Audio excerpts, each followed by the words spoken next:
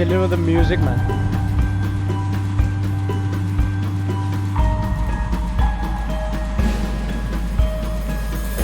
National Library of Scotland. He's Scottish guy, mate. He's Scottish, eh? What?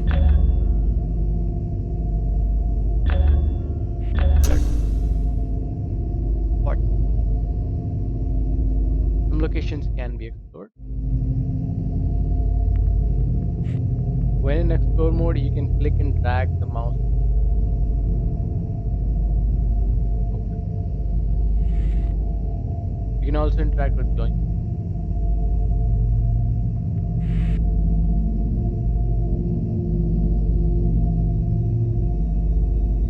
Alright.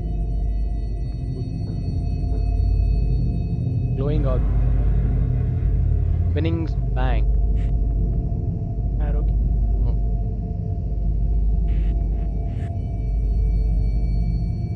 Dear Mr. Hannay, welcome to England. I hope your journey from Rhodesia was not too arduous. My god, itni tough English. Would you like to come into the bank and we can discuss matters regarding the Rhodesian mining share? If you could please make an appointment with my clerk, Mr. Scoop, on Temple 676. Yours sincerely, Mr. Edward Ainsley, Manager, Bennings Bank. I rotate this.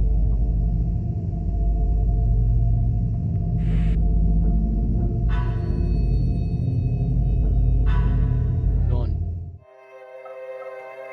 The wrong ditch. Richard Hannay is living in. Is it Hannah? Hannay? Living in London, England. He yearns for a more interesting life. The wrong ditch.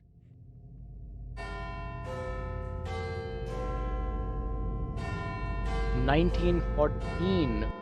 First World War times.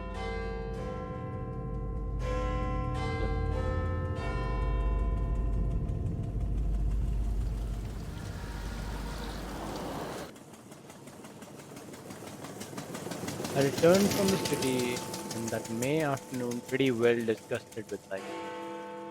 I feel you there, man. I had been 3 months in the old country and was fed up with it.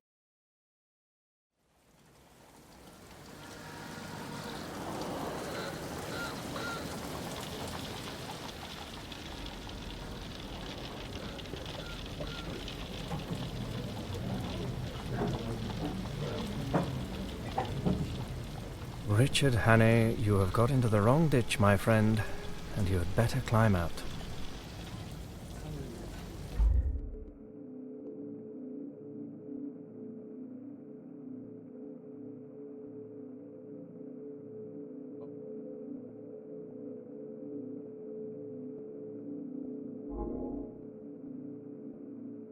My father had brought me out from Scotland to South Africa at the age of 6.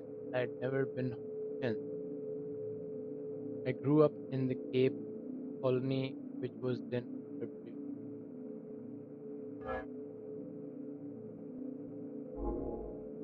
I spent much of my time by the Zambezi, where I would fish.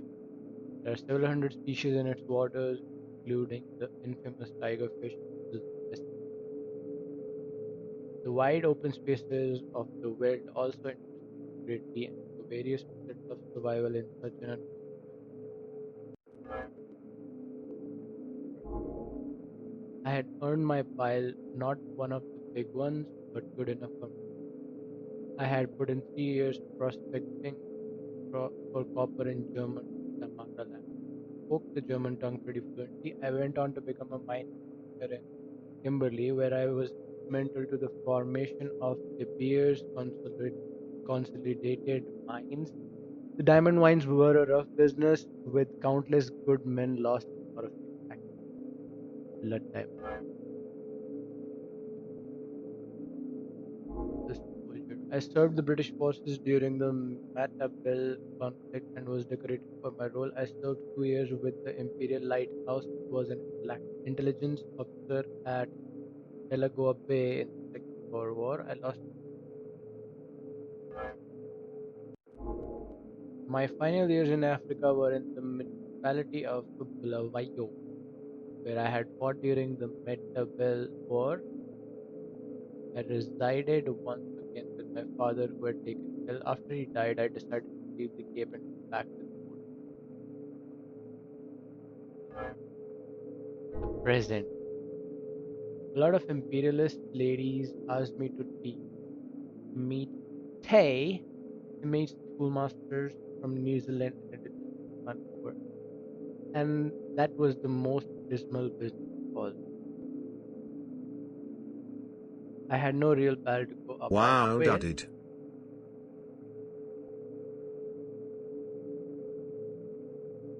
which probably explains things. I had no real pal to go about with, which probably explains things. Loner. Plenty of people invited me to their houses, but they didn't seem much interested in me. I had counted on stopping in London for the rest of my days, but from the first I was disappointed with it. I was the best bored man.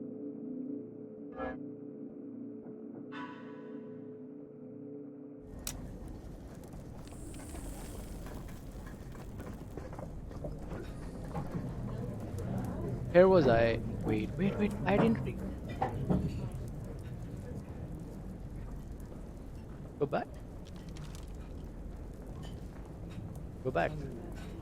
Show me, here was I. No.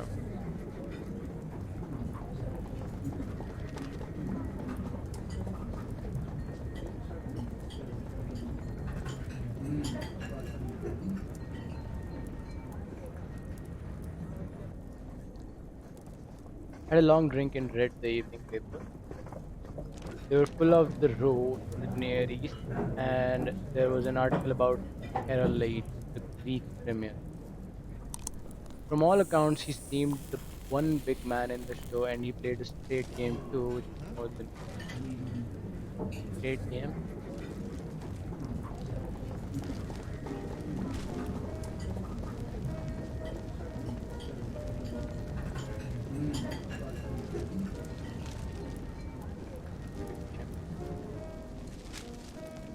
Beastie making the chat comfortable. Someone had loaded the cylinder player. I felt deep nostalgia for my homeland of Scotland as Annie Laurie filled the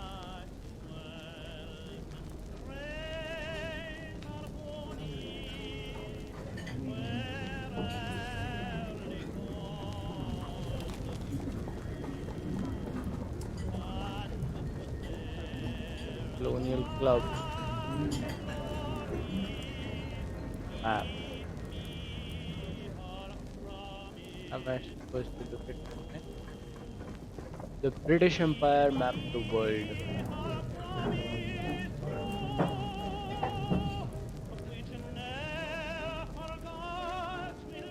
Was this all colonialized? Australia, New Zealand? Yeah, it probably was.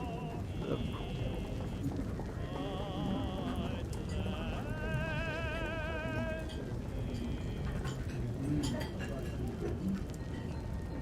damn.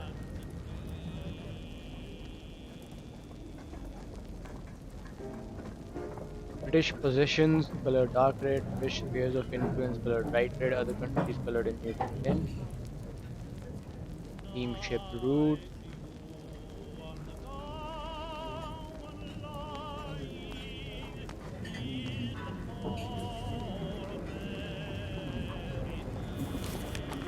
Our empire at home and abroad. Great Britain and Ireland before 19th. Do we want in now? War in South Africa, its character. Hmm. Instant finished by the Great War in South Africa, which has resulted in annexation of the two core republics to the British colonial empire. Our military institutions and resources, our national and imperial spirit, and our commercial marine have been subjected to a severe test, and from that trial they have emerged not for the first time in our records with the splendor of victory. Okay then.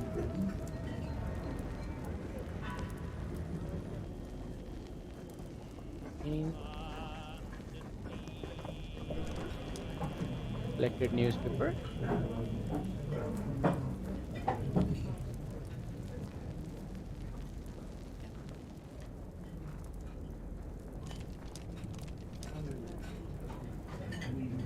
Wow. So much detail, man. Who's gonna read all these newspapers?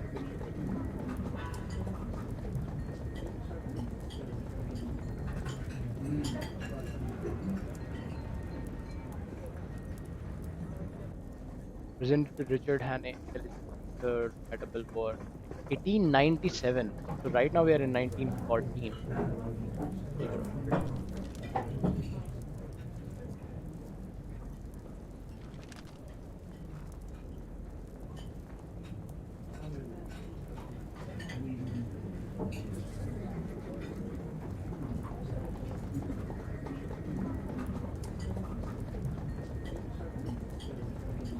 Any is the time I've talked close.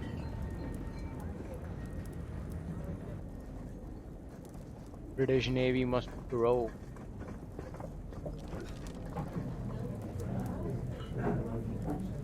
These the reasons he buy. It's a Ford. It's a better car. It costs less to buy and less to maintain. The one car I need. I'll buy it. Mentions in the nearest. Those are the two things here.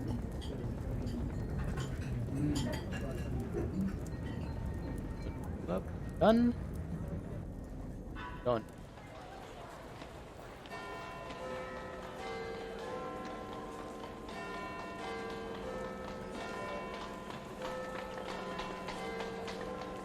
About 6 o'clock I went home.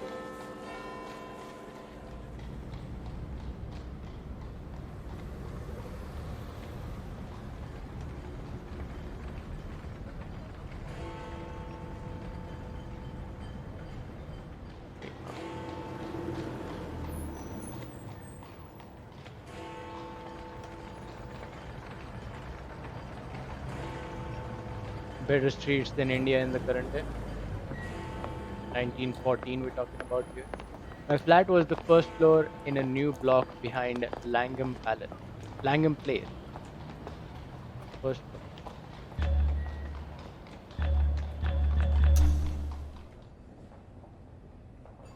There was no restaurant or anything of that sort. Each flat was quite shut off.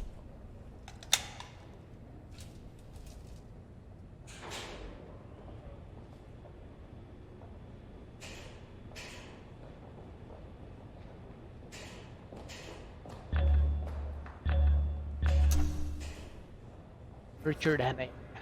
Dear Richard, this is hard to read, dude. How is London? I do hope that it is looking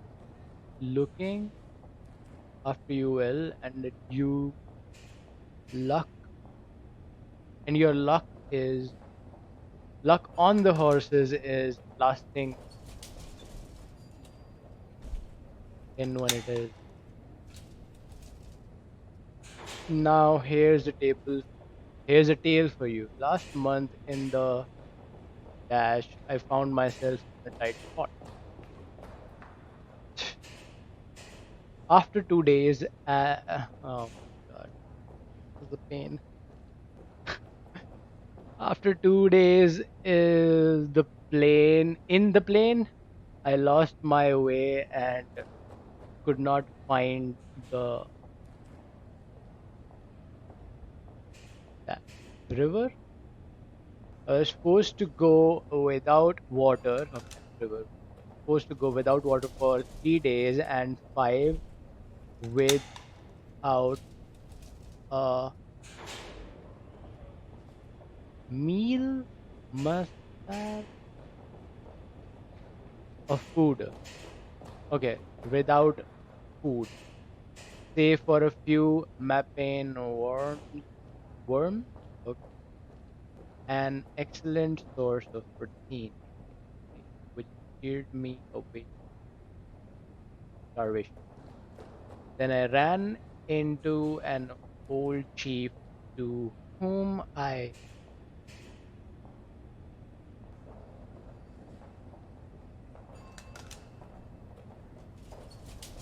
money. Because of my debt, he refused to help me. So I had to. Oh, to whom I owed money. Because of my debt, he refused to help me. So I had to on my feet. The desert is not kind to any man, but I made it, and a man in sold me a Rhodesian ridgeback, which will be my partners in my future hunt.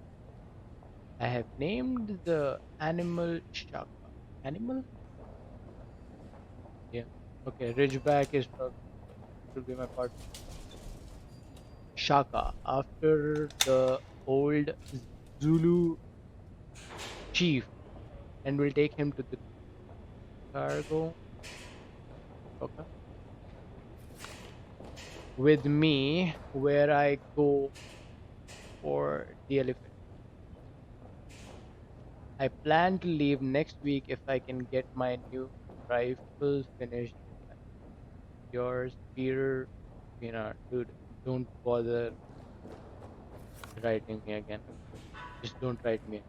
Thank you. Read others letters? No? Pen. Pen. Draw the symbols as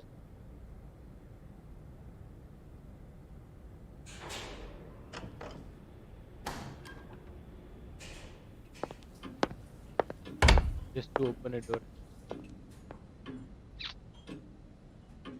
Paddock? That's me home. I'll be heading out for dinner.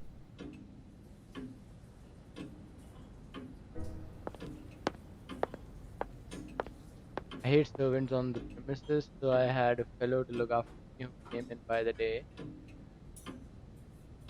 He arrived before 8 o'clock every morning. Used to depart at 7, for I never dined.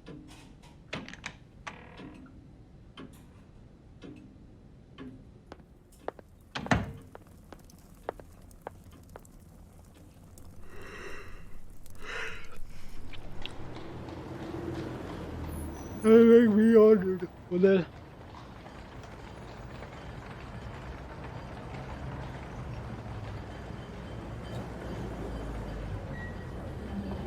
that evening I dined at the Cafe Royal and headed elsewhere for entertainment. Here,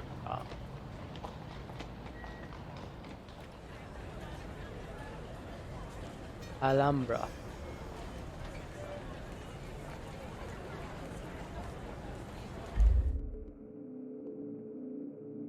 In evenings,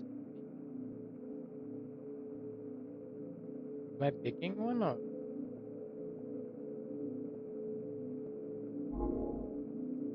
Okay. The countless music halls of London were one way of passing the evening. Farces of all styles played a conspicuous part.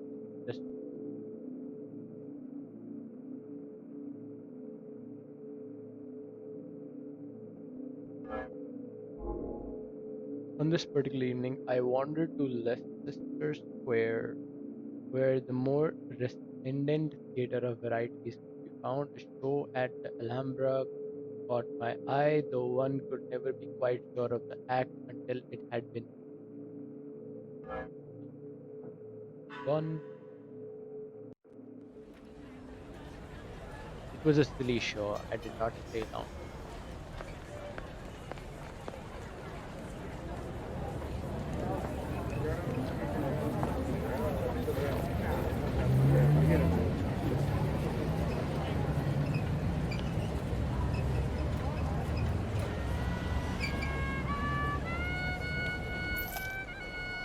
On the way home, I gave half a crown to a beggar because I saw him yawn. He was a philosopher. Yeah.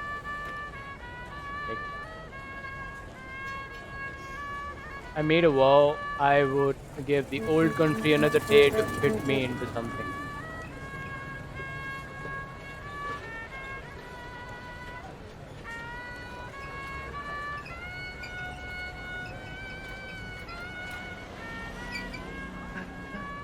If nothing happened, I would take the next boat for the Cape.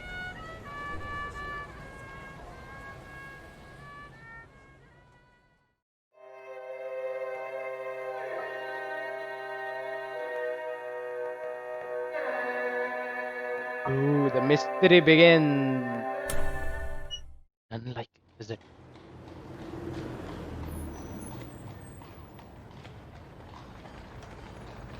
Wimple Street, London.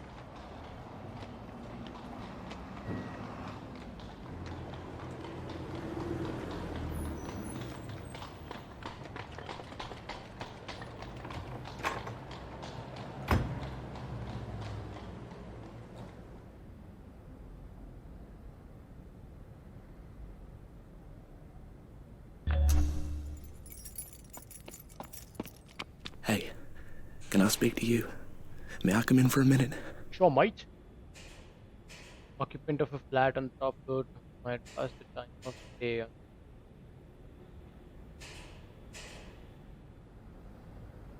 He was slim with a short brown beard and small, gimlety blue eyes. His hand was bowing. I motioned him.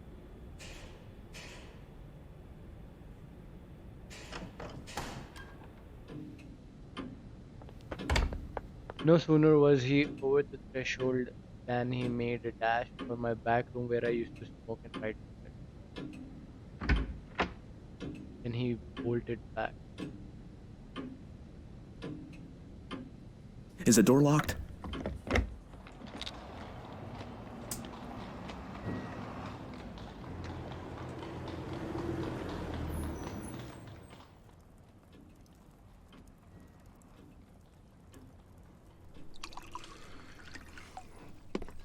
He filled himself with stiff whiskey and soda and drank it off three gulps. Cheers, old mate. I sat down in an armchair and lit my pipe. I was pretty certain that I had to deal with the matter. I'm very sorry. It's a mighty liberty, but you look like the kind of man who would understand. I've had you in my mind all this week when things got troublesome. Say, will you do me a good turn? I'll listen to you. That's all I'll promise. Pardon. I'm a bit rattled tonight. You see, I happen at this moment to be dead. What does it feel like? I'm not mad. Yet. Say, sir, I've been watching you, and I reckon you're a cool customer. I reckon, too, you're an honest man and not afraid of playing a bold hand. I'm gonna confide in you. I need help worse than any man ever needed it. I want to know if I can count you in.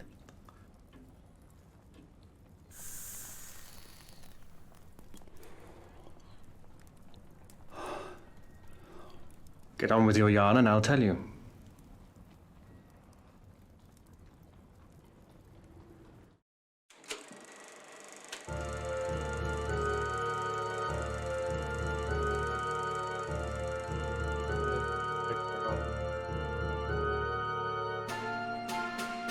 American from Kentucky. After college being pretty well off, he started out to see the world.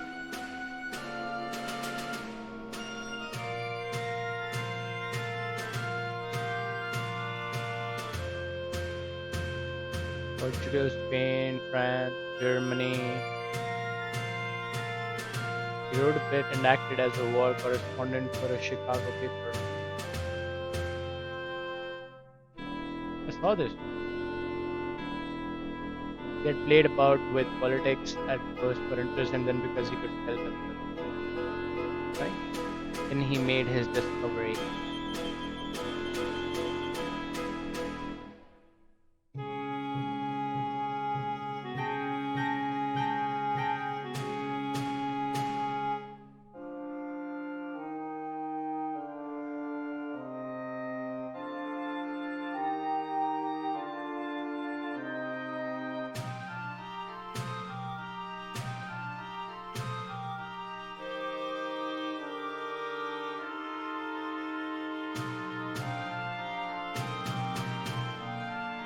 Way behind all the government armies, there was a big subterranean movement going on, engineered by some very dangerous people.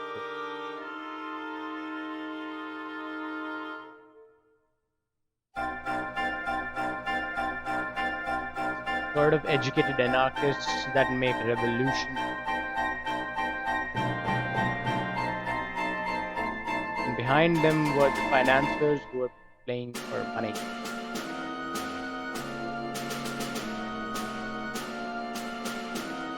They wanted Russia and Germany at loggerheads.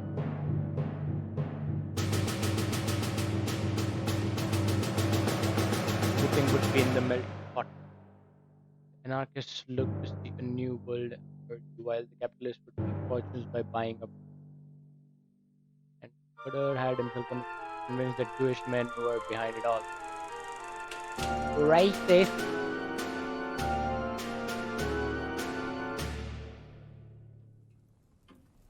On the 15th day of June, Constantine Karolides is coming to this city. The British Foreign Office has taken to having international tea parties, and the biggest of them is due on that date. Now, Karolides is reckoned the principal guest, and if my friends have their way, he will never return to his admiring countrymen.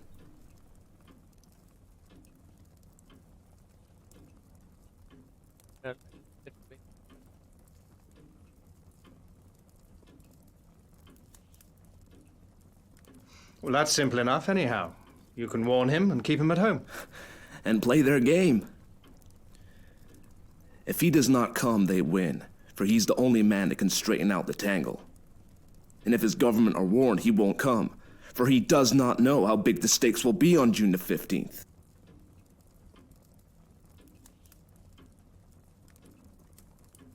What about the British government? They're not going to let their guests be murdered. Tip them the wink, and they'll take extra precautions. No good. They might stuff your city with plainclothes detectives and double the police, and Constantine would still be a doomed man. He'll be murdered by an Austrian, and there'll be plenty of evidence of the connivance of the big folk in Vienna and Berlin. It will all be an infernal lie, of course, but the case will look black enough to the world. Can I go back a little bit? But it's not gonna come off if there's a certain man alive right here in London on the 15th day of June. And that man is gonna be your servant, Franklin P. Scudder.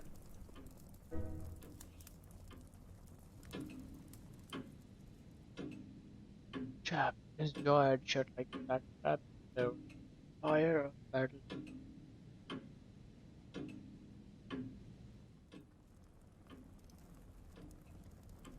Where did you find out this story? I completed my evidence 10 days ago in Paris. I can't tell you the details now, for it's something of a history. But when I was quite sure in my own mind, I judged it my business to disappear. And I reached this city by a mighty queer circuit. Till yesterday, I thought I had muddied my trail some, and was feeling pretty happy. Then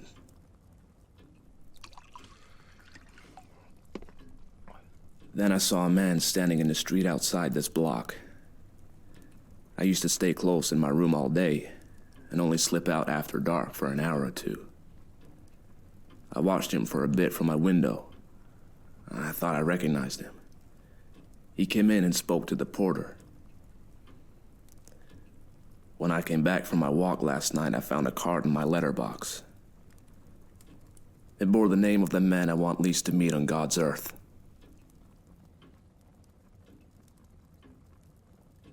Sheer hair and face complete. What did you do next? I realized I was bottled as sure as a pickled herring, and that there was only one way out. I had to die.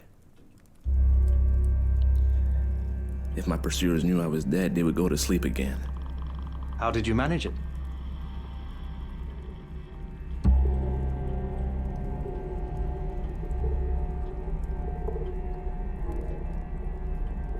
I told the man who valets me that I was feeling pretty bad and got myself up to look like death. That wasn't difficult, for I'm no slouch at disguises. Order, illness requires disguise, makeup, play. ripped down. Run out of.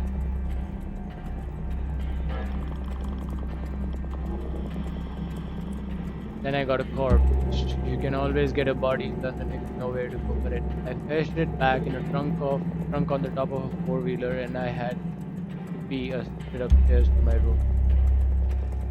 Graveyard. Highgate Cemetery transport.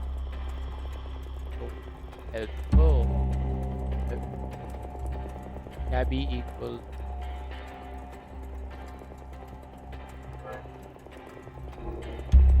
I had to pile up evidence for the inquest, so I went to bed and got my man to make me a sleeping draught. Then I told him to clear out. He wanted to fetch me a doctor, but I scored some and said I couldn't abide peaches. Can I request you to supply evidence?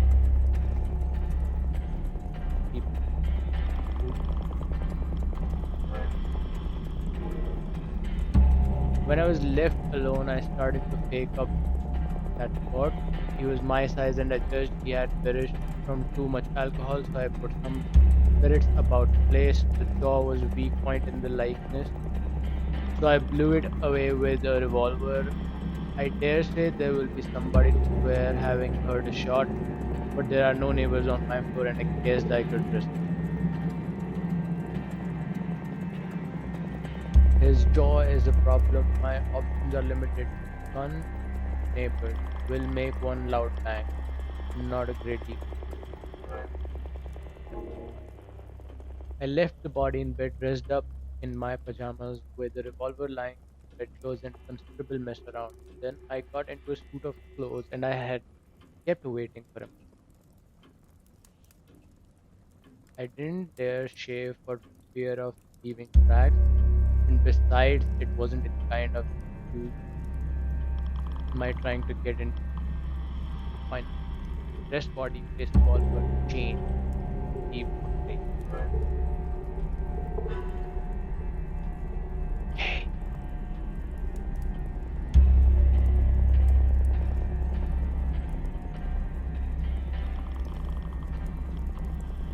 I had had you in my mind all day, and received nothing to do but to make an appeal to you. I watched from my window till I saw you come home, and then slipped down the stair to meet you.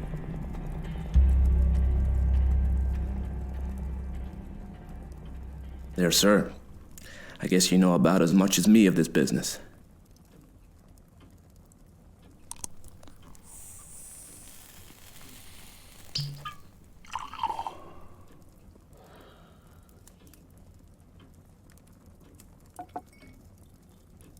Convinced that he was going straight with me.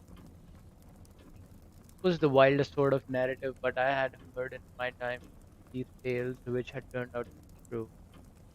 And if he had wanted to get a location of my flat and then cut my throat, he would have fished milder. Hand me your key, and I'll take a look at the corpse.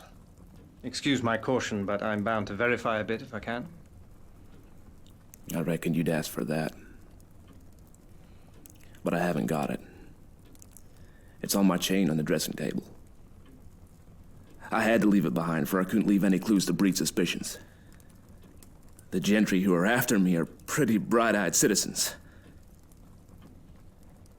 You'll have to take me on trust for the night, and tomorrow you'll get proof of the corpse business right enough.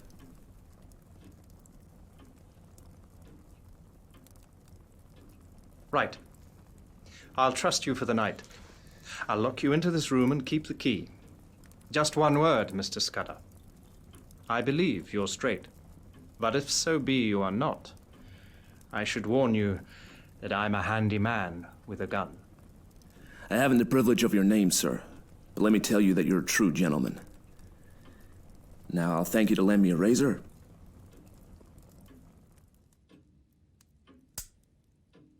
My bedroom and turn.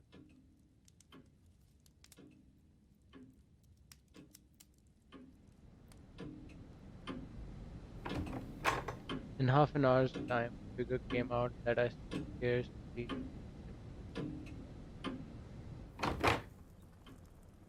My hat, Mr. Scudder.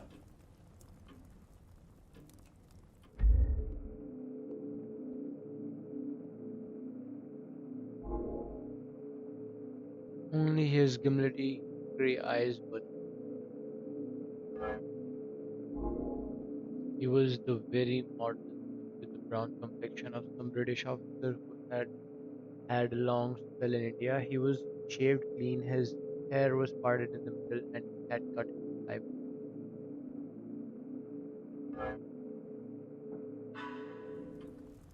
Not Mr. Scudder. Captain Theophilus Digby of the 40th Gurkhas. Presently home on leave. I'll thank you to remember that, sir.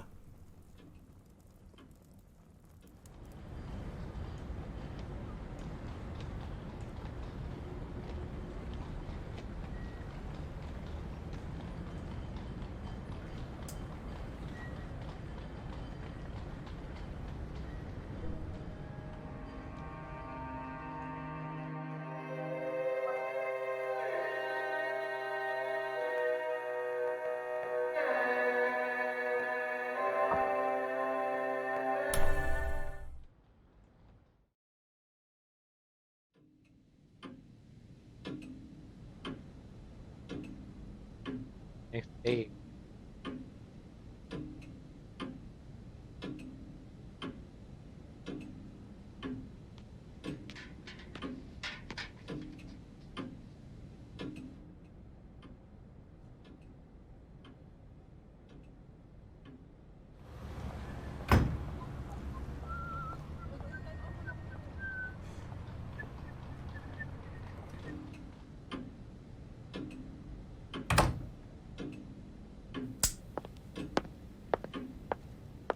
Seven thirty.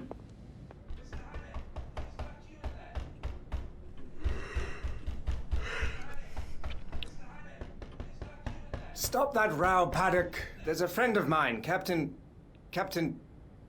he's dossing down in there. Get breakfast for 2, and then come and speak to me.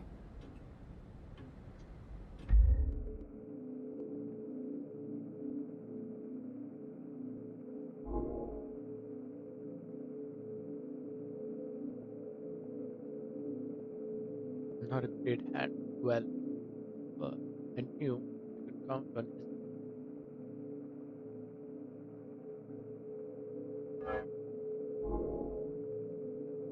Fellow had done a good turn out on this the last week. I had suspended him as my servant.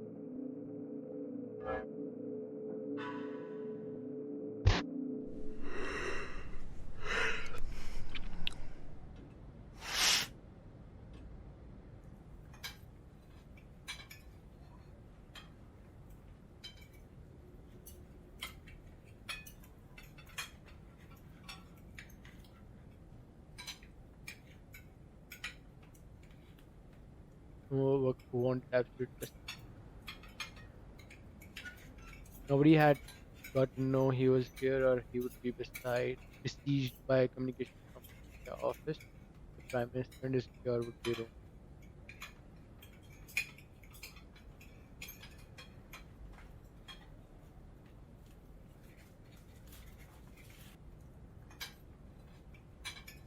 Fixed Paddock with his eyeglass, like a British officer, asked him about the Boer War, hung out and me a lot of stuff about magic.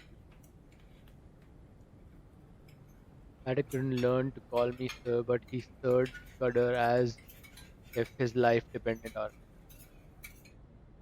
I left him with the newspaper and a box of cigars and headed out Alexandra Park.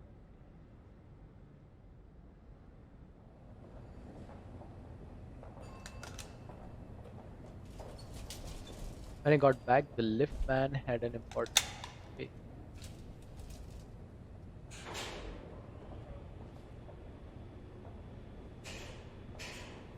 Nasty business here this morning, sir. Gent in number 15 been and shot himself. They just took him to the mortuary. The police are up there now.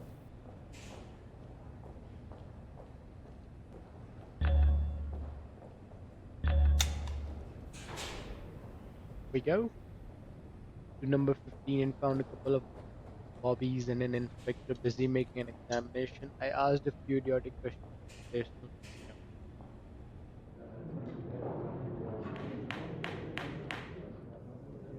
was the next day. The jury found it a case of suicide while of unsound mind. Scott had a full account of the affair and trusted royally. Said he wished he could have attended, for he reckoned it would be about as spicy as to read one song.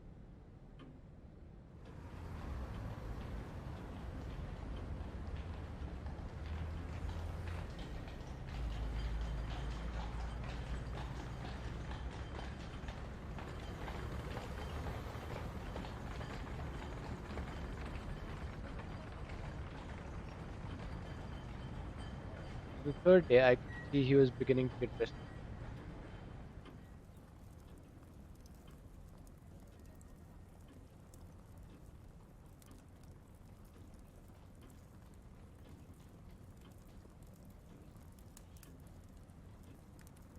Started listening for little whistles and always asking if Paddock could be trusted. Once or twice, he got very peevish and apologized for it, and blamed him. I made every allowance, for he had taken on a fairly simple job.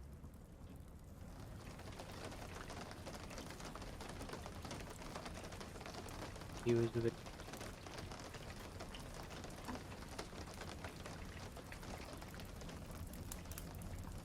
Say, Hannay, What is it? Judge, I should let you a bit deeper into this business. I should hate to go out without leaving somebody else to put up a fight.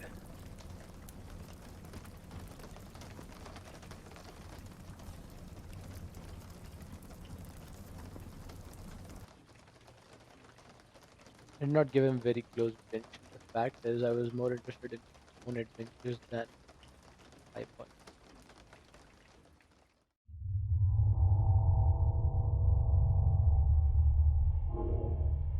I reckoned that Carolides and his affairs were not my business, so a lot that Scudder said slipped clean out of my mouth.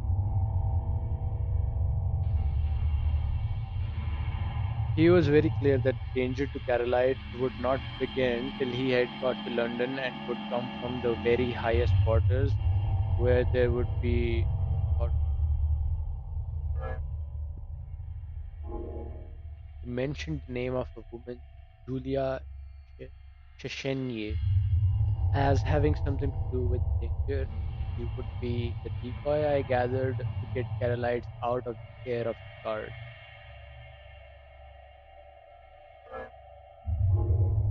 He talked about a black stone and a man that lives in his feet, and he described very particularly somebody that he never referred to without a shudder. An old man who could hold his eyes like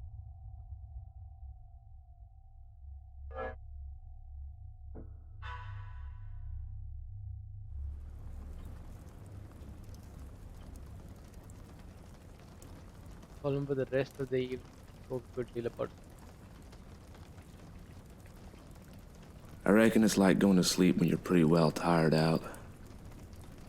Awaking to find a summer day with the scent of hay coming in at the window. I used to thank God for such mornings way back in the bluegrass country. And I guess I'll thank him when I wake up on the other side of Jordan.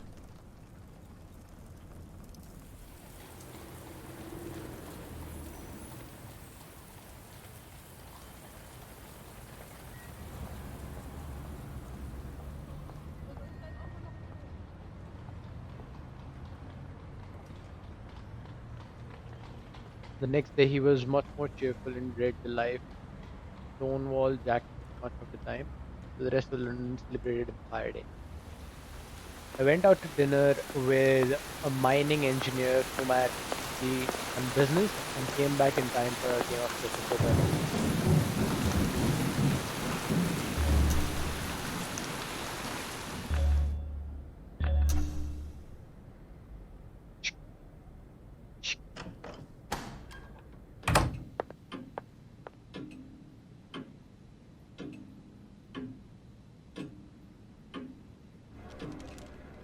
Mr. Hannay.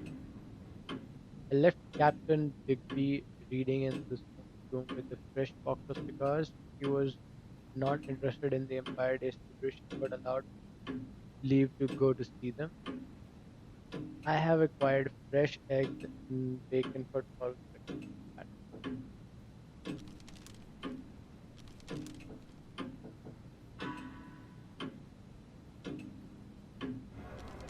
Well, oh, it could be so easy to read like this.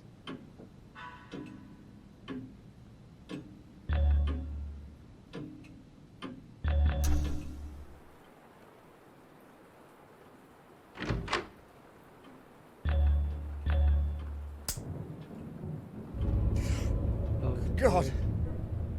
Scudder.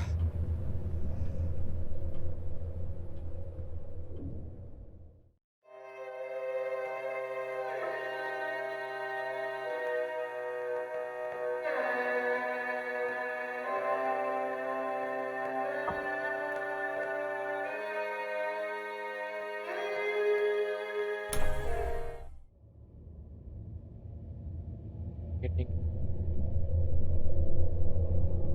messy.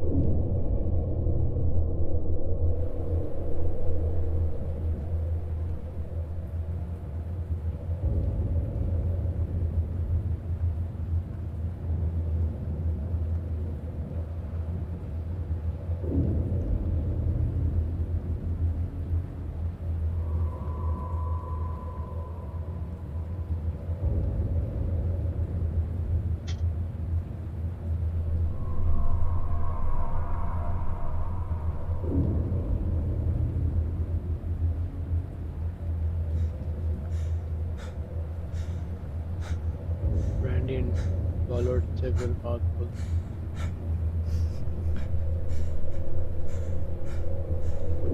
I had seen men die violently before. Indeed, I had killed a few myself in the medieval war. But this cold-blooded indoor business was different.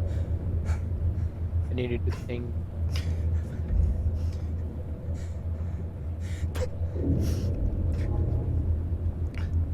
His enemies had found him and had taken the best way to make certain of his silence. Scudder had been in my room for 4 days, and his enemies must have reckoned that he had confided in me.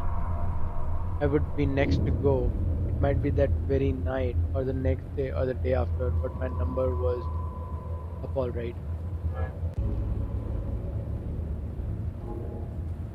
Supposing I went out now and called in the police, or went to bed and let Madame find the body and call them in the morning, what kind of a story was I to tell about Scudder? Odds were 1,000 to 1 that I would be charged with the murder, and the circumstantial evidence was strong enough to hang me.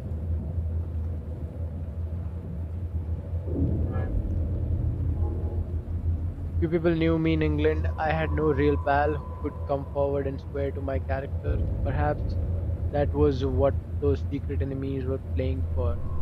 They were clever enough for anything, and an English prison was a good way of getting rid of me till after June 15th as a knife in my chest.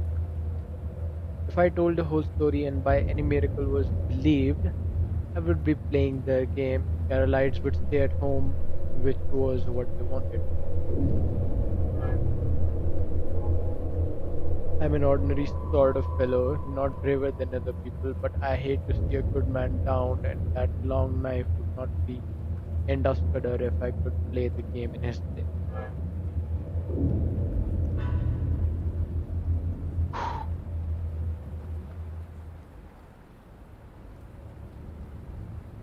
Someone must have been searching for something, perhaps for the pocketbook.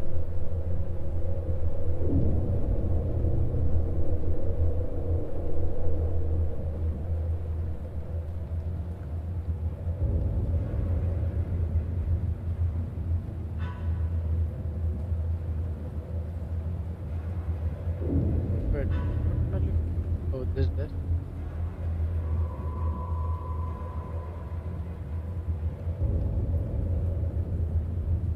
Victoria.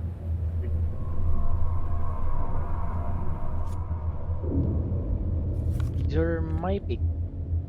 Doogie doogie.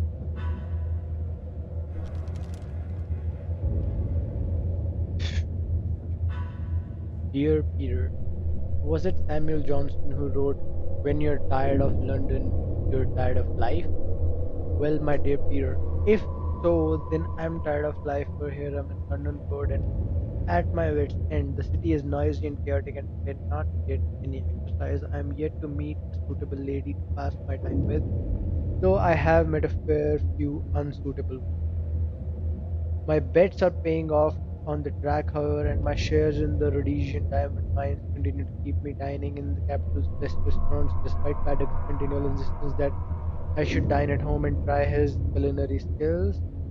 One can only hope that they are better than his valet skills. Speak soon, dear friend Richard Hannay.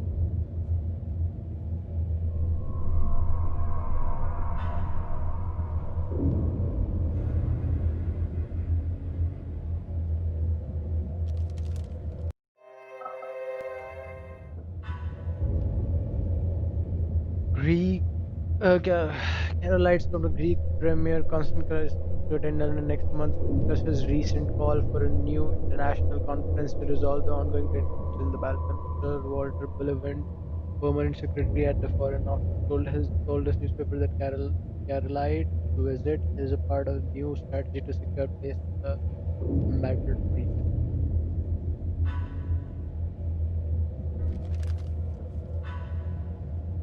American agent suicide by gunshot coroners in Kuwait. The circumstances attending the death of Christopher Rick, 29, of Wimpole Street, Paddington, formed the subject of an inquest held at Southwark Coroner's Court before Mr. E.F. Parsons on Wednesday this week. The deceased, an American businessman, was discovered in his affluent fifth floor apartment by his valet on the morning of Tuesday. Mr. Rick was known by few in the apartment block, with neighbors describing him as a quiet man who kept himself to himself. Little is known of the American business affairs aside from his brief encounter with Turnabout Publishing, with which he had brought an array of pulpwood propositions. It is suspected that Mr. Rick was not meeting his targets and was in financial difficulty. Owing to the various empty bottles of hard liquor about the apartment, potentially the contents of the trunk, it is clear that Rick drank excessively before taking the revolver and shooting at the head, severely disfiguring the lower half of his face. The revolver was found on the bedclothes next to the body. No reports of a gunshot were noted on the evening of the death. The jury returned a verdict of suicide while of unsound mind with no identifiable next of kin. The deceased possessions have been handed over to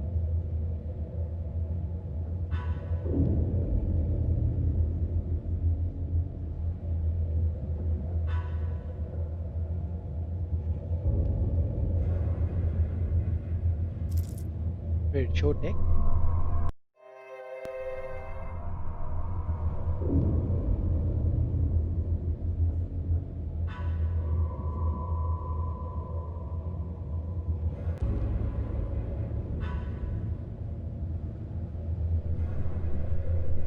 There was nothing in the waistcoat.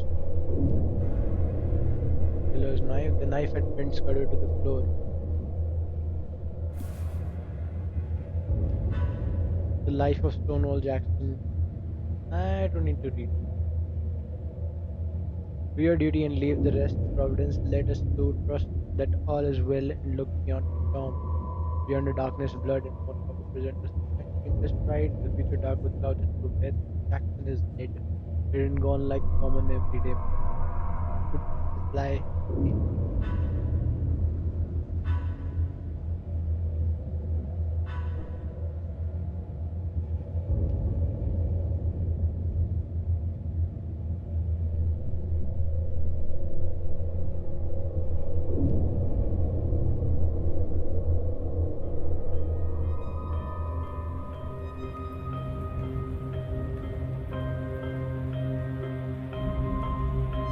There was no trace of Scudder's black book. Most likely the enemy had found it but they had not found it from Scudder's body.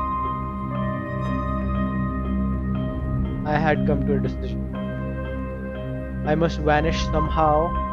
Wait, go back, go back, go back, go back.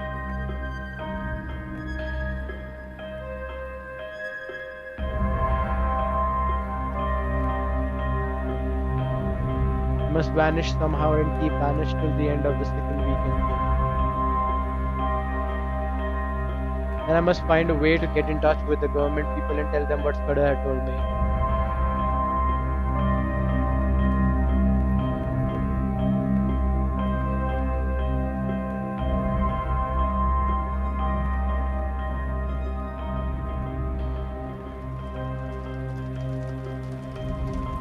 I wish to heaven he had told me more, and that I had listened more carefully to what he had told me. There was a big risk that even if I weathered the other dangers, I would not be believed in the end. I must take my chance of that and hope that something might happen which would confirm my tale in the eyes of the government.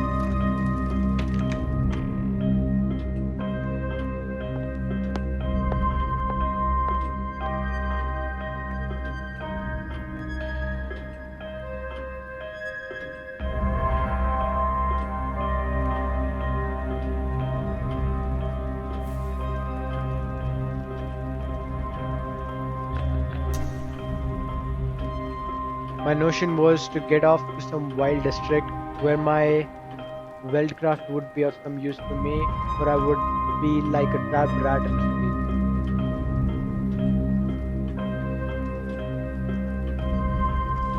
I considered that Scotland would be best, for my people were Scotch and I could pass anywhere as an ordinary Scotsman. I fixed on Galloway as the best place to go. It was the nearest wild part of Scotland, and from the look of the map was not over thick with population.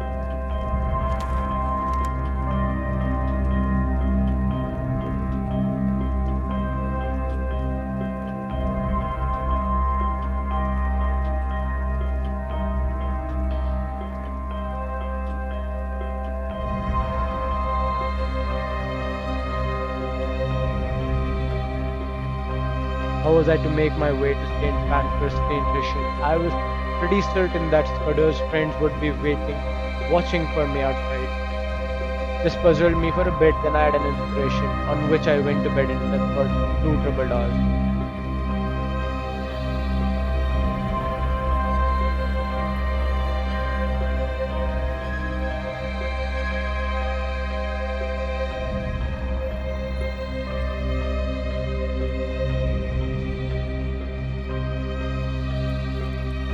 Waking up, I had a great revulsion of feeling and felt a God-forgotten fool. My inclination was to let things slide and trust to the British police taking a reasonable view of my case. But as I reviewed the situation, I could find no arguments to bring against my decision of the previous night. So with a wry mouth, I resolved to go on with my plan. I hunted out a well-used tweed suit and a pair of strong nailed boots, flannel shirt with a collar. Into my pockets I stuffed a spare shirt, a cloth cap, some handkerchiefs.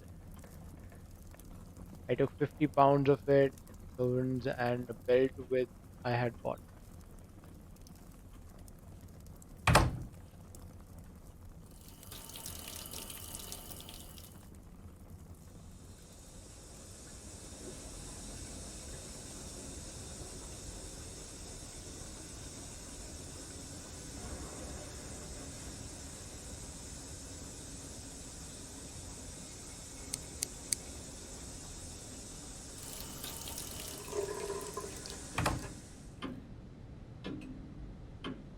Now came the next step. Paddock used to arrive punctually at 7:30 and get himself into the last.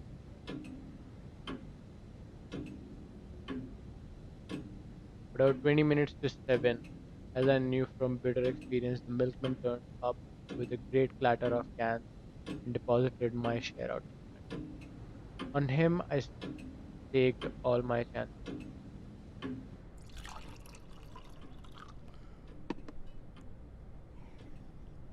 I went into the darkened smoking room where I breakfasted off a whiskey and soda and some biscuits.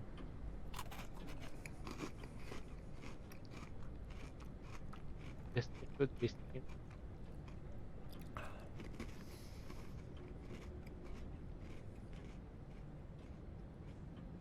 By this time, it was getting on for 6 o'clock. I put a pipe in my pocket and filled my pouch from the tobacco jar on the table by the fire.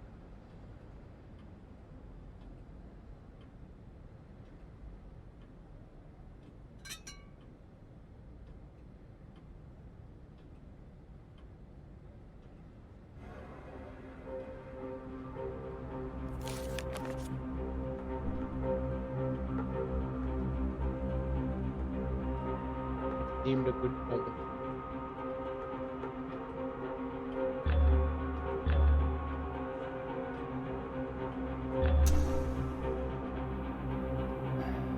Goodbye, old chap. I'm going to do my best for you. Wish me well, wherever you are.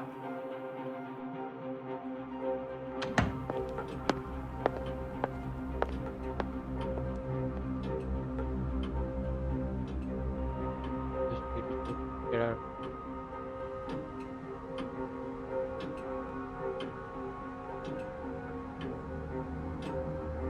The fool had chosen this day of all to be late.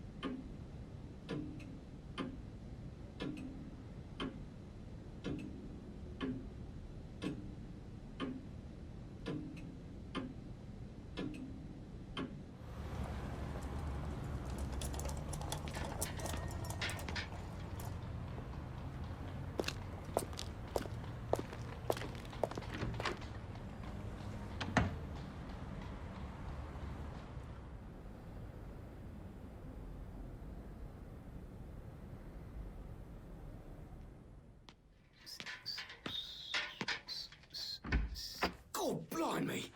Come in here a moment. I want a word with you. Yes, sir? He was a young man about my own height with an ill-nourished moustache and wearing a flat blue cap.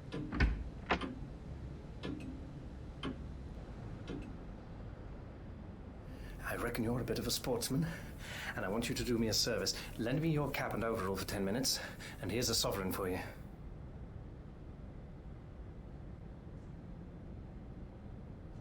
What's the game? A bet. I haven't time to explain, but to win it, I've got to be a milkman for the next 10 minutes, and all you've got to do is to stay here till I come back. You'll be a bit late, but nobody will complain, and you'll have that quid for yourself. Right. I ain't the man to spoil a bit of sport. Here's the rig, governor.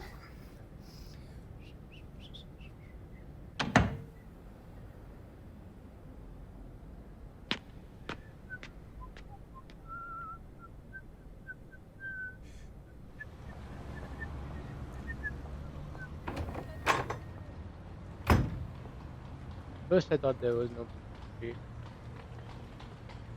Then I caught sight of a policeman 100 yards down and a loco shuffling past.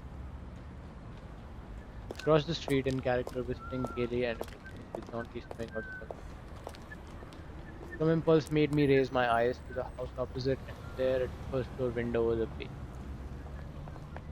As the loafer passed, he looked up and I fancied a signal was. Then I took the first sight.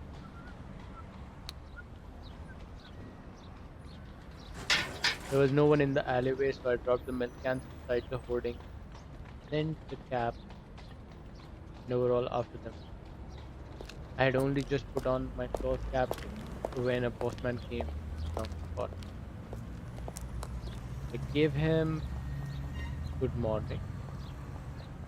He answered me unsuspiciously.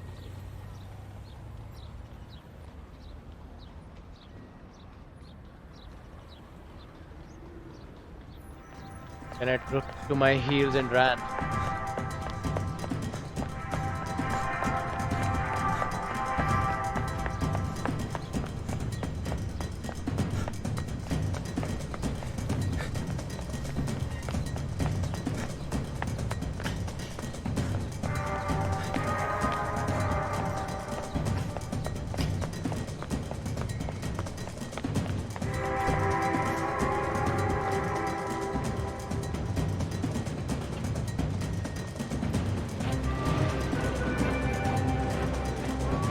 No time to take a ticket for to leave the platform. I saw the train already moved into a station to start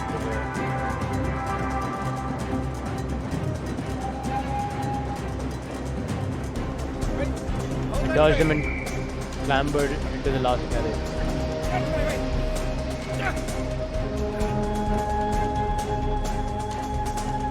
I made it.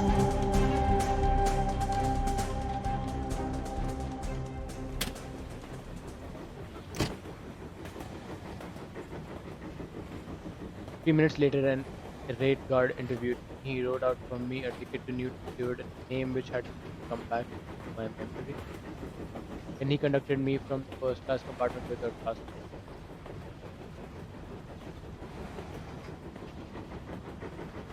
The compartment was occupied by a sailor and a stout woman on the side.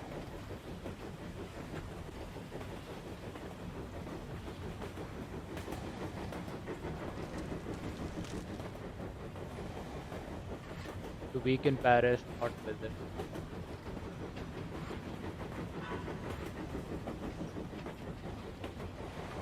Raid in Hyde Park took place yesterday afternoon. Rain went with Lord Robert, who had promised to take this tribute, but in his place, Earl of Leek is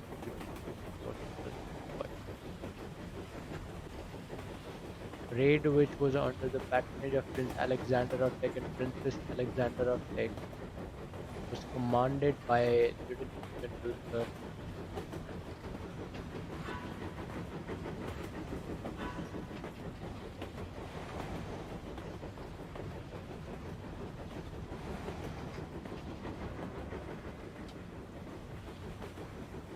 Ah, it's a sailed job catching trains. Aye, the impudence of that Geard. He needed a Scotch tongue to put him in his place. He was complaining in this way and no haying a ticket and her no fower till August 12th. And he was objecting to this gentleman spitting.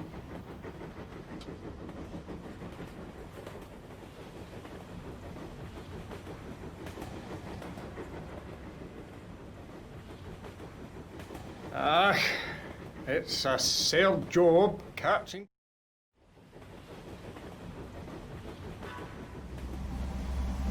I had a solemn time traveling north the day.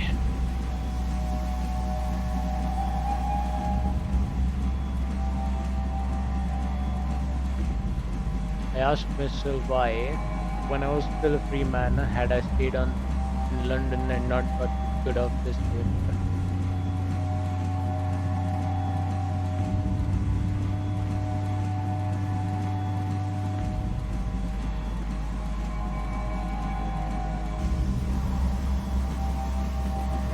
I got out Scudder's little pocketbook and studied it.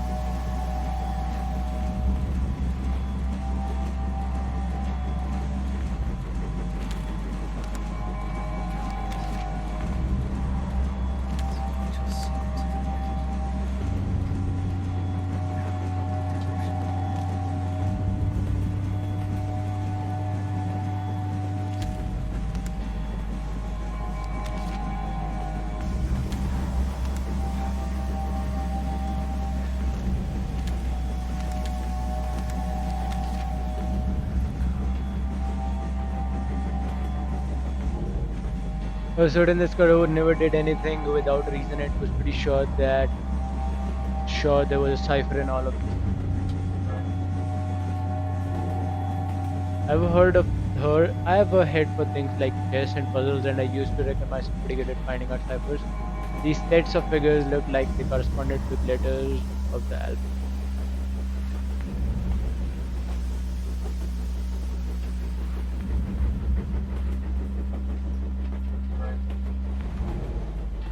I tried for hours, but none of the words answered.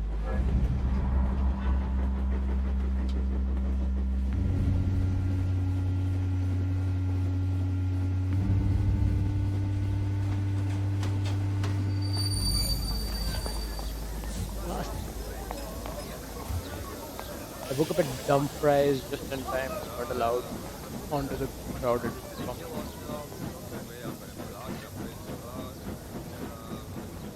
There was this young man on the platform whose looks I didn't like, but he never glanced. I caught sight of myself in the mirror of an automatic screen. With my brown face, my old speech, and my slouch, I was the very model of one of the hill farmers who were now crowding into third class carriage. I boarded the Galloway train, traveling with half a dozen snacks and a pair of shag and clay pipes.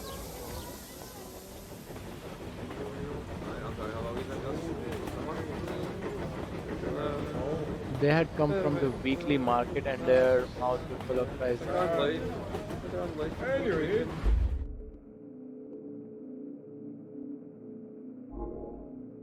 Above half the men had lunched heavily and were highly flavored with whiskey, but they took no notice.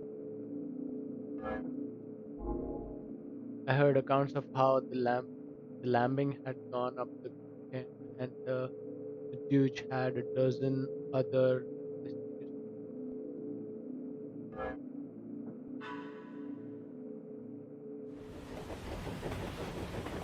About 5 o'clock, the carriage had emptied, and I was left alone as I had hoped. I got out at the next station. It reminded me of one of those forgotten little stations in the car route. An old station master with his spade over his shoulders counted with the train, took charge of the parcel and went back to his status, while a child of 10 received my ticket.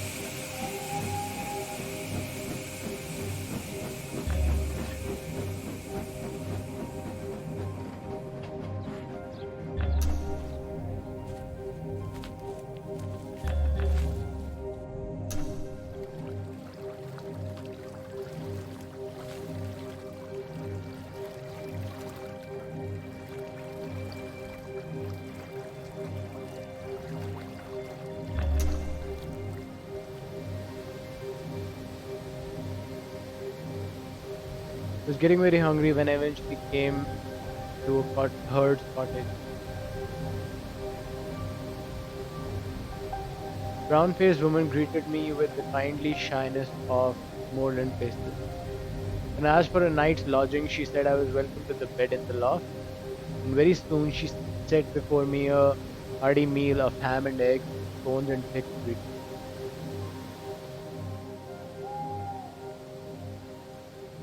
At the darkening, her man came in from the hills, a lean giant who at one step covered as much ground as 3 paces of an order. They asked me no questions, but they had the perfect breeding of all dwellers in the wild. But I could see they set me down as a kind of dealer. I took some trouble to confirm their view.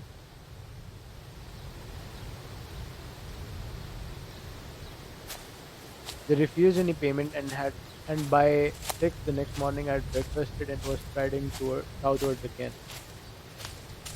Uh-huh.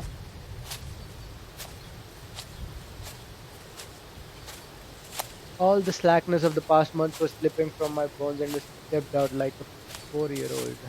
My notion was to return to the railway line, a station or two farther on than the place where I had alighted yesterday, and to double back.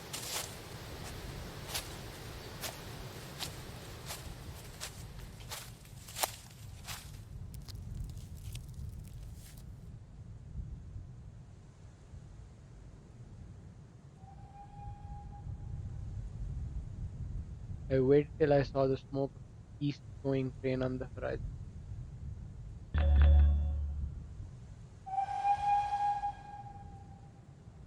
Then I approached the booking office and took a ticket for Dumfries.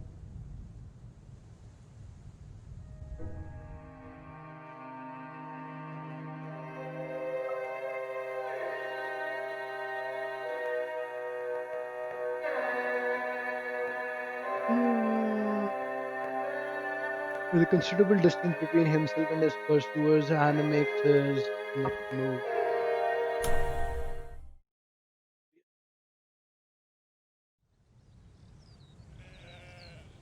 Sunday, 24th, Calvary, Scotland.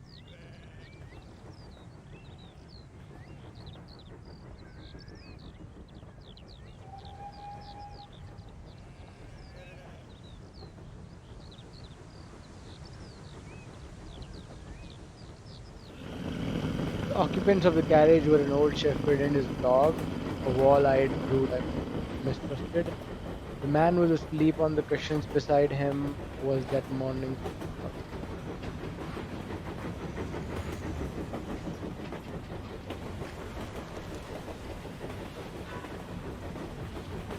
25th May. That's it.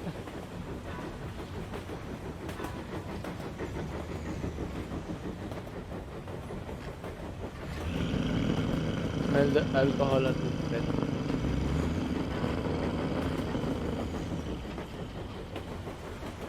We were approaching the station at which I had got out yesterday.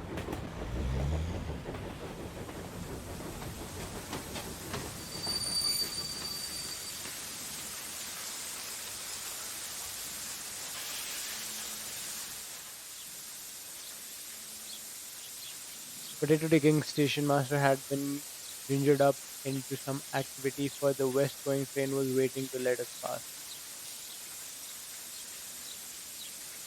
From it descended three men who were asking him questions. Sitting well back in the shadow, I watched them carefully.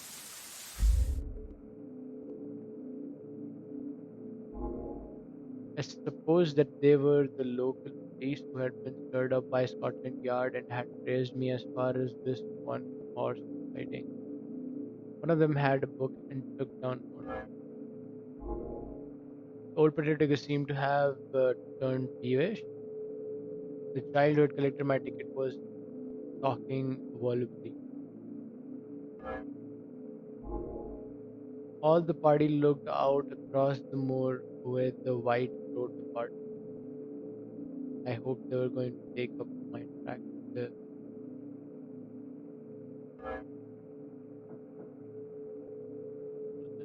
just to see the trip.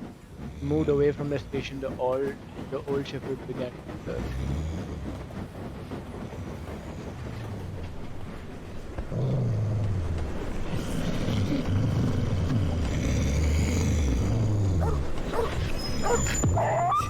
Oh, quiet, you Where am I? Oh, where am I? You're on a train, travelling east towards Dumfries, in Scotland. Oh, that's what comes of being a teetotaler. Whereas that in him I should have met a blue ribbon. Oh, aye, but I'm a strong teetotaler. Aye, I took the pledge last Martinmas and I haven't touched a drop of whiskey since. Not even a Hogmanay, though I was sair tempted. Oh, that's what I get. He'd burn hellfire and twine looking different ways for the Sabbath. What did it? Here, a drink they call brandy. Now, being a teetotaler, I keep it off the whiskey, but I was nipping on there this brandy, and I doubt I'll no be wheel for a fortnight.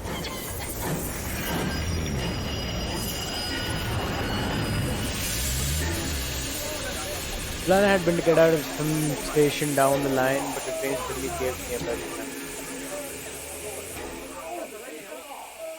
I looked out and saw that every carriage window was closed and no figure appeared.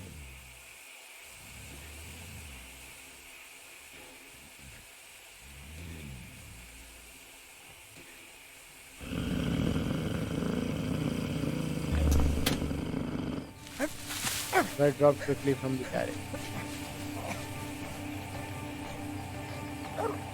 It would have been alright, but for that infernal dog.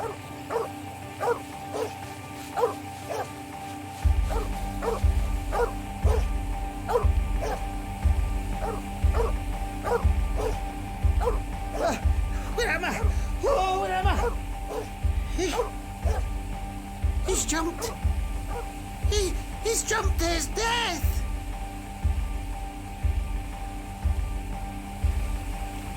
I could not have made a more public departure if I had left with a burglar and a brass band. Happily, the drunken shepherd provided diversion. I could not have made a more public. The drunken shepherd provided diversion. He and his dog, which was attached by a rope to his waist, suddenly cascaded out of the carriage.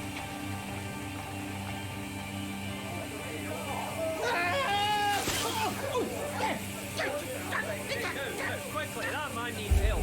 You, help him. That blasted dog just bit me.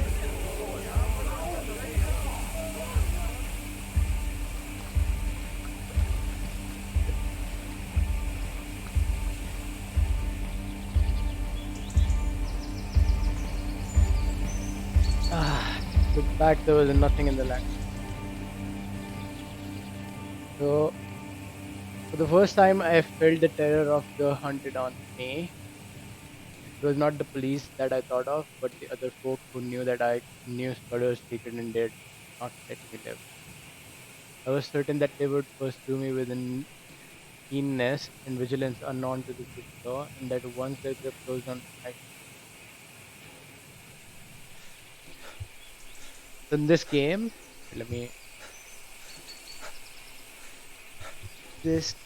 this guy is an intelligence officer who was in England, and a mystery came to his hand.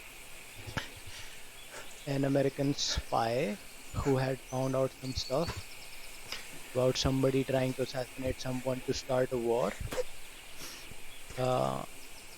And that guy is now dead in his apartment. So he has to run, otherwise the police will just catch him and will not believe whatever the evidence the American spy had collected. So he is trying to run away. He just went from England to London to Galway, Scotland, and then 2 stations ahead he doubled back from that station, and now he's going back just to like mislead any trail behind. And there's like people from Scotland Yard or something like that behind him. The men, like the station that he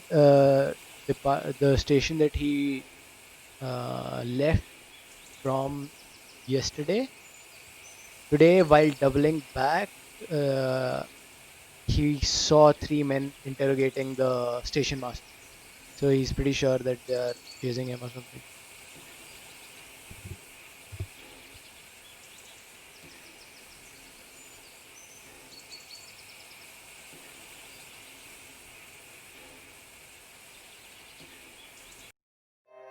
But continue story. The moon did not leave me until I had reached the rim of mountain and flung myself panting on a ridge high above the young water.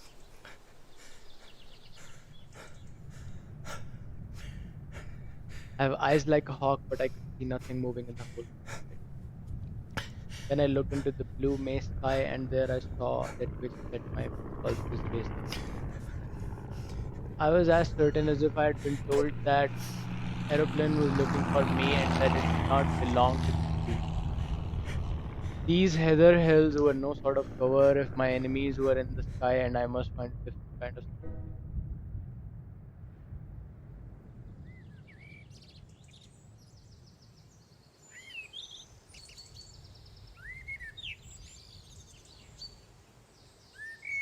About 6 in the evening, I came out of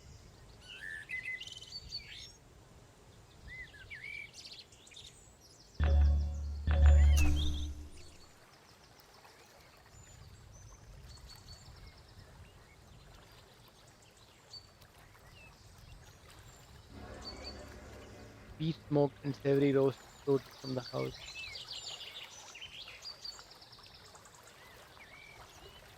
Second thing to interact. Right? As when a griffin. As when a griffin through the wilderness with winged step. Winged. As when a griffin through the wilderness with winged step o'er hill and moory dale pursues the Arimaspian.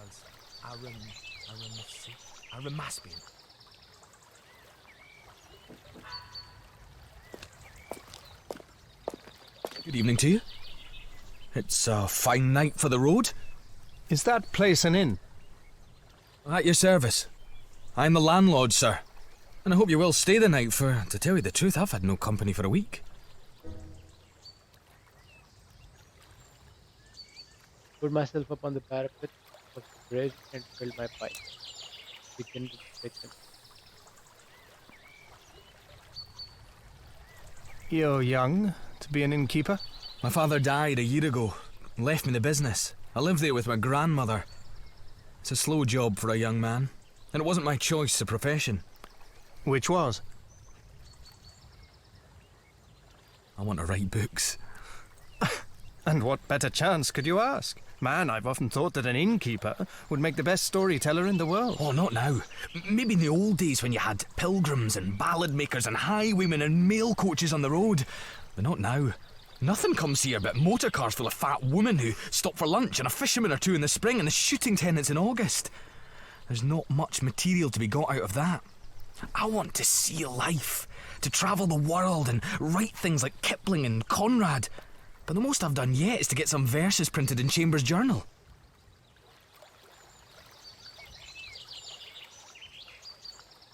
I've knocked a bit about the world, and I wouldn't despise such a hermitage.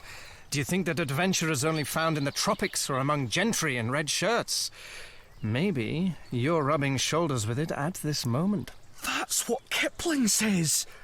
Brother romance, and all unseen bromance brought up the 915. Yes. But here's a true tale for you then. And a month from now, you can make a novel out of it.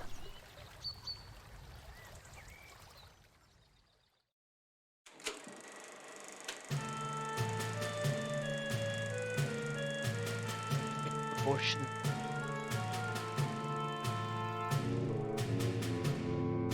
Full mining man, Kimberley, Australia. Then his luck changed and he ran into serious man.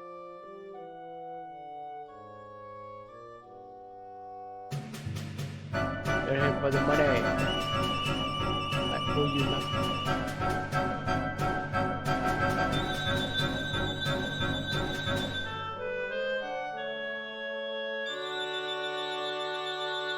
Richard Hannay across the Kalahari to Durban, Africa, pursuing him across.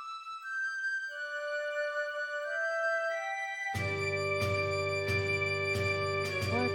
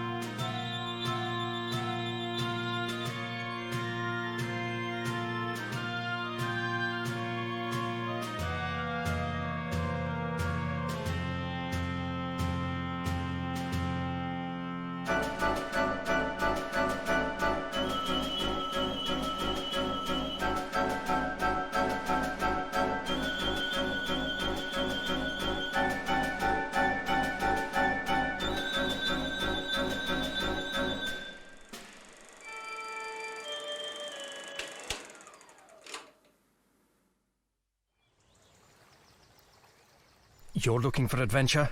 Well, you found it here. The devils are after me and the police are after them. It's a race that I mean to win. By God! It's all pure Rider Haggard and Conan Doyle! You believe me? Of course I do! I believe everything out of the common. The only thing to distrust is the normal.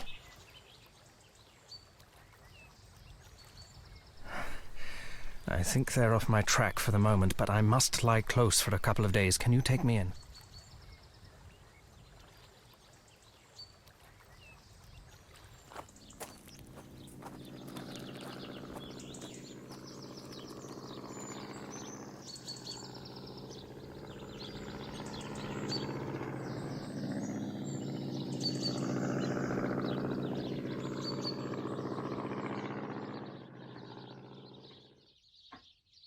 He gave me a room at the back of the house with a fine outlook over the smoked in a chair till daylight before I.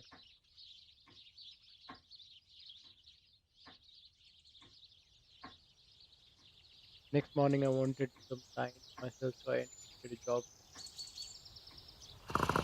He had a motorcycle and sent him off next morning for the daily paper, which usually arrived with the post in the late afternoon.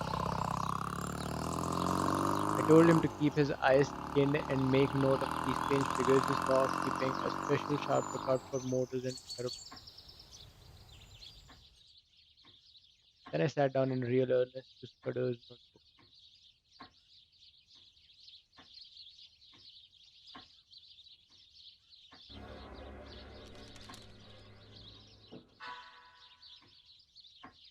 Portland Place murderer. And London police have reason to believe that the Portland Place murderer has travelled north into Scotland in his bid to escape the authorities. It has also come to light that the milkman has provided damning evidence against the flat's owner, Mr. Richard Hannay, in connection with the murder of the captain of this degree.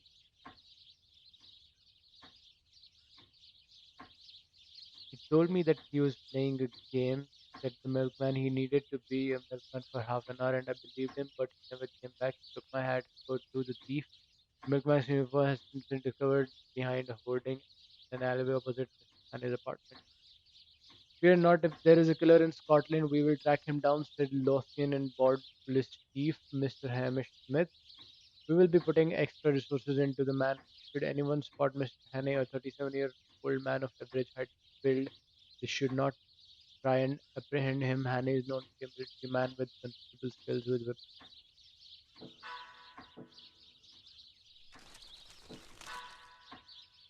Albanian revolt rebels released. The insurgents have released all the prisoners. Prince William yesterday rode out to the outpost with his here. The Greek premier. The state of the Balkans has become the most vexing issue on the international stage. Various failures to resolve the Eastern question over preceding this decade have left Europe facing renewed crisis after crisis. Amidst the maelstrom, Greek Prime Minister Konstantin Karelaitis is regarded as the key establishing stabilizing force in a region beset by regime changes, rebellion, and interaction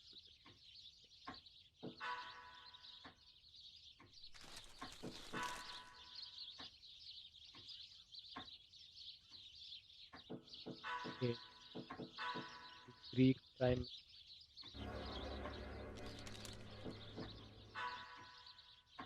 Wait,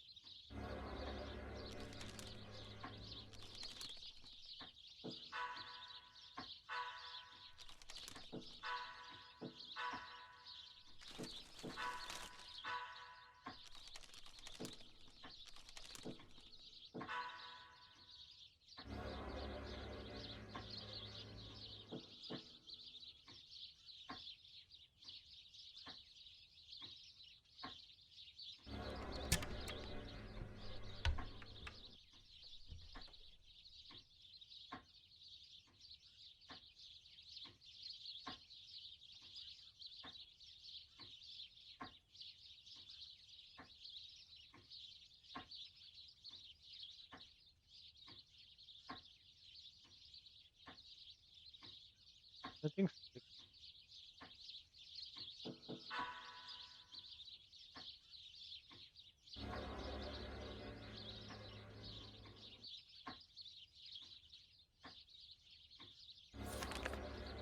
The hills of. I was born in the land of Scotland when the heather was turning brown. Grew in the hills of Scotland, then board in the land of Scotland. Please take me away. These deserted plains of Scotland are not where I wish to stay.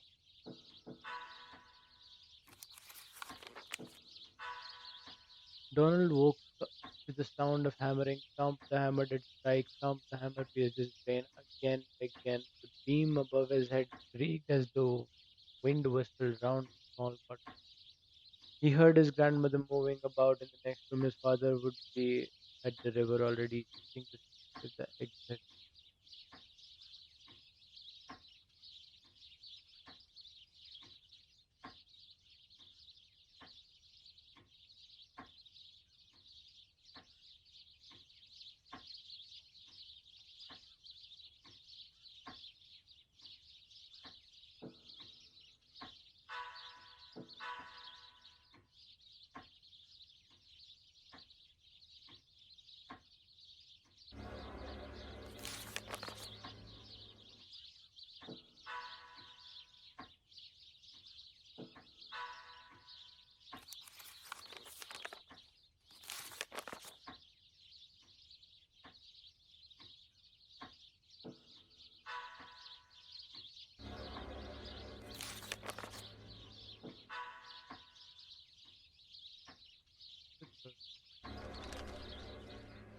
Chambers Journal. Dear Mr. Fraser, thank you for sending us your latest poem of Frozen Hearts nowadays. We would be delighted to publish a poem in the January issue of here. We will return the manuscript once it has been copied by a recorded post.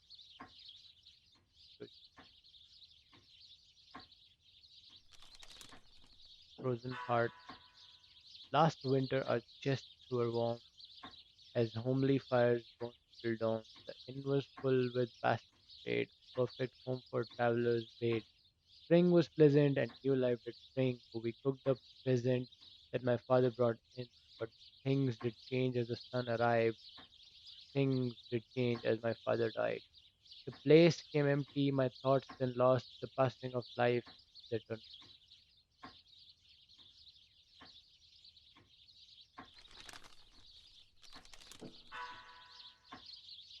Now this summer our chests are cold, this inn no longer the place of cold. My heart is frozen like the eternal look on my father's face as his life was took. But life goes on, but the life goes on. I take over the business as my father's son. My dreams will hold, though never gone. My words have meaning.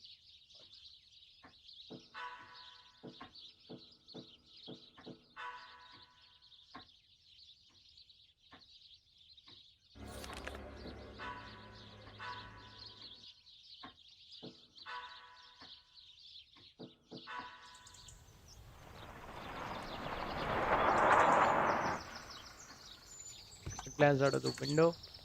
There seem to be two of them, men in aqua suits and tweed caps. One was slim, the other was sleek. That was the most I could make of my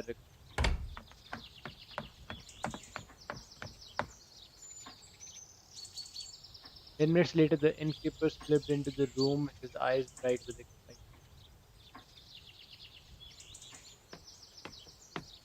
There's two chaps below looking for you. They're in the dining room having whiskies and sodas. They asked about you and said they'd hoped to meet you here. Oh, and they described you jolly well, down to your boots and shirt. I told them you'd been here last night and gone off on a motor bicycle this morning. And one of the chaps swore like a navvy. I made him tell what they looked. One was dark-eyed thin fellow with bushy eyebrows. The other was always smiling and listening in his talk. Neither was any kind of foreigner. On this, my young friend took a bit of paper and wrote words in German as if they were part of a letter.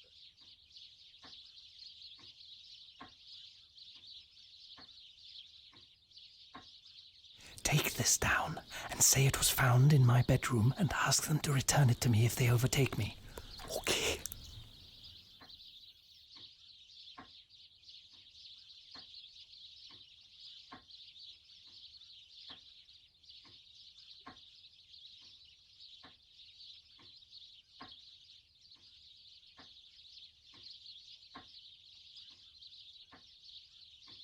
to record on to this, but he could not act for a fortnight. I doubt if I can do any good now, especially as Carlisle is uncertain about his plans, but if Mr. P advises.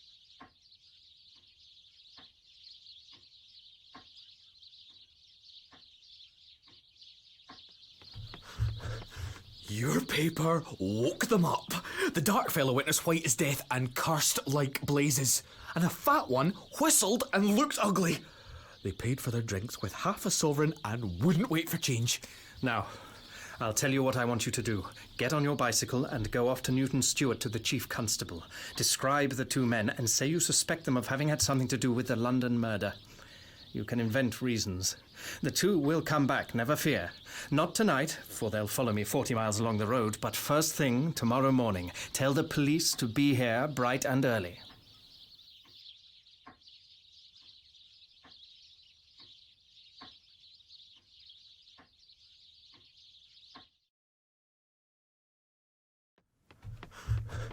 Your paper woke them up. The dark fellow went as white as death and cursed like blazes. And the fat one whistled and looked ugly. They paid for their drinks with half a sovereign and wouldn't wait for change. Now, I'll tell you what I want you to do. Get on your bicycle and go off to Newton Stewart to the chief constable. Describe the two men and say you suspect them of having had something to do with the London murder. You can invent reasons. The two will come back, never fear. Not tonight, for they'll follow me 40 miles along the road, but first thing tomorrow morning. Tell the police to be here bright and early.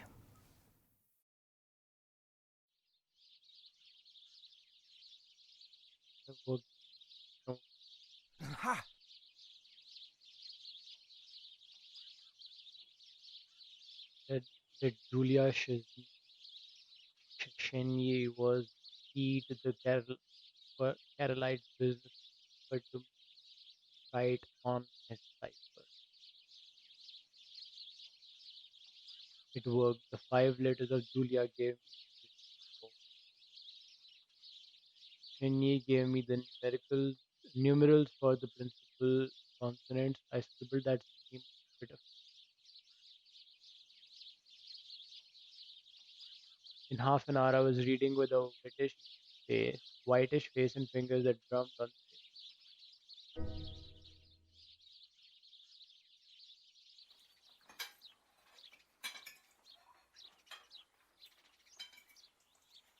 That evening, we dined together. Out of common decency, I had to let him pump for information. I gave him a lot of stuff about lion hunts and the medieval war, thinking all the while what tame businesses were compared to this. I was now engaged.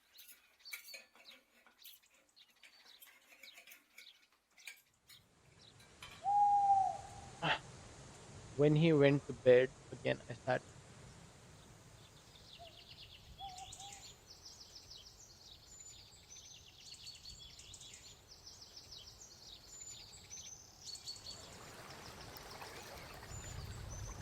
I had finished Scudder's book.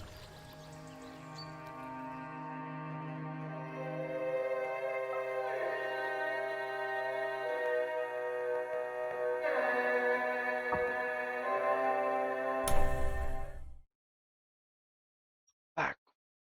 I.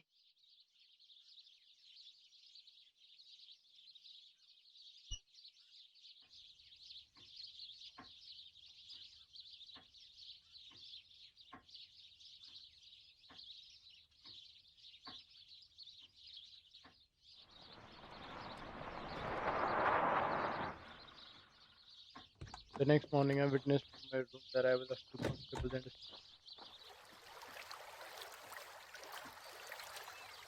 they put the car in the coach house under the innkeeper's inspection. 20 minutes later, I saw from my window a second car come across the platform from the opposite direction.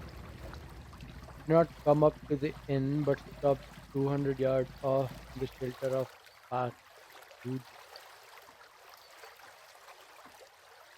I noticed that its occupants carefully reversed it before leaving.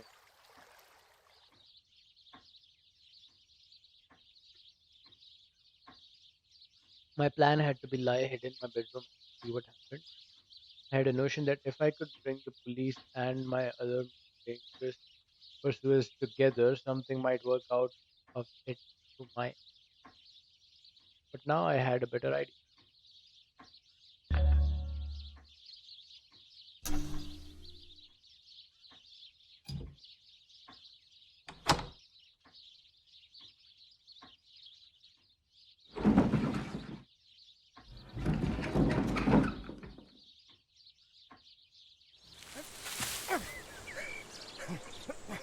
Okay, go back, go back, go back. I need to write. I wanna write first. What the fuck, dude? I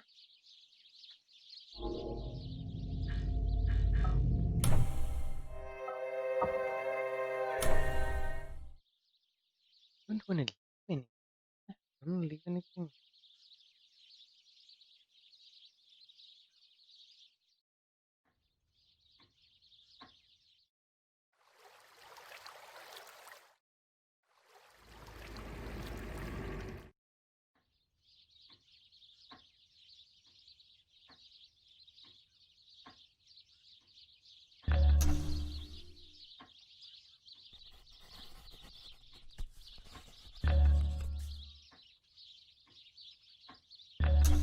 Okay, had to write a thank you.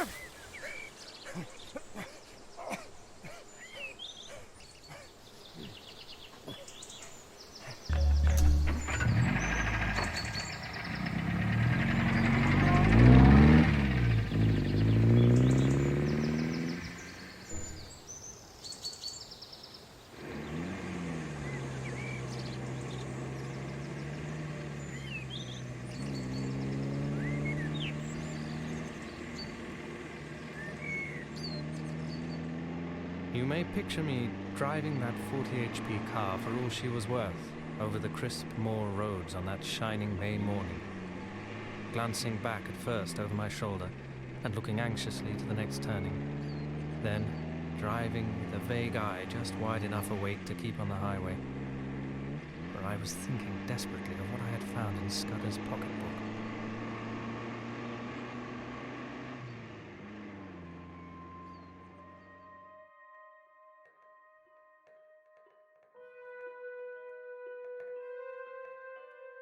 The 15th day of June was going to be a day of destiny, a bigger destiny than the killing of a Dago. It was so big that I didn't blame Scudder for keeping me out of the game and wanting to play a lone hand. That, I was pretty clear, was his intention.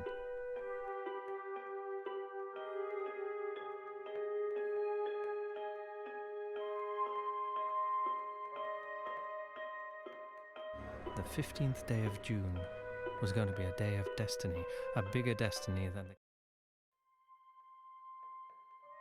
Despite all the nonsense talked in Parliament, there was a real working alliance between France and Britain, and the two general staffs met every now and then and made plans for joint action in case of war. Well, in June, a very great swell was coming over from Paris, and he was going to get nothing less than a statement of the disposition of the British Home Fleet on mobilization. It was something uncommonly important.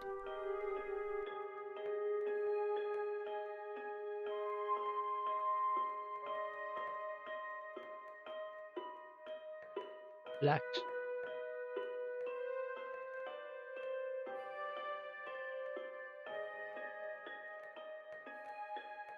The bare bones of the tale were all that was in the book. These, and one queer phrase which occurred half a dozen times inside brackets. 39 steps was the phrase. And at its last time of use it ran, 39 steps, I counted them. High tide, 10:17 p.m. I could make nothing of that.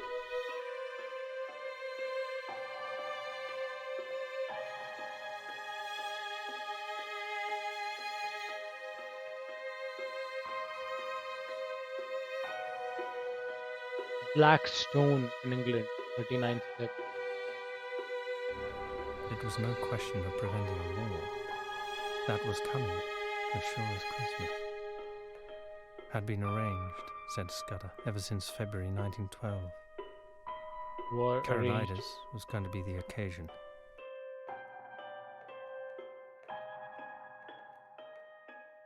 This war was going to come as a mighty surprise to Britain.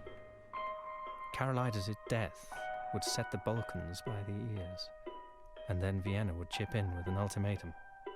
Russia wouldn't like that, and there would be high words, but Berlin would play the peacemaker and pour oil on the waters, till suddenly she would find a good cause for a quarrel, pick it up, and in 5 hours let fly at us. That was the idea, and a pretty good one too.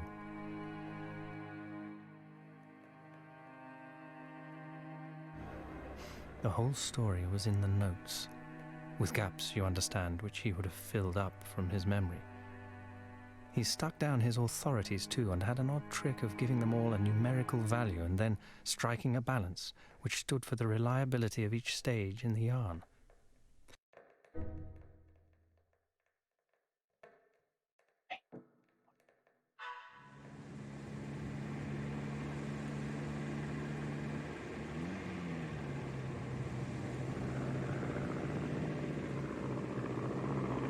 On the Wilmore, I was at the aeroplane's mercy. My only chance was to get to the cover of the valley.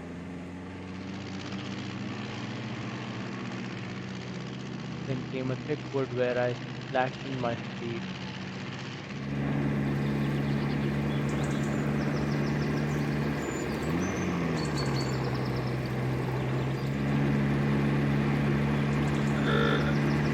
I was hooting up to the car and realized upon my horror that I was on a couple of gate posts through which a private road passed on the highway. I slapped on my brakes, but my impetus was too great. I did not.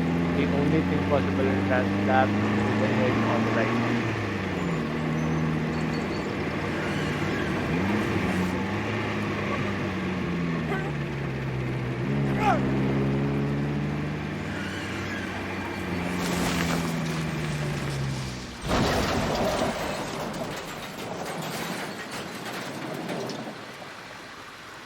Branch of hawthorn had got me in the chest, lifted me up and held me, while a ton or two of tensile metal stuck below. Slowly that thorn let me go. As I scrambled to my feet, a hand took me by the arm. Found myself looking at the tall young man. I say, bless me, I'm dreadfully sorry. Are you hurt? Really, I must apologise. Oh, bless my soul. Do tell me you're all right. My blame, sir. It's lucky that I did not add homicide to my follies. Well, that's the end of my Scotch motor tour. Or it might have been the end of my life.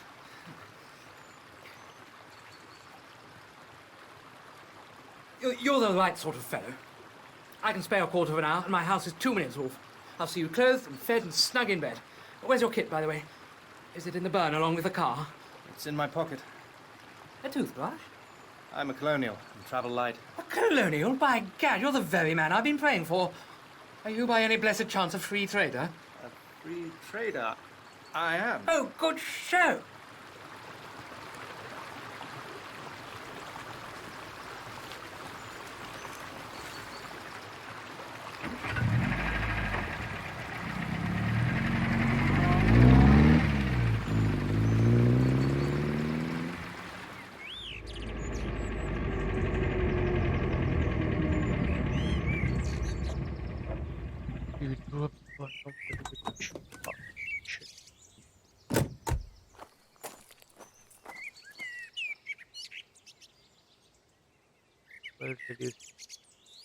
Select the loose blue surge which differed most conspicuously from my former garment.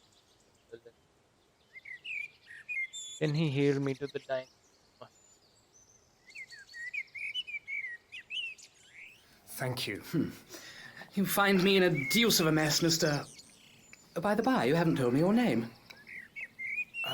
Twisden. Twisden? Any relation to old Tommy Twisden of the 60th? No? Oh, well. Well, you see, I'm the Liberal candidate for this part of the world, and I had a meeting on tonight at Brattleburn, and that's my chief town, in an infernal Tory stronghold. I'd got the colonial ex-premier fellow, Crumpleton, coming to speak for me tonight, and had the thing tremendously billed, and the whole place ground-baited. This afternoon, I had a wire from the ruffian saying he'd got influenza at Blackpool, and here I am, left to do the whole thing myself. I had meant to speak for 10 minutes, and now must go on for 40. And though I've been racking my brains for 3 hours to think of something, I simply cannot last the course. Now, you've got to be a good chap and help me. You're a free trader and can tell our people what a washout protection is in the colonies. All you fellows have the gift of the gab. I wish to heaven I had it. I'll be forevermore in your debt.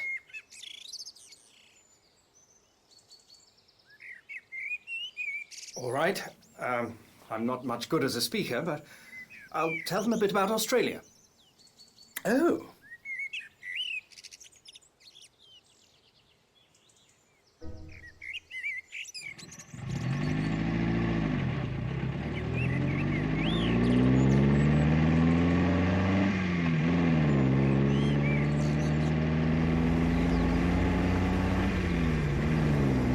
Slipped down the dusty roads, the young man poured into my ears the simple fact of his Sir Harry. Orphaned at an early age, he was brought up by his uncle, who is a member of the British cabinet. He had flown round the world after leaving Cambridge, and then being short of a job, his uncle advised politics, but he had no preference for party. He was liberal because his family had always been big. His uncle pulled a few strings and posted Harry in Tweeddale as the Liberal candidate without any hope of him winning over a Conservative. His uncle pulled a few strings and posted Harry in Tweeddale as the Liberal candidate without any hope. Trust, he knew about horses and jawed away about the Derby entries, and he was full of plans to improve.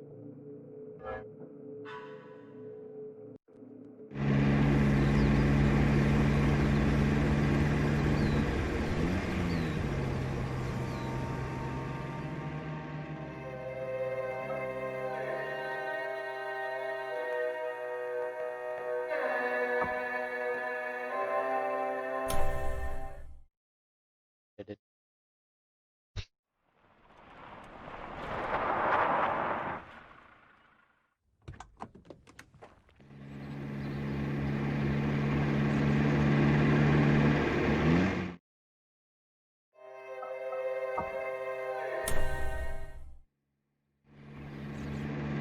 नहीं wait, that's too much. Something left.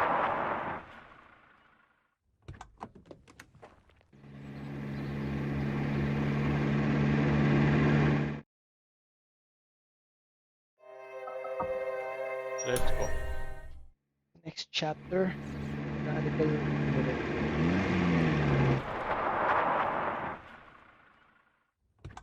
Sonic Hall Battleburn.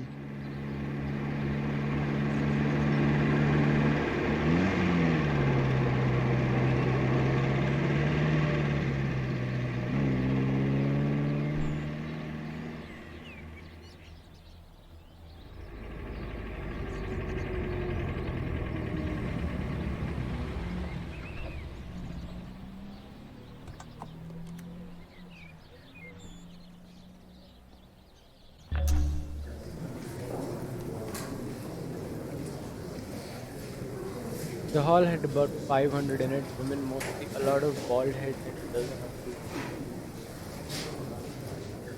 The chairman was a Weasley minister with a reddish nose. He lamented on Trumpleton's absence, soliloquized on his influenza, and gave Mr. a trusted leader of William thought. There were 2 policemen at the door, and I hope they took note of that testimony.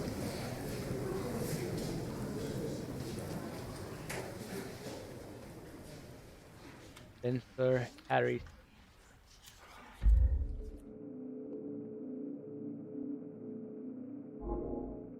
He had about a bushel of notes from which he read, and when he let go of them, he fell into one prolonged stutter.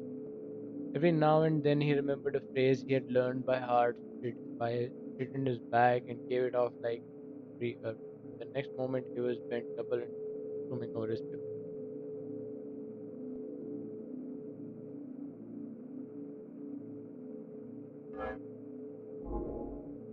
He talked about the German menace and said it was all a Tory invention to cheat the poor of their rights and keep back the great flood of social reform, but that organized labor realized this, laughed at the Tories.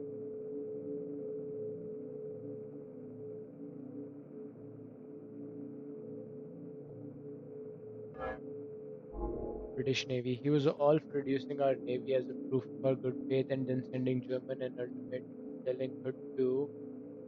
and ultimately telling her to do the same or we would knock her in. He said that for the Tories, Germany and Britain would be fellow workers in peace and reform, and thought of the little black book in my pocket. Pretty Lord Scudder's friends cared for peace and reform. All in all, then, weird way, I liked the speech. You could see the niceness of the chap shining out behind the mask with which he had been spoon-fed.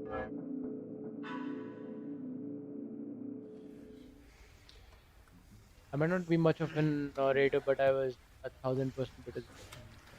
I simply told them all I could remember about Australia, all about the Labour Party and immigration and universal service, saying there should be no Australians there. I doubt if I remembered to mention free trade, but I said there were no Tories in Australia, only Labour and Liberals. And I started in to tell them the kind of glorious business I thought could be made out of the empire if we really put our back. Altogether, I fancy I was rather impressed, and the minister didn't like me there.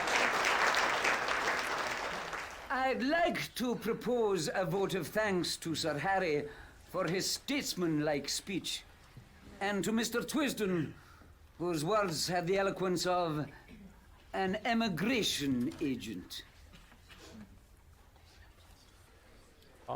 That all. A ripping speech, Twisden. Now, you're coming home with me. I'm all alone, and if you'll stop a day or two, I'll show you some very decent fishing.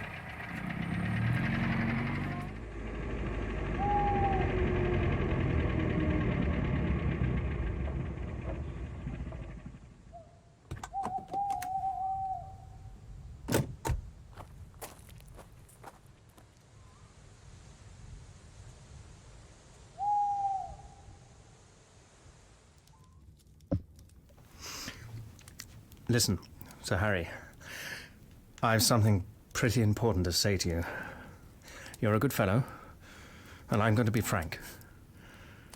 Where on earth did you get that poisonous rubbish you talked tonight? Oh, was it as bad as that? It did sound rather thin. I got most of it out of the Progressive magazine, and pamphlets that agent chap of mine keeps sending me. But you surely don't think Germany would ever go to war with us? Ask that question in 6 weeks, and it won't need an answer. If you'll give me your attention for half an hour, I'm going to tell you a story.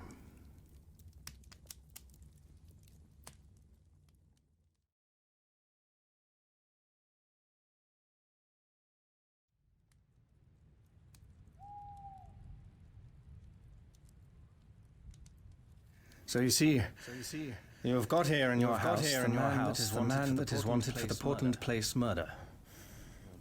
Your duty is to send your car for the police and give me up. I don't think I'll get very far. There'll be an accident, and I'll have a knife in my ribs an hour or so after arrest. Nevertheless, it's your duty as a law-abiding citizen. Perhaps in a month's time you'll be sorry, but you have no cause to think of that. What was your job in Rhodesia, Mr. Hannay? Mining engineer. I've made my pile cleanly, and I've had a good time in the making of it. Not a profession that weakens the nerves, is it? As to that, my nerves are good enough.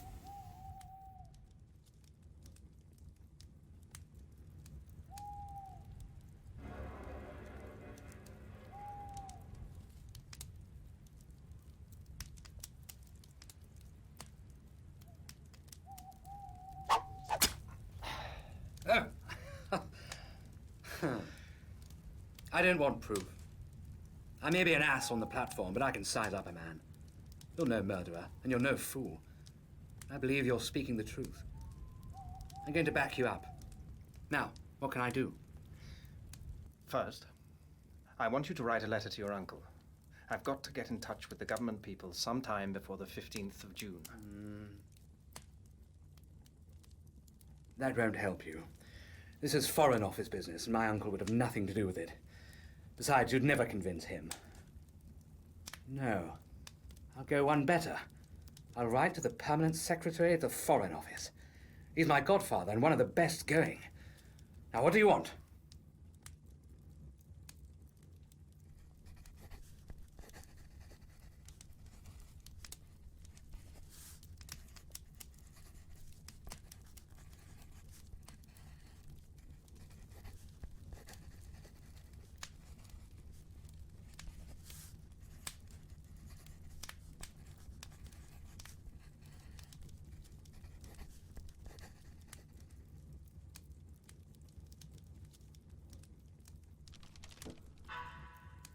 Dear Walter, I hope this letter finds you well, and I must apologize for not being in touch for such a long while. I'm finding all my time taken up with this political business, even to the detriment of my fishing. Anyway, on to more important matters. Without sounding overly enigmatic, I'm right to say that if a man called Wisdom happens to make your acquaintance before the 15th of June this year, it would be to your benefit to treat him kindly despite what he may look. This Wisdom chap will prove his bona fides by passing the words Black John whistling Annie Laurie. Listen carefully to him, dear uncle. He has something to say that might just wake you up. Cheerio. Happy.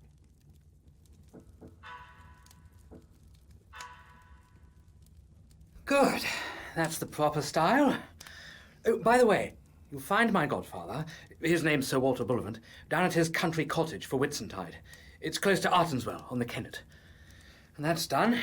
Now, what's the next thing? You're about my height. Lend me the oldest tweed suit you've got. Anything will do, so long as the color is the opposite of the clothes I destroyed this afternoon. Then, show me a map of the neighborhood and explain to me the lie of the land. Lastly, if the police come seeking me, just show them the car in the glen. If the other lot turn up, tell them I caught the South Express after your meeting.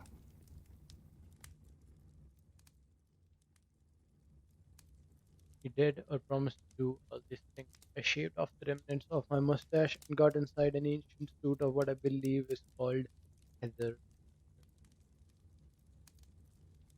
The map gave me some notion of my whereabouts and told me the truth that I wanted to know, where the main railway to the south could be joined, what were the wide distances.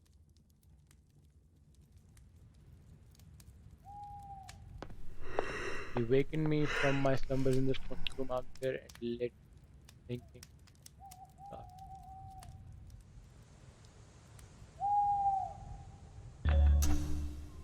An old bicycle was found in a tool shed and handed over.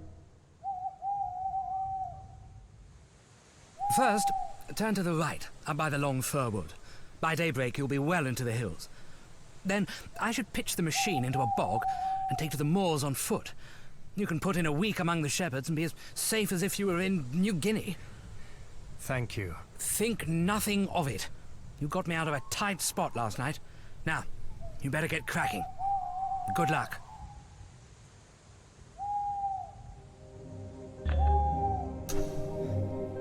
Pedal diligently up the deep roads of hill, revel till the skies clear.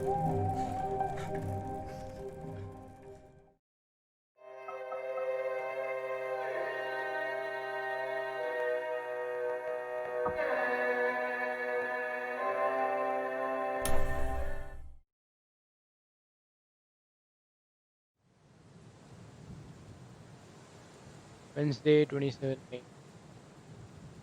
Peopleshire.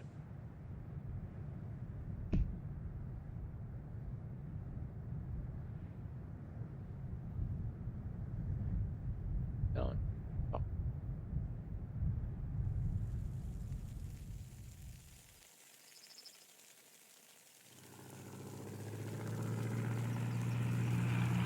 Realize that my bandage now might be in reality, reality a trap.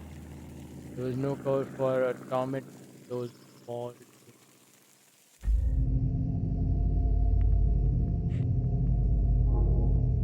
My enemies had located me. Next thing would be a cordon round me. I didn't know what force they could command, but I was certain the aeroplane had seen my bicycle and would conclude that I would try to escape by road.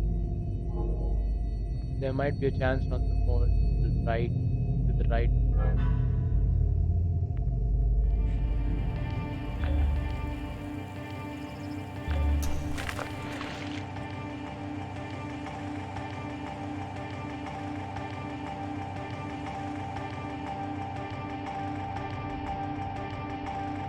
And I climbed to a knoll which gave me a view of the two valleys.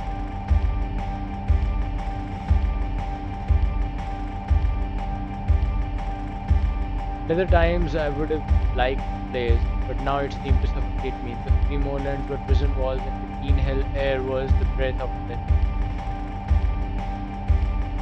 I tossed a coin, heads right, tails left.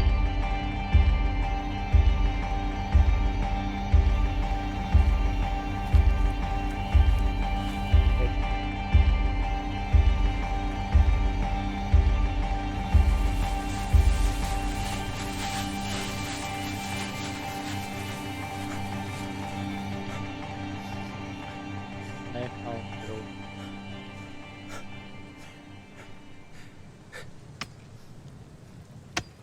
Good day to you. Confound the day I ever left the herding. There I was, my own master. Now I'm a slave to the government, tethered to the roadside with sair een in a back like a suckle.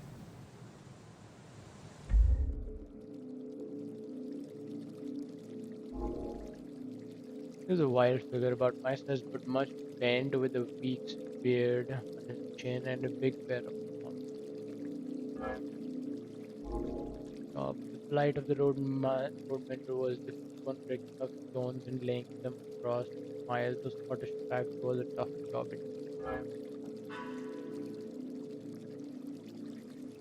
Oh, mercy on me, my head's bursting.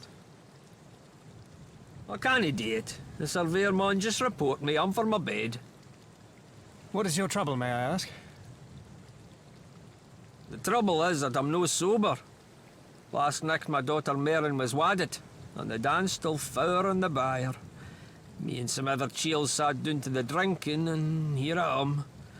Pity that I ever looked on the wine when it was red. Sleep sounds like your best bet. It's easy speaking.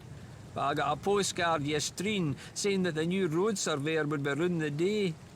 He'll come and he'll no find me, or else he'll find me foo, and either way I'm a done man.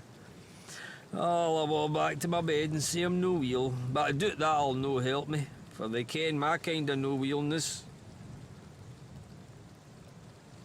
Where's your house? Well, back to your bed and sleep in peace. I'll take on your job for a bit and see the surveyor. Eh? Hey, you're the Billy. It'll be easy enough managed. I've finished that bingo stains, so you needn't chop any more for noon. Just take the barry and wheel enough metal for yon quarry down the road to make another bing the morn. My name's Alexander Turnbull, and I've been 7 years at the trade and 20 afore that herding in Leith and Water. My friends call me Ecky, and Wales Specky, for I wear glasses in wake of the sight. Just you speak the surveyor fair and calm, sir, and he'll be well pleased.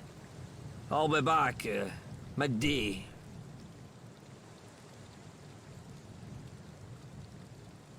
Stripped off coat, waistcoat, and collar, and gave him them to carry.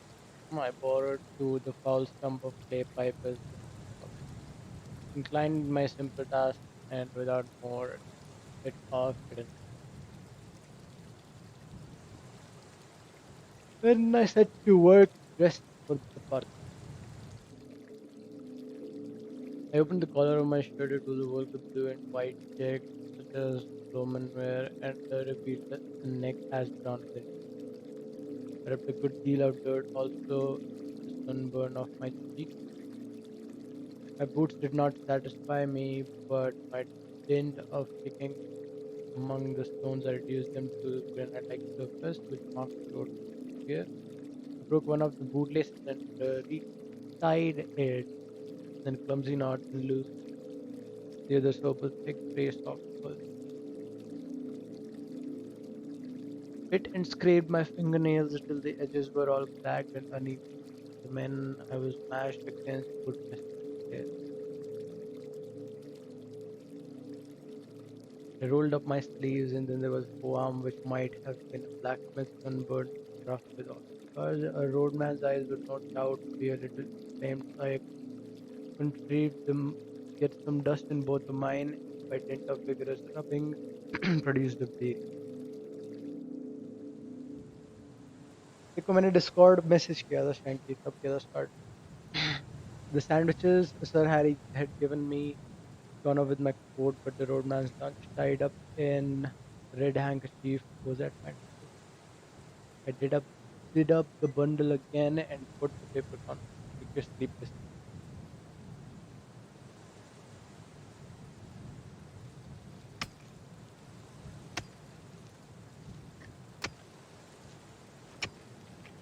On I went, trundling my loads of stone, the heavy step of the profession. Soon I grew warm, and the dust on my face turned into solid and biting.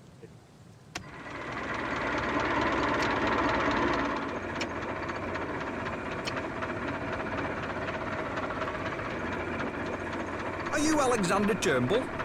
I am the new County Road Surveyor. You live at Black Hawkfoot and have charge of the section from Laidlaw Byres to the Riggs. Good. A fair bit of road, Turnbull, and not badly engineered. A little soft about a mile off and the edges want cleaning. See you look after that. Good morning. You'll know me the next time you see me.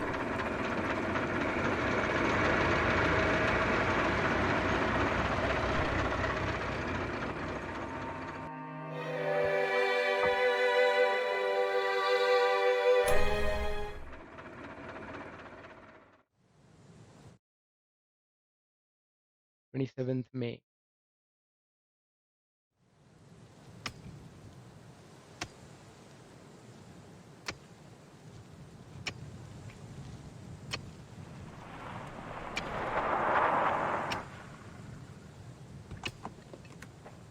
About midday, a big car rolled down the hill, glided past and drew up 100 yards beyond.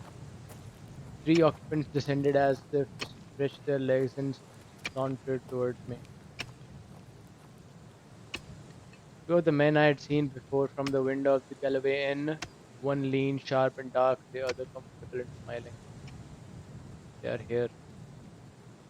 The third had the look of a countryman, a vet, perhaps, or a small farmer. He was dressed in ill-cut knickerbockers, and the eye in his head was as bright as bare hairs. Morning! That's a fine, easy job of yours. William straightened my back after the roadman, spat vigorously after the manner of the low Scot, and regarded them steadily before. There's worse jobs, and there's better. I would rather have yours, sitting all day on your hinterlands in 8 cushions. It's you and your muckle cors that wreck my roads. If we all had our richts, you should be made to mend what you break. The red man was looking at the newspaper lying beside him. I see you get your papers in good time. Aye, in good time. Saying that paper come out last Saturday, I'm just 6 days late.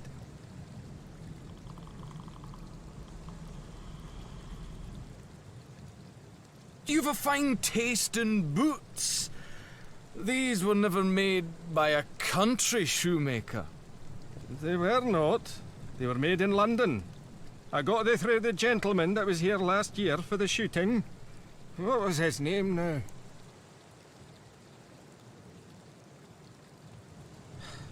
Let us get on. This fellow is all right. Let us get on. This fellow is all right.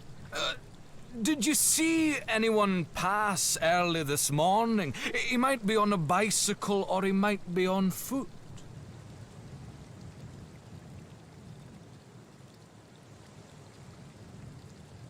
I wasn't up very early. You see, my daughter was married last night, and we keeping it up late.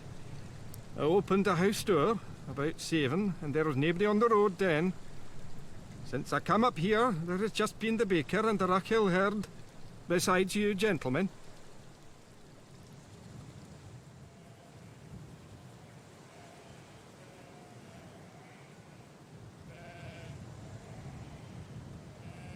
Three minutes and my heart leapt with an enormous relief. I went on wheeling myself. It was as well, for 10 minutes later, the car returned, one of the occupants waving a hand at me. Those gently left nothing behind.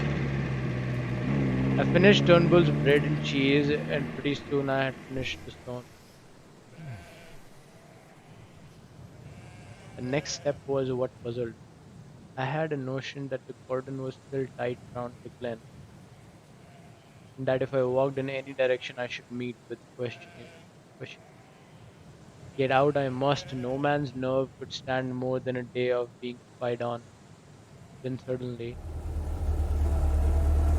Excuse me, may I trouble you for a light?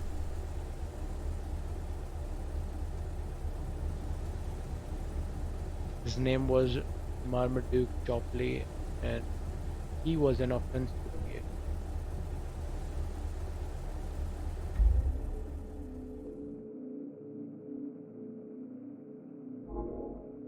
I had a business introduction to his firm when I came to London. He was good enough to ask me to dinner at his club. There he showed off at a great rate and pattered about his duchesses till the snobbery of the thing returned his check. I asked a man afterwards why nobody kicked him, and he was told that Englishmen reverence the weaker sex.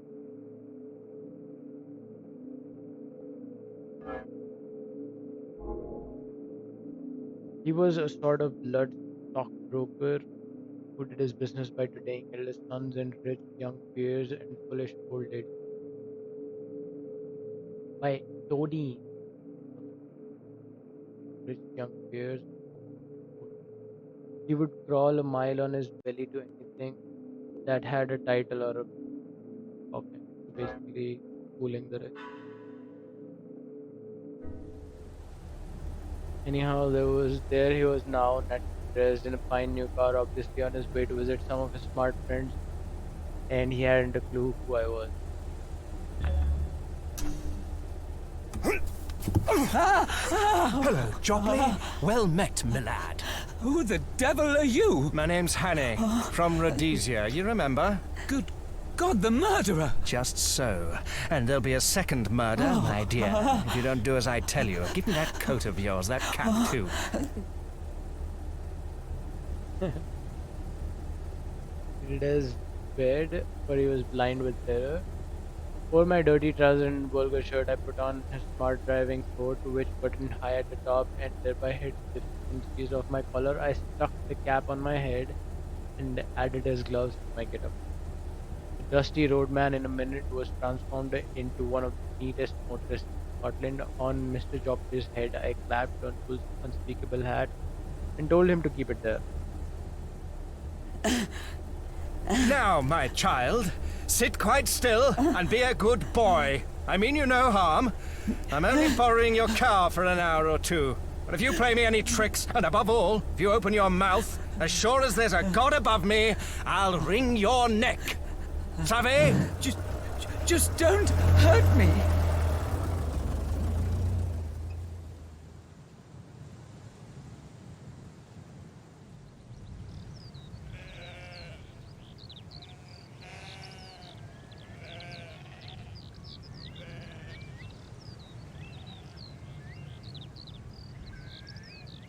Soon the villages were left behind, then the farms, and then the wayside cottage.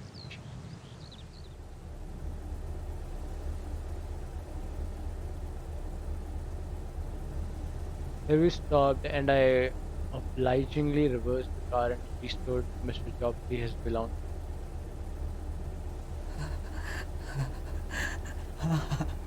1,000 thanks. There's more use in you than I thought. Now be off and find the police. I'll get you!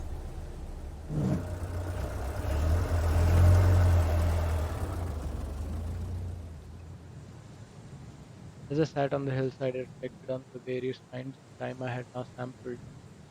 Contrary to general belief, I was not a murderer, but I had become an unholy liar, a shameless impostor, and a highwayman with a marked taste for expensive motor cars.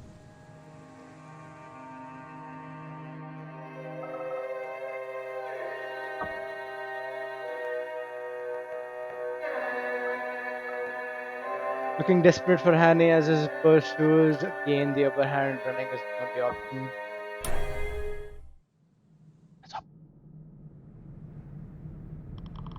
Thursday, 28 May.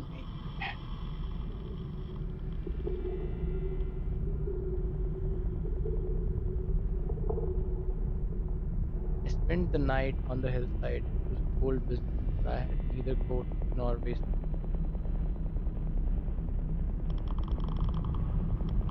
These were in Mr. Turnbull's keeping, as was Scudder's little book. My watch, and worst of all, my pipe and cut pouch. Oh no. Only my money accompanied me in my belt and about half a pound of ginger biscuits in my trouser pocket. I supped off half those biscuits and by warming myself deep into the heather got kind of warm.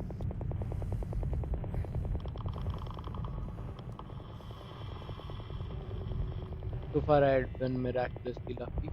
My chief trouble was that I was desperately hungry. I lay and tortured myself, for the ginger biscuits merely emphasized the aching void with the memory of all the good food I had thought so little of and done.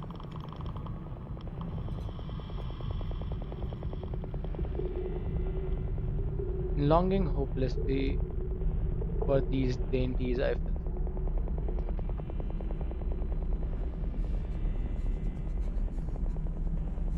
I woke very cold and stiff about an hour after dawn. It took me a while to remember where I was. I raised myself on my arms and looked down into the valley. And that one look set me lacing up my boots in mad haste. There were men below, not more than a quarter of a mile off, paced out on the hillside like a fan and beating the heather. Marmee had not been slow in looking for his revenge.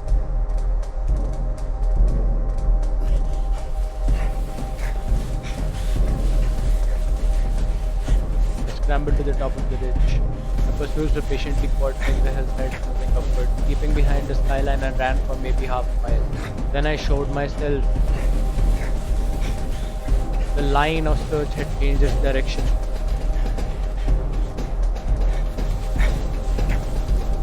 I pretended to retreat over the skyline, but instead went back the way I had come.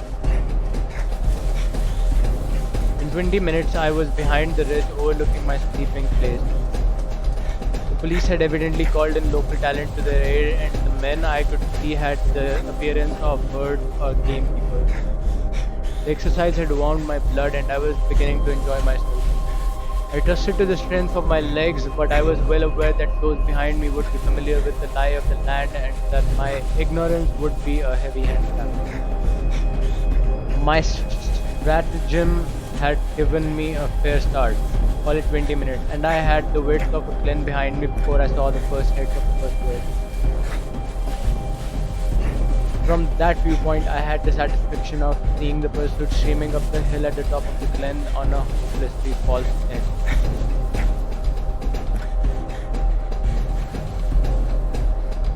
It began to seem less of a game. Those fellows behind were hefty men on their native hills. Looking back, I saw that only 3 were following direct, and I guessed that the others had fetched the circuit to cut me off. I resolved to get out of this tangle of glens to the pocket of moor I had seen from the top.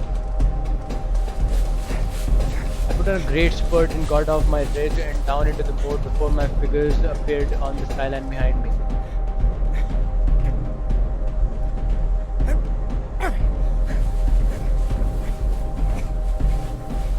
Clearly the road ran to a house and I began to think of doing the same.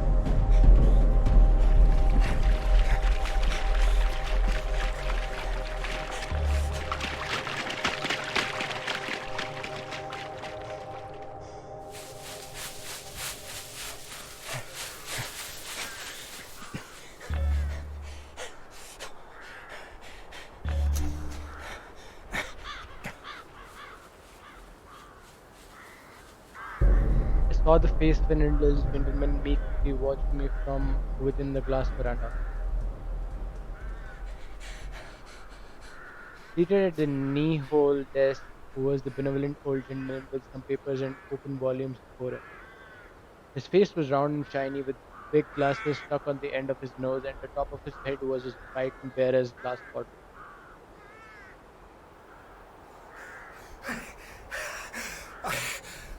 You seem in a hurry, my friend.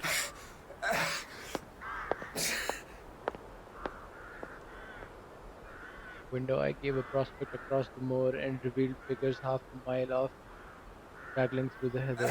Ah, I see. A fugitive from justice, eh? Well, we'll go into the matter at our leisure. Meantime, I object to my privacy being broken in upon by the clumsy rural policeman. Go into my study and you will see 2 doors facing you. Take the one on the left and close it behind you. You will be perfectly safe. Found an sanctuary.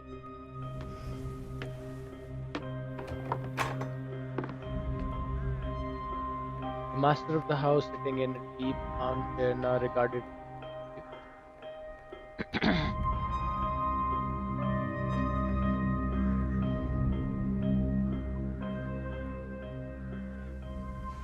Gone?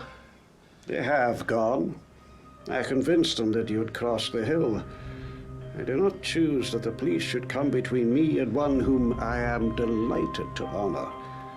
This is a lucky morning for you, Mr. Richard Hannay.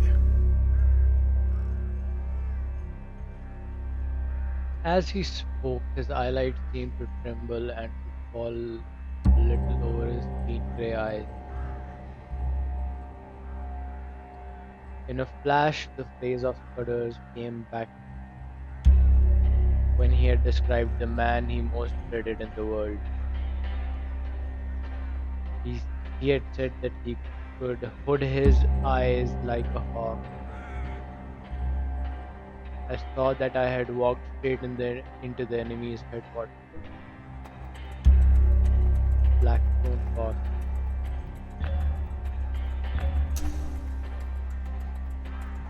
He seemed to anticipate my intention, for he smiled gently, nodded to the door behind me. I turned and saw 2 men servants who had me covered with pistols. He knew my name, but he had never seen me before. And as the reflection darted across my mind, I saw a slender chance.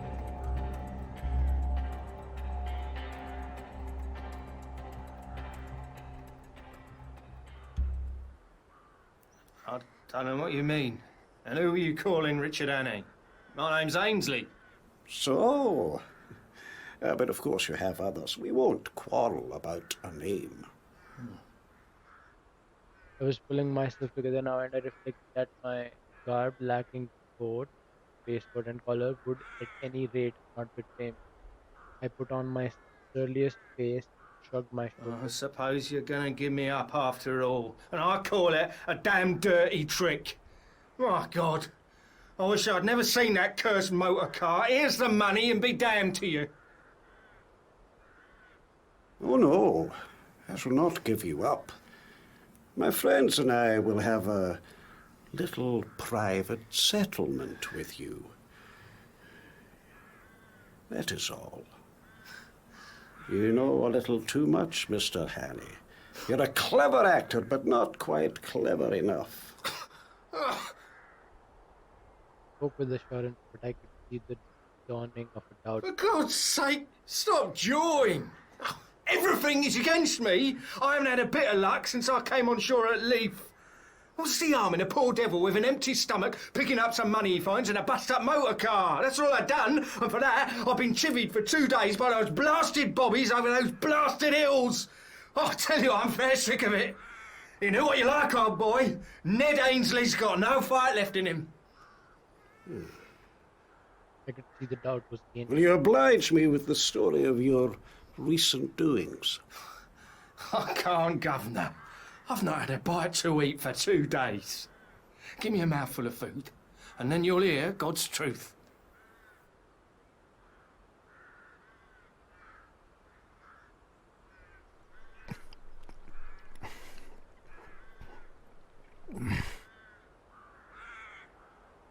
I wolfed them down like a pig, or rather like Ned Ainsley, for I was keeping up my character. Then I told him my story.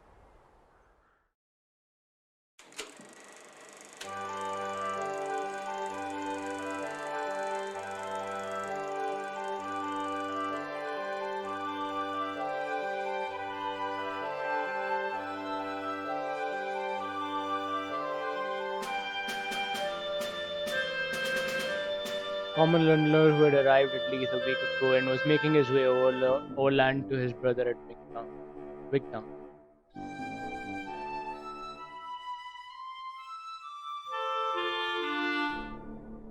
He found 3 servants lying in the seat of a bust-up car and another on its floor.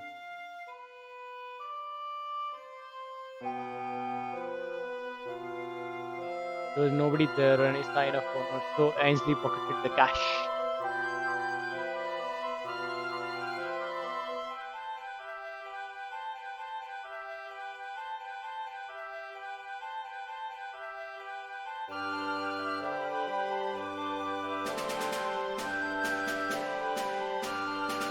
He tried to change his sermon at the baker's, but the woman cried on the police.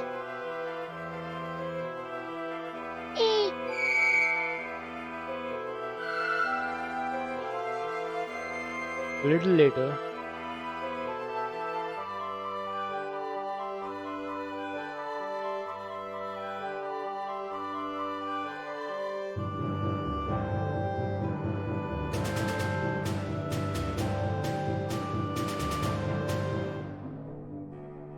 the police had tracked him down and Ainsley was on the run across Scotland.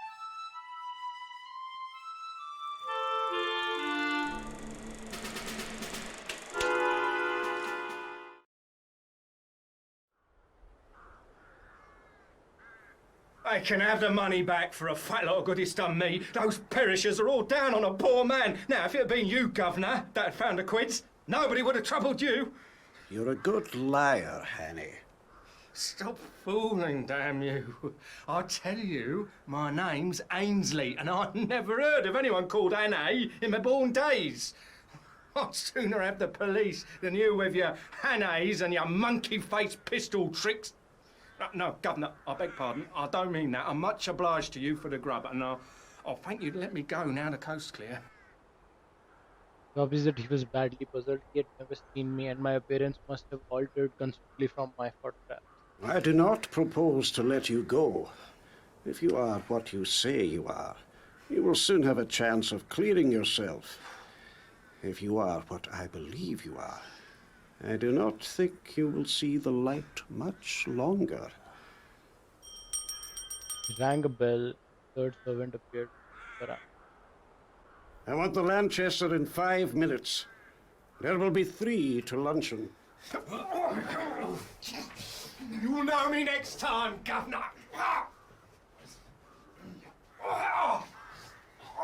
Karl, stecke diesen Kerl in den Lagerraum.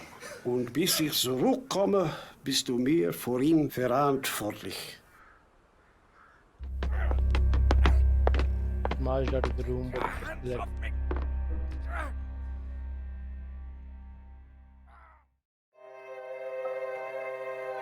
In the jaws of the enemy, Hannay's fate appears sealed. The clock is ticking against Hannay and Richard.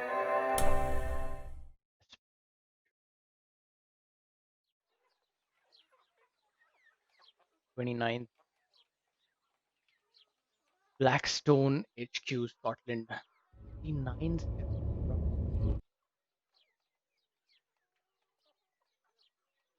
The whole place smelled of mold and confused.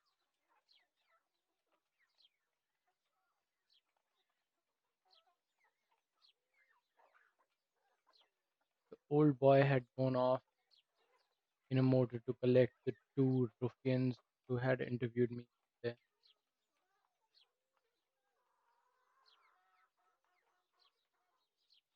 Now they had seen me as the roadman. They would remember me, for I was in rig. What was a roadman doing 20 miles from his beat, pursued by the question or two would put them on the track. Probably they had seen Mr. Turnbull, probably Marmy too.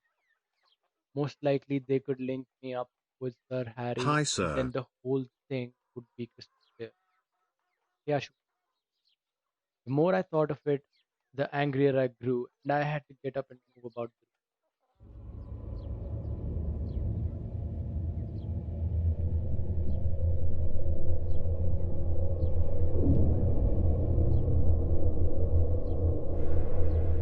Found a handle in the wall, seemed worth investigating.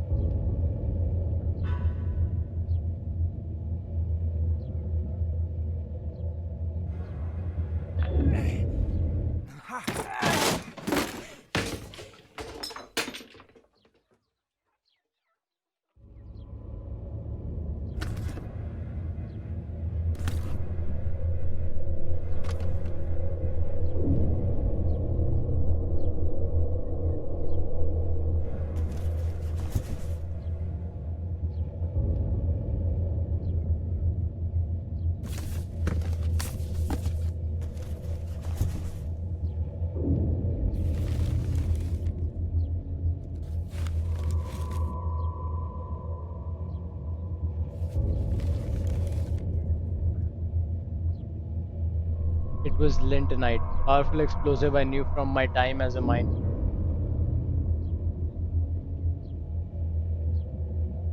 I had forgotten the proper charge and the right way of preparing it, and I wasn't sure about the timing. I had only a vague notion, too, as to its power, for though I had used it, I had not handled it with my own fingers. But it was a chance, the only possible chance. The remembrance of little Scudder decided. So it's not a horror game, it's an espionage thriller. Like we are trying to prevent a war between Germany and Russia.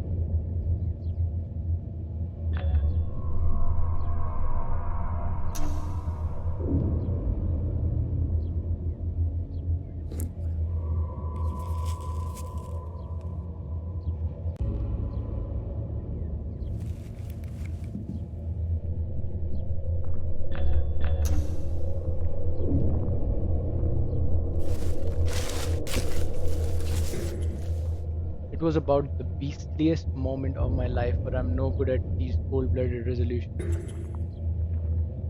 Still, I managed to rake up the pluck to set my teeth and choke back the horrid doubts that flooded in on me. I simply shut off my mind and pretended I was doing an experiment as simple as Guy Fawkes fireworks.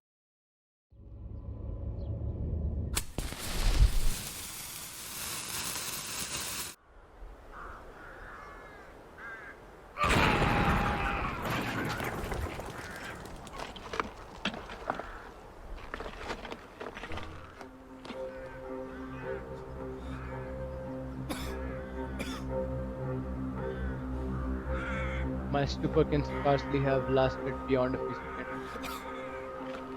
I stepped over the broken lintel and found myself standing in a yard in dense and acrid fog. I felt very sick and ill, but I could move my limbs and I staggered blindly forward away from the house.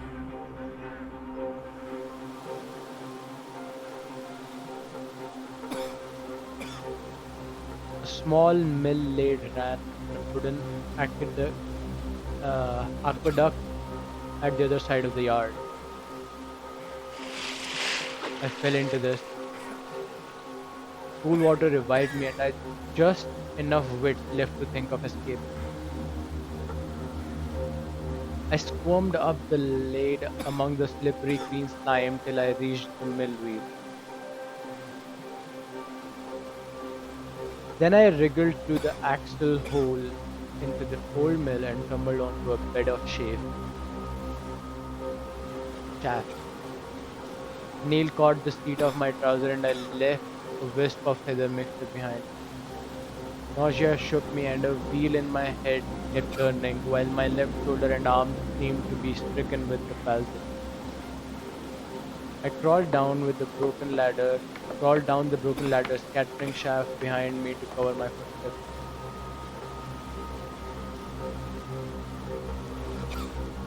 I did the same on the mill floor and on the threshold where the door hung on the hinges.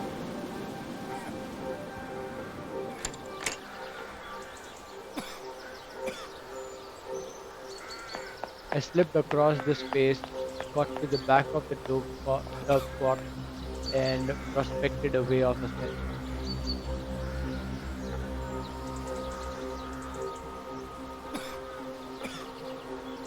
By the use of out-jutting stones, gaps in the masonry, and a tough ivy root, I got to the top.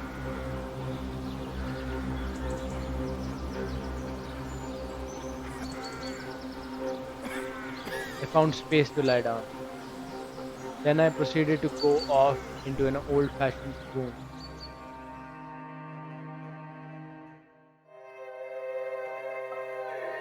Downward spiral. Damaged and intoxicated, Hannay escapes the clutches of the Black Stone, but they know he's nearby.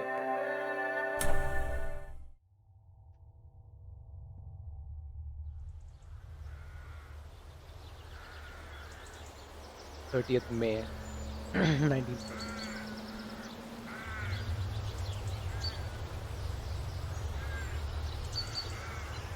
I woke with a burning head and the sun glaring in my face. For a long time I lay motionless, for those horrible fumes seemed to have loosened my joints and dulled my pain.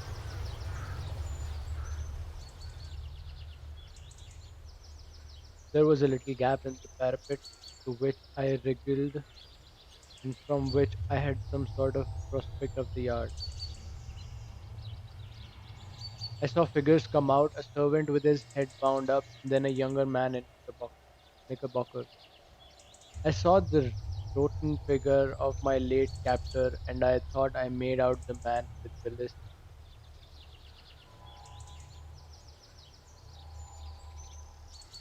I noticed that all had pistols. They were looking for something and moved towards the mill. For half an hour they ransacked the mill. Then they came outside and stood just below the dovecot, arguing fiercely. I heard them fiddling with the door of the dovecot, and for one horrid moment I fancied they were coming up. Then they thought better of it and went back to the house.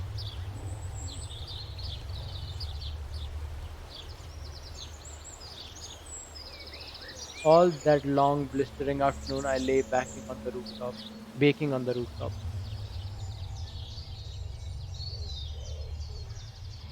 Thirst was my chief torment, my tongue was like a stick. I watched the course of the little stream as it came in from the moor. I would have given £1,000 to plunge my face into that. I saw the car speed away with two occupants and a man on a hill pony riding each. I wished them joy of their quest.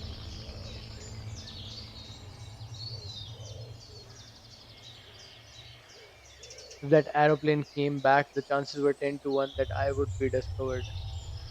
So through the afternoon I lay and prayed for the coming of darkness.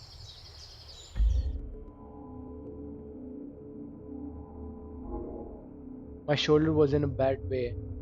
At first I thought it was only a bruise, but it seemed to be a swelling, and I had no use of my left arm. I had a crushing headache and felt as sick as a cat. Those lentonite fumes had fairly poisoned me, and the baking hours on the dovecot hadn't helped matters. I had neither coat, waistcoat, collar, nor hat. My trousers were badly torn, and my face and hands were black with the explosion. I dare say I had other beauty, for my eyes felt as if they were furiously bloodshot. It seemed to me that the sooner I got in touch with the Foreign Office man, Sir Walter Bullivant, the better. He must just take or leave my story, and anyway, with him I would be in better hands than those devilish Germans. I had begun to feel quite kindly towards the British police. My plan was to seek Mr. Turnbull's cottage, recover my garments, and especially Scudder's notebook, then make for the main line and get back to the south.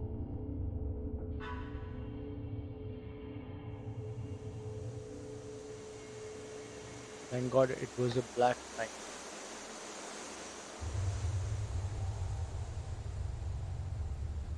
My thirst was too great to allow me to tarry. About 9 o'clock, so far as I could judge, I started to descend. Halfway down, I heard a back door of the house open and saw the gleam of lantern against the mill wall. For some agonizing minutes, I hung by the ivy and prayed that whoever it was would not come round the dove by the dove. Then the light disappeared and I dropped as softly as I could on the hard soil of the yard.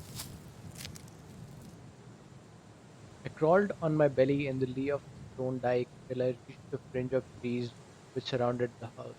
I was in a pretty bad way. 10 minutes later, my face was in the spring and I was soaking down pints of the blessed water. But I did not stop till I had half a dozen miles between me and the accursed dwelling.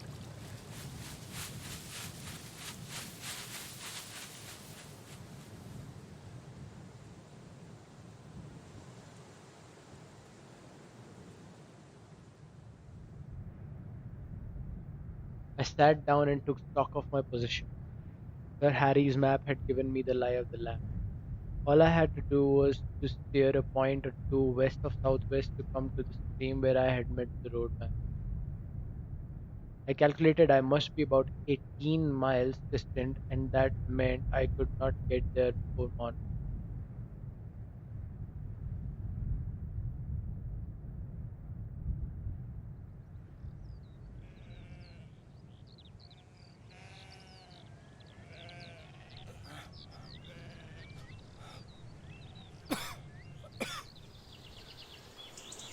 Very soon after daybreak, I made an attempt to clean myself in a hell burn, and then approached a herd's cottage, for I was feeling the need of food.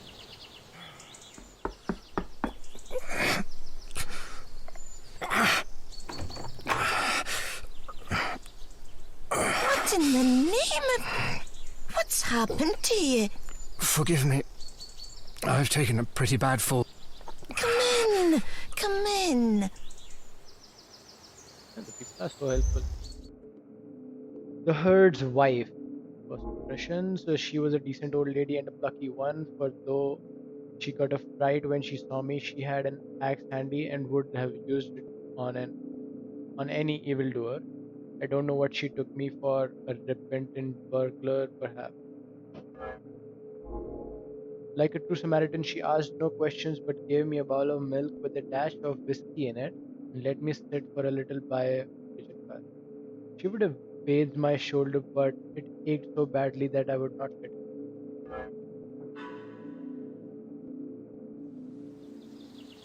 She showed me how to wrap the blade around my shoulders, and when I left the cottage, I was the living image of the kind of Scotsman you see in the illustrations to Burns' Point.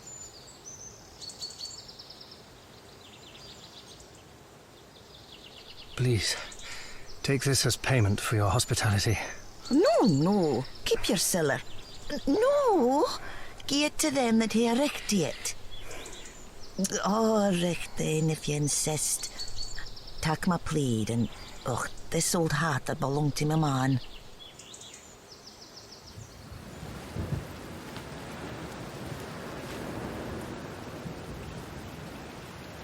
I passed over the miseries of the night among the wet hills.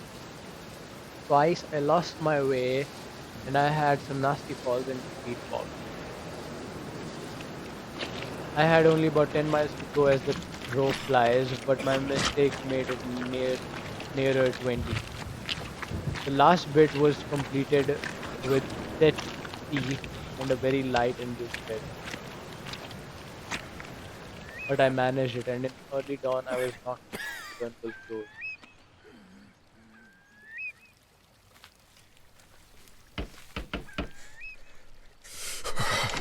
Where ye that comes stravaiging here in the Sabbath morning? My head was swimming so wildly that I could not frame a coherent answer, but he recognized me. Ah. Aye, have you got my specs? I fetched them out of my trouser pocket. You'll have come for your jacket and waistcoat. Come on by. Losh, man, you're terrible down to the legs. Hold up till I get you to a chair.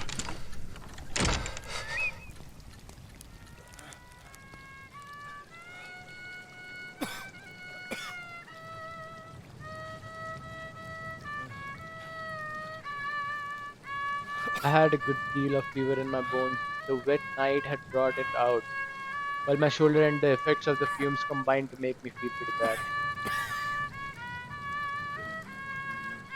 I perceived I was in for a bout of malaria. Before I knew, Mr. Turnbull was helping me off with my clothes and putting me in bed in one of two cupboards that lined the kitchen.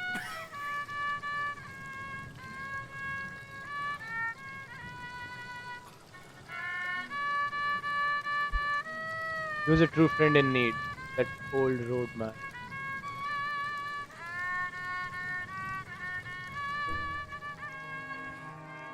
Right.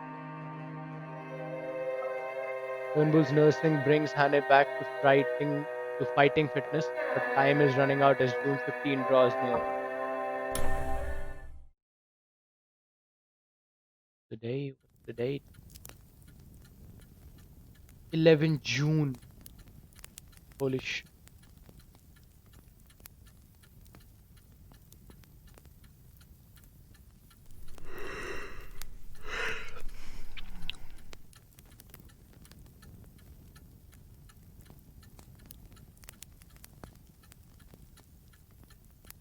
When my skin was cool again, I found that the bout more or less cured my shoulder.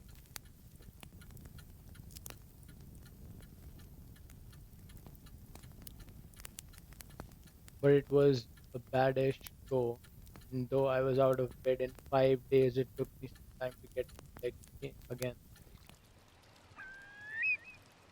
Turnbull went out each morning, leaving me milk for the day and locking the door behind him, and came in the evening to sit silent in the corner. Not a soul came near the place, and he never bothered with a question. He never even sought my name.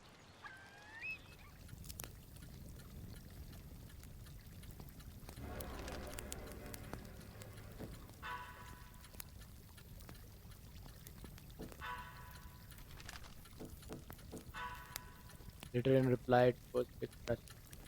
I have received many thousand letters from children who have sent me good wishes for my birthday. They have great pleasure, and I thank them from my heart. I trust that as their own birthdays come round, they may be blessed with as much happiness as they wish for me today. George R.I. No further trace of Aviator. A report circulated yesterday that Mr. Gustav Hamel, the missing airman, had been rescued at sea and landed at South Shields, unfortunately. Air.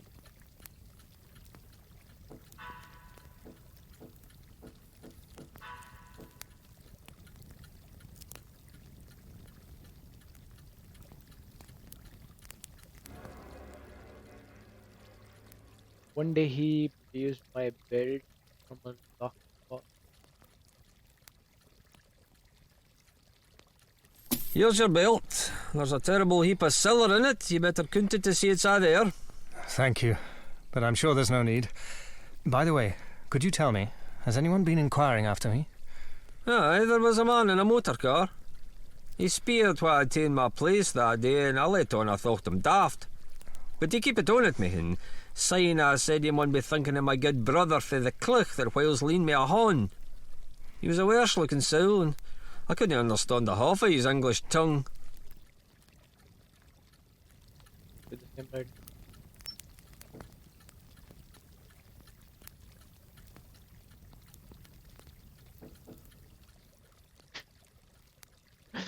I was getting restless those last days, and as soon as I felt myself fit, decided to be off.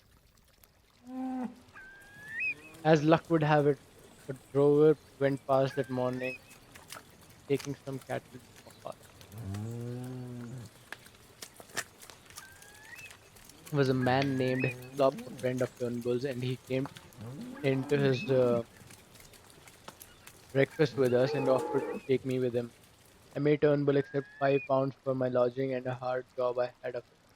There never was a more independent me.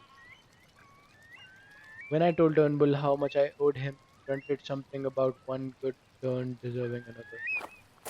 He would have thought from our leave taking that we had parted in disgust.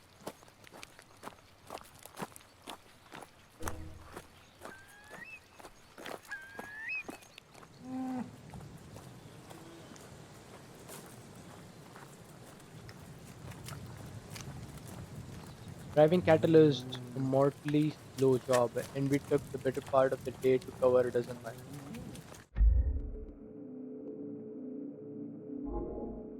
Hislop was a cheery soul who had chatted all the way over the pass down to the sunny vale of the sun.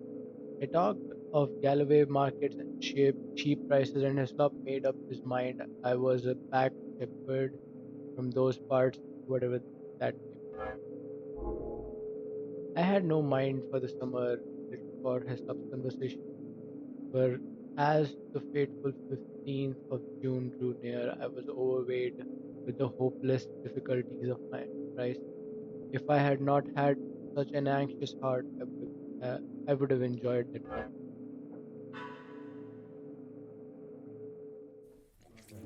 At Moffat, I got some dinner in a humble public house, then walked the 2 miles to the junction on the main line. The night express for the south was not due till near midnight, however. So, to fill up the time, I went up on the hillside and fell asleep, for the walk had tired me.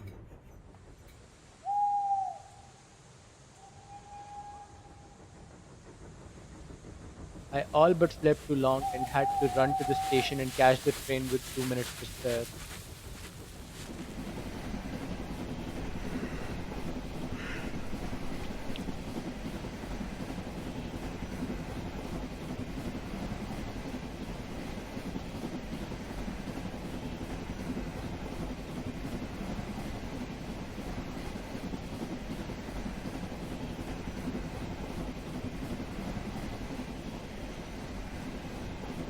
Oh, finally back in London, are we? Not yet. Wait, what?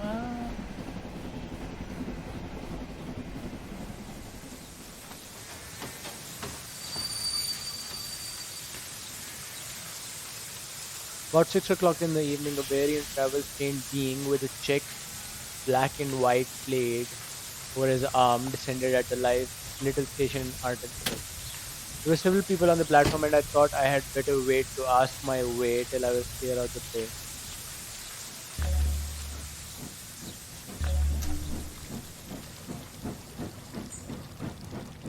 I came to a bridge and fell to whistling.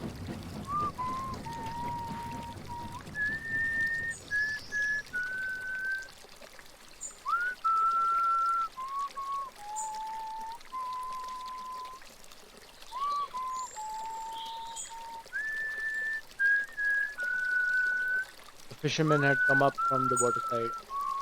He leaned his delicate 10-foot split cane rod against the bridge and looked with me at the water. Clear, isn't it? I back our Kennet any day against the test. Look at that big fellow. £4 if it's an ounce. But the evening rise is over and you can't tempt him. I don't see him. Look, there. A yard from the reeds, just above that stickle. Ah, I've got him now. You might swear he was a black stone. So?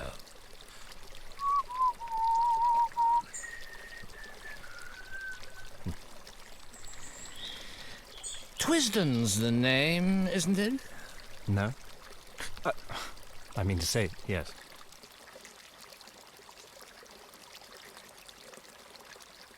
It's a wise conspirator that knows his own name.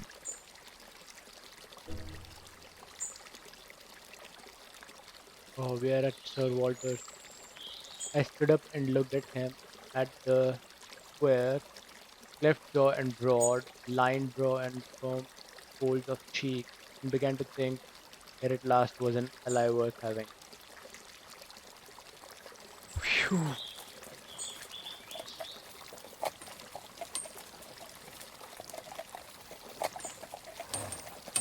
I call it disgraceful. Disgraceful that an able-bodied man like you should dare to beg. You can get a meal from my kitchen, but you'll get no money from me. Evening, Sir Walter. That's my house. Wait 5 minutes and then go round to the back door.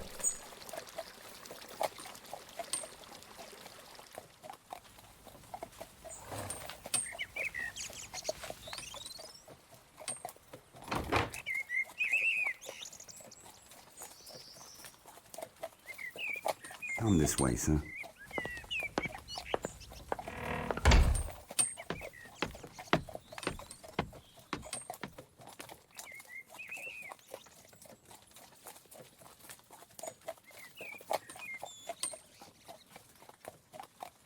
Sir Walter thought as how Mr. Reggie's things would fit you, sir. He keeps some clothes here, for he comes regular on the weekends. There's a bathroom next door, and I've prepared a bath. Dinner in half an hour, sir. You'll hear the gong.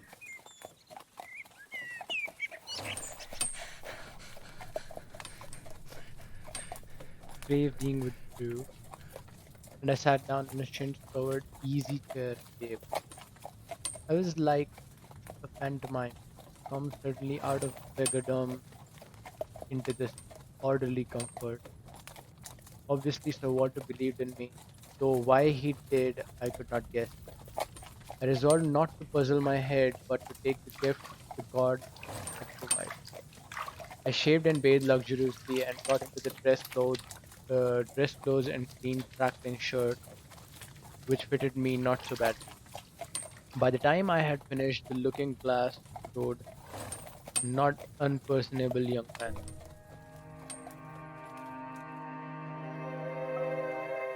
Sir Walter Bullivant takes Hannay at his word.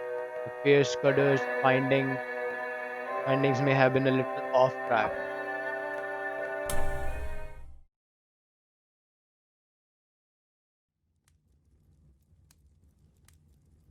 Saturday, 13 June.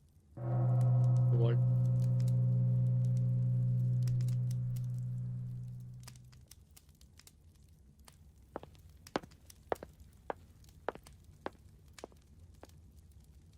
The dining room.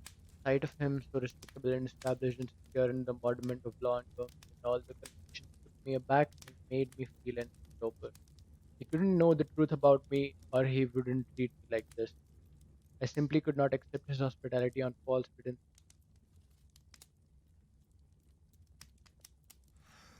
I'm more obliged to you than I can say, but I'm bound to make things clear.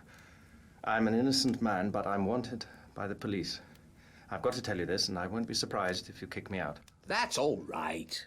Don't let that interfere with your appetite. We can talk about these things after dinner.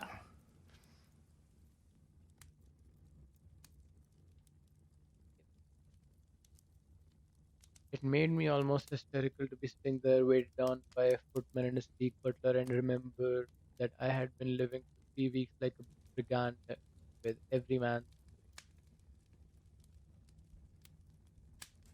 Then we went to his study for coffee. I made up my mind that if I ever get off this business and had a house of my own, I would create just such a room. And when the coffee cups were cleared away and we had got our cigars alight, he bade me get started with my yarn.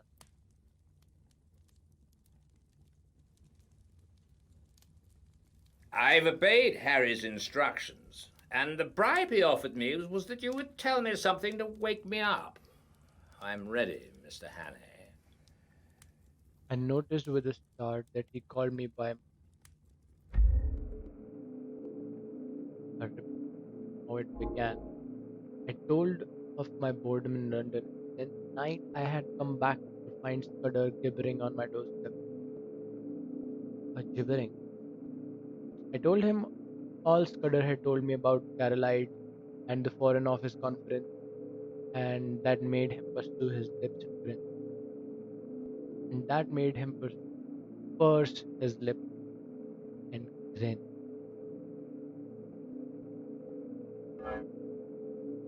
Wait, next.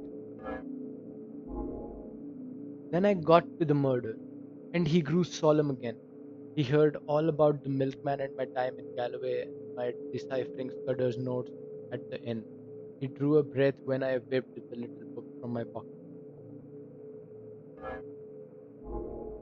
I described my meeting with Sir Harry and the speeches at the hall. At that he laughed uproariously.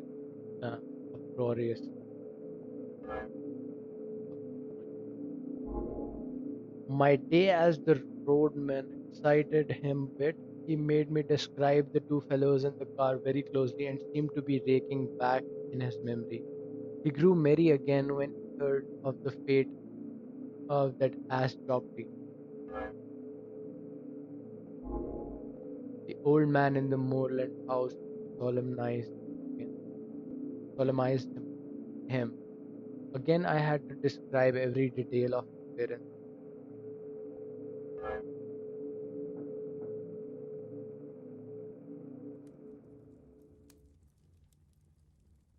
You may dismiss the police from your mind. You're in no danger from the law of this land. Great Scott. Have they got the murderer? No. But for the last fortnight, they've dropped you from the list of possibles. Why? Principally because I received a letter from Scudder. I knew something of the man, and he did several jobs for me. He was half crank, half genius, but he was wholly honest. Trouble about him was his partiality for playing a lone hand. That made him pretty well useless in any secret service. A pity, for he had uncommon gifts. I think he was the bravest man in the world, for he was always shivering with fright, and yet nothing would choke him off. I had a letter from him on the 31st of May. But he had been dead a week by then. The letter was written and posted on the 23rd. He evidently did not anticipate an immediate decease. His communications usually took a week to reach me, for they were sent undercover to Spain and then to Newcastle. He had a mania, you know, for concealing his tracks. Got up and crossed the room to a cabin to bring back Scudder's letter. Sir Walter, I'm in the gravest danger. My worst fears have been realized. My enemies are here in London. They have made themselves known. I cannot write more in case these words be intercepted, but I have found shelter with a good friend who lives near Portland Place. God willing, you will hear from me before the 15th of June. Your servant, Franklin.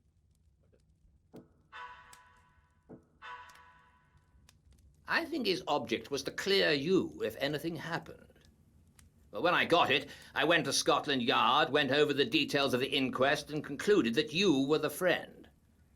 We made inquiries about you, Mr. Hannay, and found you were respectable. I thought I knew the motives for your disappearance. Not only the police, the other one, too. And when I got Harry's scrawl, I guessed at the rest. I've been expecting you any time this past week. Thank heavens. You can imagine what a load this took off my mind. I felt a free man. Now, let us have the little notebook. It took us a good hour to work through it. His face was very grave before he had finished, and he sat silent for a while. I don't know what to make of it. He's right about one thing. What is going to happen the day after tomorrow? How the devil can it have got known? That is ugly enough in itself. But all this about war and the Black Stone, it reads like some wild melodrama. If only I had more confidence in Scudder's judgment. Trouble about him was that he was too romantic. He had the artistic temperament and wanted a story to be better than God meant it to be. He had a lot of odd biases, too. Jews, for example, made him see red. Jews and the high finance. The Black Stone. Der Schwarze Stein. Yeah, it's like a penny novelette. And all this stuff about Karolides. That is the weak part of the tale, for I happen to know that the virtuous Karolides is likely to outlast us both. There's no state in Europe that wants him gone. Besides, he's just been playing up to Berlin and Vienna and giving my chief some uneasy moments.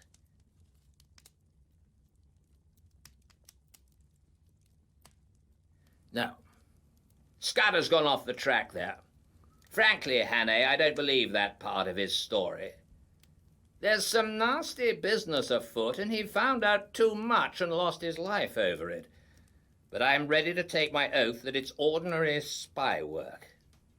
A certain great European power makes a hobby of her spy system, and her methods are not too particular.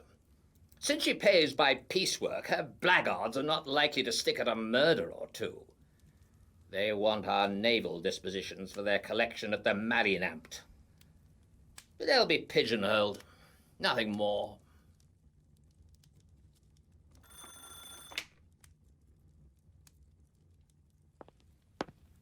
There's a trunk call from London, Sir Walter. It's Mr. Reith, and he wants to speak to you personally.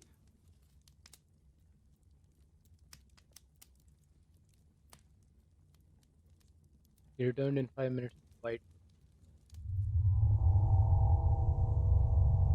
I apologize to the shade of Scudder. Karolides was shot dead this evening at a few minutes after 7.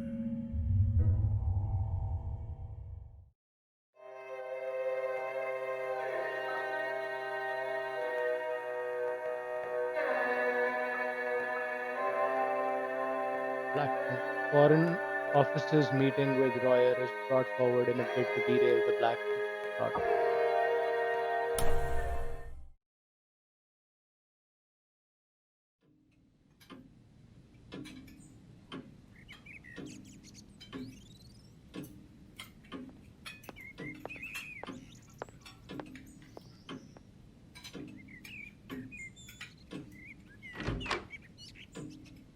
Breakfast next morning, afraid as of this dreamed asleep. I found Sir Walter decoding a telegram in the midst of muffins and marmalade. His fresh froziness of yesterday seemed hot done. I had a busy hour on the telephone after you went to bed. I got my chief to speak to the First Lord and the Secretary for War, and they're bringing Roy over a day sooner. Now, this wire clinches it. He'll be in London at 5. Odd that the code word for a sous chef d'etat major general should be porker. He directed me to the hot dish. Not that I think it'll do much good. If your friends were clever enough to find out the first arrangement, they're clever enough to discover the change. I would give my head to know where the leak is. We believed there were only 5 men in England who knew about Royer's visit, and you may be certain there were fewer in France, for they manage these things better there.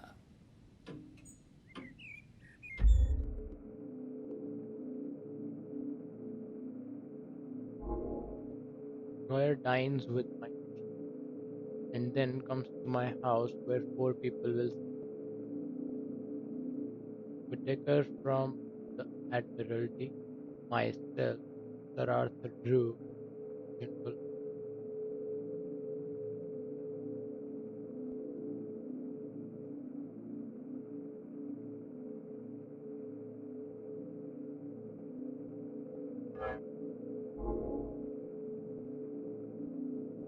At my house, he will get a certain document. Whitaker.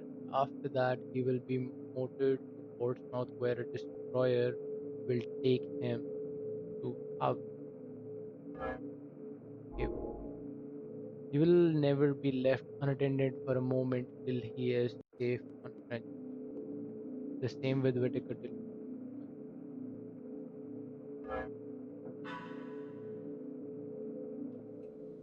That is the best we can do. And it's hard to see how there can be any miscarriage. But I don't mind admitting that I'm horribly nervous. This murder of Carolides will play the deuce in the chancelleries of Europe.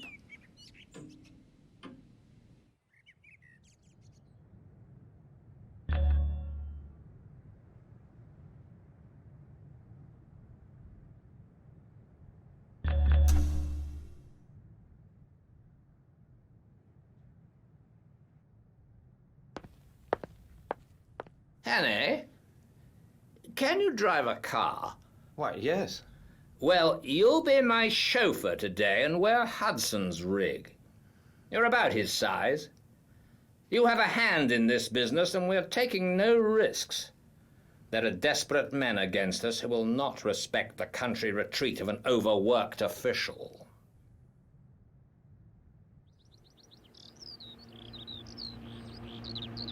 It was a soft Christmas morning, with the promise of self-next later. But it was delicious enough swinging through this little town with their freshly watered streets and past the summer gardens of the Thames Valley.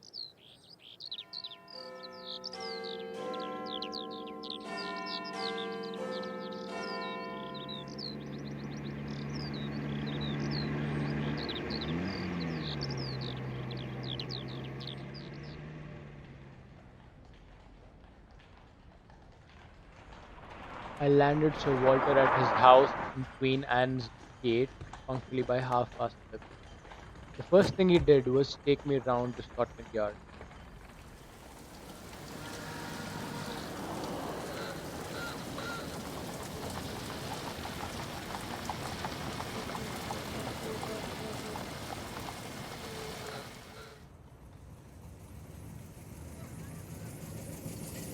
There we saw a prim gentleman with a clean-shaven lawyer's face. McGillivray, I've brought you the Portland Place murderer. It would have been a welcome present, Bullivant. This, I presume, is Mr. Richard Hannay, who for some days greatly interested my department. Mr. Hannay will interest it again. He has much to tell you, but not today. For certain grave reasons, his tale must wait for 4 hours. Then, I can promise you, you will be entertained and possibly edified. I want you to assure Mr. Hannay that he will suffer no further inconvenience. You can take up your life where you left off. Your flat, which probably you no longer wish to occupy, is waiting for you, and your man is still there. As you were never publicly accused, we considered that there was no need of a public exculpation. But on that, of course, you must please yourself. McGillivray, we may want your assistance later on.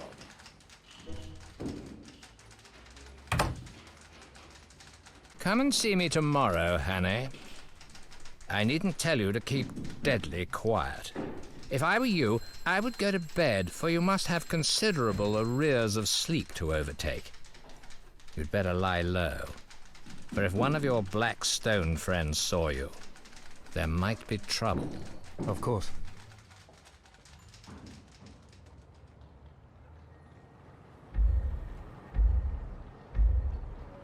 I was very pleasant to be a free man, able to go where I wanted.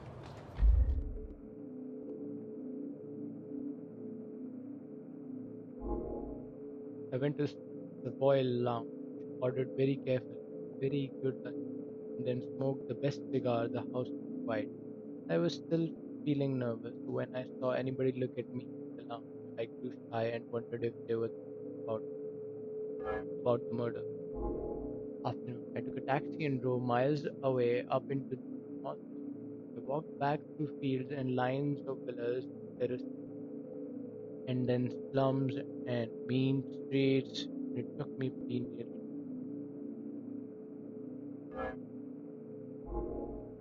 I dined at a restaurant in German Street. I was no longer hungry. Let several courses pass untasted. I drank the best part of a bottle of Burgundy, but it did nothing to cheer me. Abominable restlessness had taken possession of my heart. I didn't feel like going back to my that had to be faced sometime. But as I still I had sufficient money, I thought I would put it off till next morning and go to a. I had only been a month under the ban of the law and quite enough for me, yet I felt curiously at a loose end. I felt that great things, tremendous things were happening or about to happen. I, who was the cogwheel of the whole business, was out of it.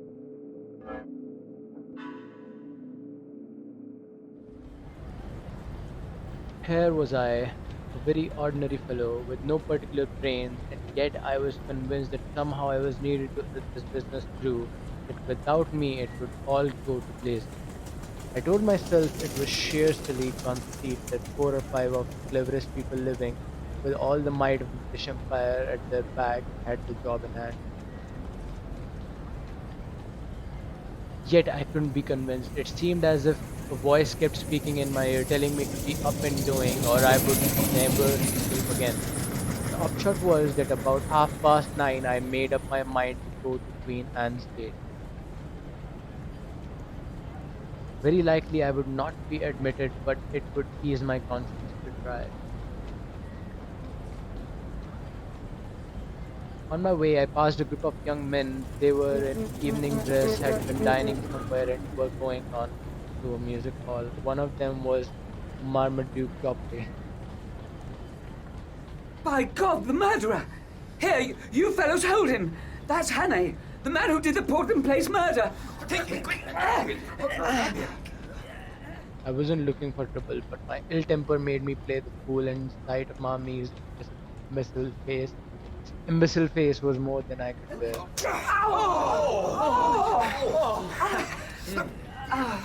What's going on here? Oh, this man is the Portland Place murderer!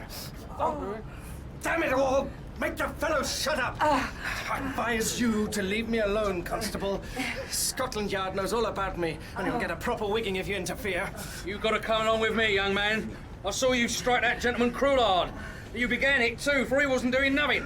I've seen you. You best go quietly, or I'll have to fix you up. Watch him! Watch him! Come back here! I was very fair turn of speed, and that night I had wings. In a jiffy I was in Pall Mall and had turned down towards St. James Park.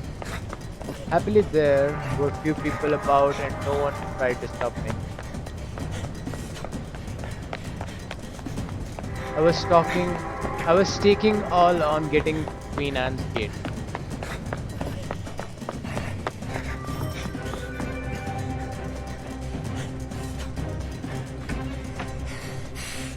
I must see Sir Walter. My business is desperately important. That butler was a great man. Without moving muscle, he kept the door open. Sir Walter is engaged, sir, and I have orders to admit no one. Perhaps you will wait. See here. There's trouble about, and I'm in it. But Sir Walter knows, and I'm working for him. If anyone comes and asks if I'm here, tell him a lie.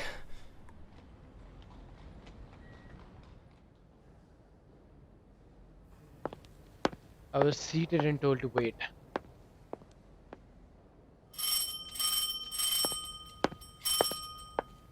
He returned to the door and with a face like graven image waited. This is the house of Sir Walter Bullivant, and I am under the strictest orders not to let anyone, no matter who, interrupt his office.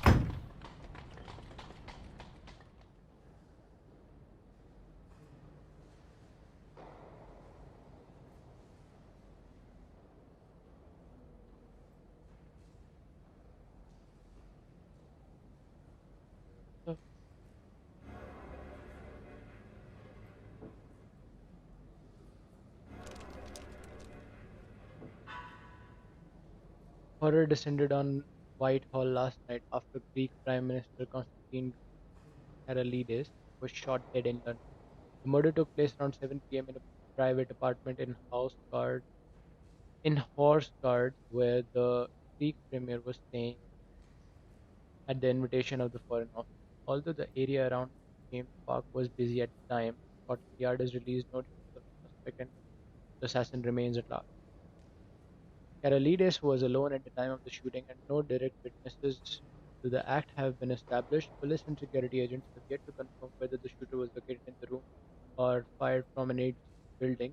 Questions are already being raised about the security arrangements for the visit. Sir Humphrey Billingstone, the RH member of the Harrow, declared that it is a disgrace to the fine name of Her Majesty's government that a serving head of a state can be murdered in cold blood in such close proximity to the king's residence. Armed security at Buckingham Palace and Downing Street have been increased as a precaution. Carolides' visit was thought to concern his recent call for a major international conference to settle the ongoing territorial claims that continue to beset the Balkans. The visit may also have included discussion about potential British assistance to secure Greek claims over various Ottoman islands in the Aegean, although War Minister Drew has repeatedly insisted that Her Majesty's government does not intend to send the Mediterranean fleet to intervene. Although War Minister Drew has repeatedly insisted that Her Majesty's government does not intend to send the Mediterranean motivations for those assassinations were unclear, and Karolides is known to have had numerous enemies. Ottoman influences are likely candidate, although relations between Karolides and the Porte was relatively cordial compared with his predecessors.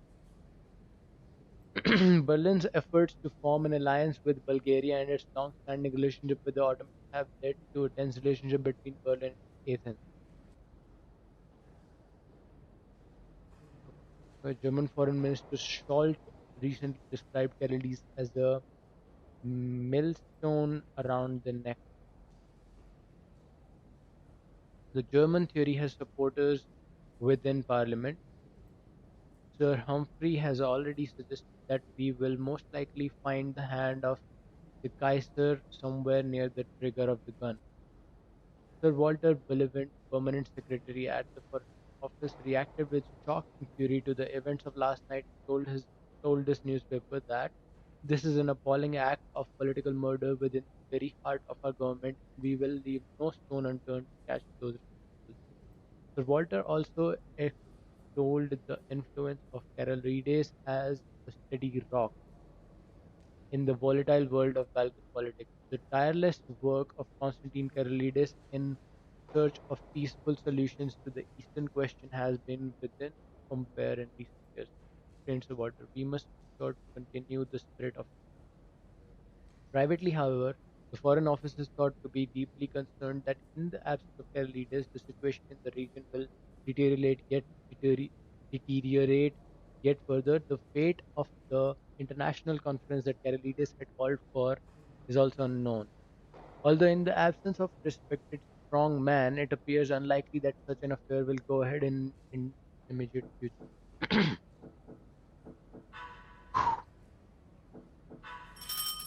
I hadn't waited long till there came another ring at my bell. The butler made no bonds about admitting this. I recognized the first Sea Lord, the man, they say, that made the new British. He passed my alcove and was ushered into a room at the back of the hall. As the door opened, I could hear the sound of low voices. It shut, and I was left alone again. For 20 minutes, I sat there wondering what I was to do next. Then the door of the back room opened and the first Sea Lord came out.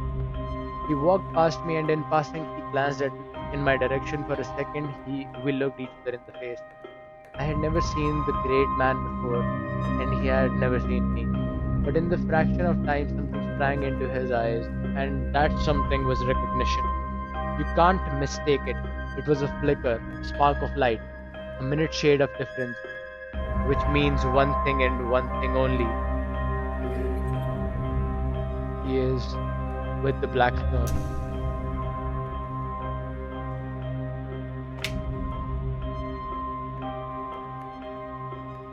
Lord Allowa's residence. How may I help you?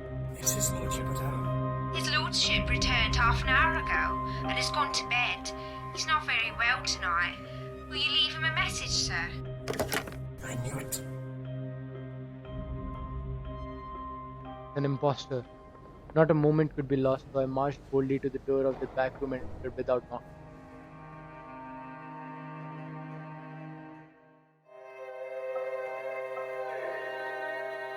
Holy.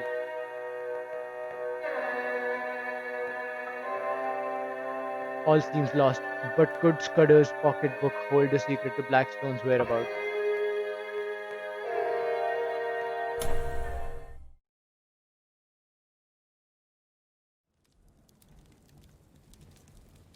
Sunday, 14 June.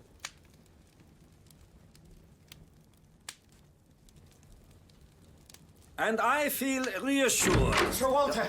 Gentlemen!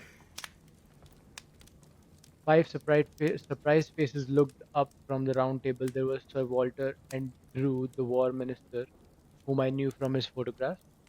There was a slim, elderly man who was probably Whittaker, the Admiralty official, and there was General Winstanley, conspicuous from the long scar on his forehead. Lastly, there was a short, stout man with an iron-grey mustache and bushy eyebrows. This must have been Royer. This is Mr. Hannay, of whom I have spoken to you. I'm afraid, Hannay, this visit is ill-timed. That remains to be seen, sir. But I think it may be in the nick of time. For God's sake, gentlemen, tell me who went out a minute ago. Sir Walter's face reddened with anger. Lord Allowa! It was not. It was his living image, but it was not Lord Allowa. It was someone who recognized me, someone I have seen in the last month. He had scarcely left the doorstep when I rang up Lord Allowa's house and was told he had come in half an hour before and had gone to bed. Who? The Black Stone. Nonsense.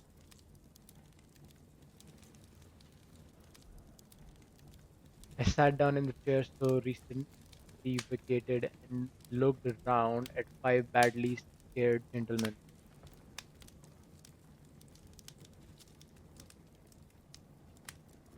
Sir Walter got up and left the room while we looked blankly at the table. He came back in 10 minutes with a long.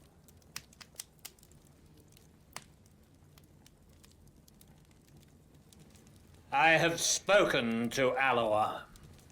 Had him out of bed, very grumpy. He went straight home after Malross's dinner. But it's madness. Do you mean to tell me that that man came here and sat beside me for the best part of half an hour and that I didn't detect the imposture? Allowa must be out of his mind. I was getting back. Don't you see the cleverness of it? You were too interested in other things to have any eyes. You took Lord Allowa for granted.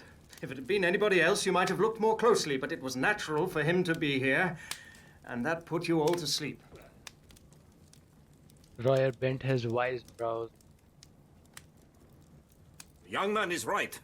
His psychology is good. Our enemies have not been foolish. I will tell you a tale. It happened many years ago in Senegal. It's not time for tales, my friend.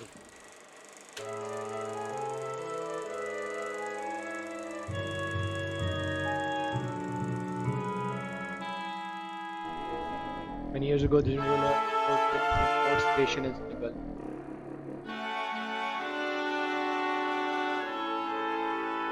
To pass the time, he fished for a big barbel in the river. I'll be back soon.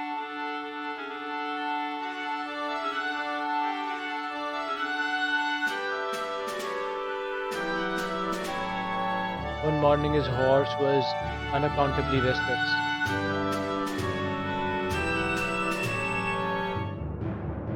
Royer kept soothing her with his voice, his mind intent on fishing.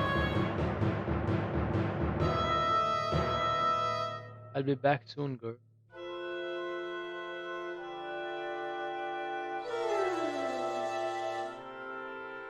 Full of hours passed.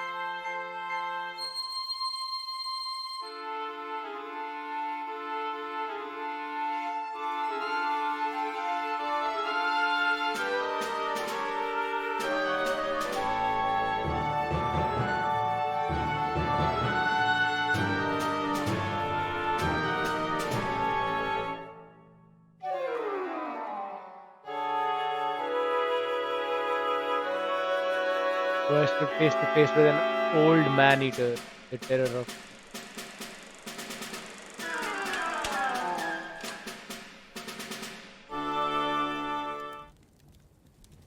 What happened? I was enough of a hunter to know true yarn. I stuffed my fishing rod into his jaws, and I had a pistol. Also, my servants came presently with rifles. But he left his mark on me. Held up a hand which flagged Stephen. Consider. The mare had been dead more than an hour, and the brute had been patiently watching me ever since. I never saw the kill, for I was accustomed to the mare's fretting, and I never marked her absence, for my consciousness of her was only of something tawny, and the lion filled that part. If I could blunder thus, gentlemen, in a land where men's senses are keen, why should we busy, preoccupied urban folk not err also? No one was ready to gain. Well, I suppose there is nothing for it but to change the plans. Whittaker was very glum. Did you tell Lord Alloa what has happened? No? Well, I can't speak with absolute assurance, but I'm nearly certain we can't make any serious change, unless we alter the geography of England. What? God, and we have not a rag of a clue. Besides, there is the post. By this time, the news will be on its way. No. You do not understand the habits of the spy. He receives personally his reward, and he delivers personally his intelligence. We in France know something of the breed. Now, there is still a chance, mes amis. These men must cross the sea, and there are ships to be searched and ports to be watched. Believe me, the need is desperate for both France and Britain. So he's pretty sure that he will hand the information face to face. Give a chance to catch. Where is Scudder's book? Quick, man! I remember something in it. What is it going to be? Come there. Ha! 39 steps. 39 steps. I counted them. High tide, 10:17 p.m. What relevance is all... The Admiralty man will get that. Don't you see? It's a clue. Scudder knew where these fellows laired. He knew where they were going to leave the country, though he kept the name to himself. Tomorrow was the day, and it was some place where high tide was at 10:17. But they may have gone tonight. Not they. They have their own snug, secret way, and they won't be hurried. I know Germans, and they're mad about working to a plan. Where the devil can I get a book of tide tables? It's a chance. Let's go over to the Admiralty.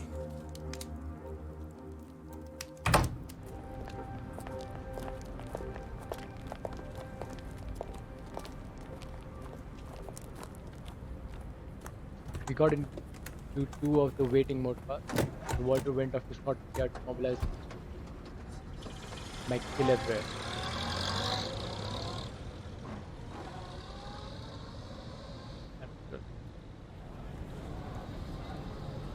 Admiralty is right next to Horse Guard, where he used killed.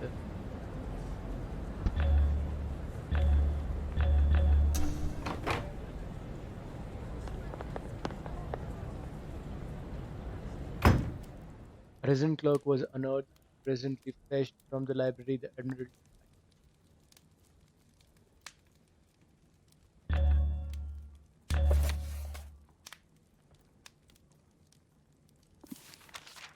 I sat at the desk and the others stood round, for somehow or other I had got charged,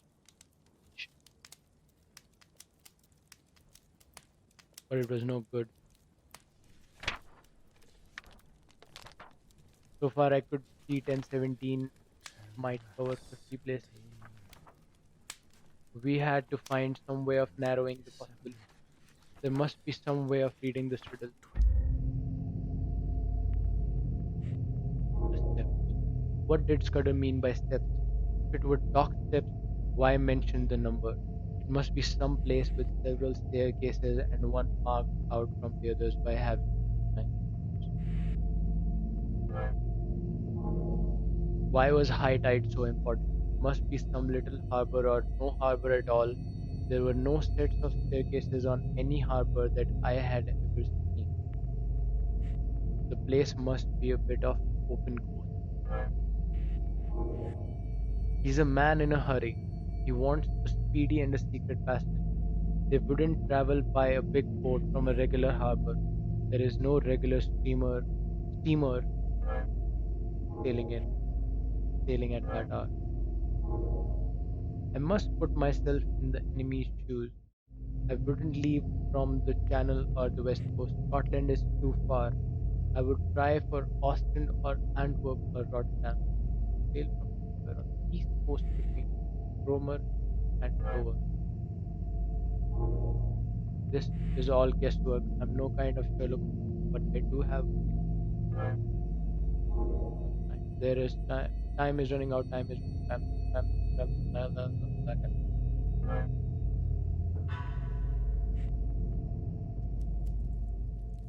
I set out all my conclusions on a bit of Admiralty paper.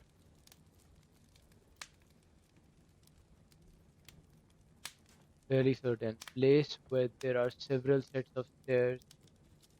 One that matters distinguished by having 9 steps.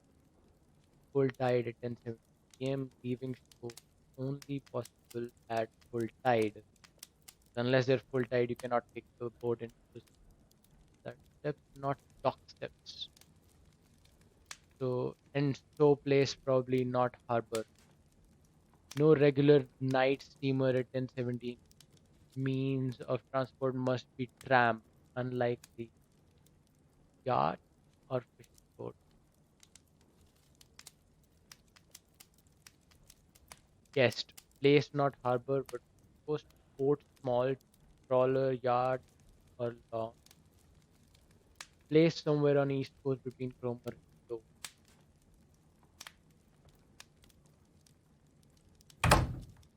The water had joined us and presently MacGillivray arrived.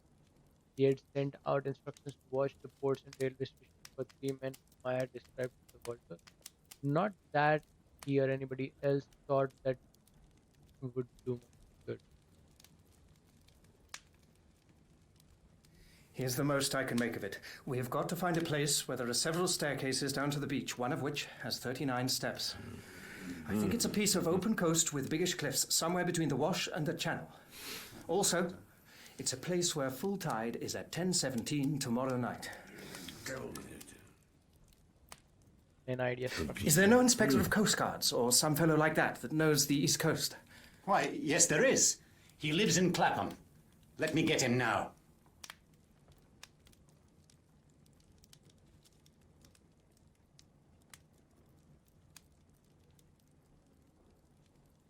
He went off in a car to fetch me. I lit a pipe and went over the whole thing again till my brain grew weary.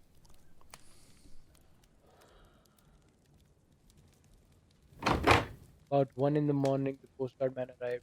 He was a fine old fellow with the look of a naval officer and was desperately respectful to the company. This is the chap. Good evening, gentlemen. We want you to tell us the places you know on the East Coast where there are cliffs and where several sets of steps run down to the beach. What kind of steps do you mean, sir? There are plenty of places with roads cut down through the cliffs, and most roads have a step or two in them. Or do you mean regular staircases, all steps, so to speak? But take a look towards. We mean regular staircases. He reflected. I don't know that I can think of any. Wait a second. There's a place in Norfolk, Brattlesham, beside a golf course, where there are a couple of staircases to let the gentleman get a lost ball. That's not it. Then there are plenty of marine parades, if that's what you mean. Every seaside resort has them. It's got to be more retired than that. Well, gentlemen, I can't think of anywhere else. Of course, there's the Rough. What's that? The big chalk headland in Kent, close to Bradgate. It's got a lot of villas on the top, and some of the houses have staircases down to a private beach. It's a very high-toned sort of place, and the residents there like to keep by themselves.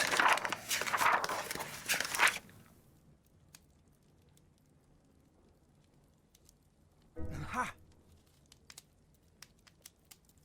We're on the scent at last. How can I find out what is the tide at the Rough? I can tell you that, sir. I once was let a house there in this very month. Our And I used to go out at Kelrai night to hey ho. deep sea fishing. The tide's 10 minutes before Bradgate. मेरे को push talk बंद करना पड़ा करेगा इन चीजों के लिए. Ha! We're on the scent at last. How can I find out what is the tide at the Rough? I can tell you that, sir. I once was let a house there in this very month, and I used to go out at night to the deep sea fishing. The tide's 10 minutes before Bradgate. Does Buchan look grounded? If one of those staircases has 39 steps, we have solved the mystery, gentlemen. I want the loan of your car, Sir Walter, and a map of the roads. Of course. If Mr. McGillivray will spare me 10 minutes, yes, I think we can prepare something for tomorrow. Good. I, for one, am content to leave the matter in Mr. Hannay's hands. It was ridiculous of me to take charge of the business like this, but they didn't seem to mind. After all, I had been in the show from the start. Besides, I was used to rough jobs, and these eminent gentlemen were too clever.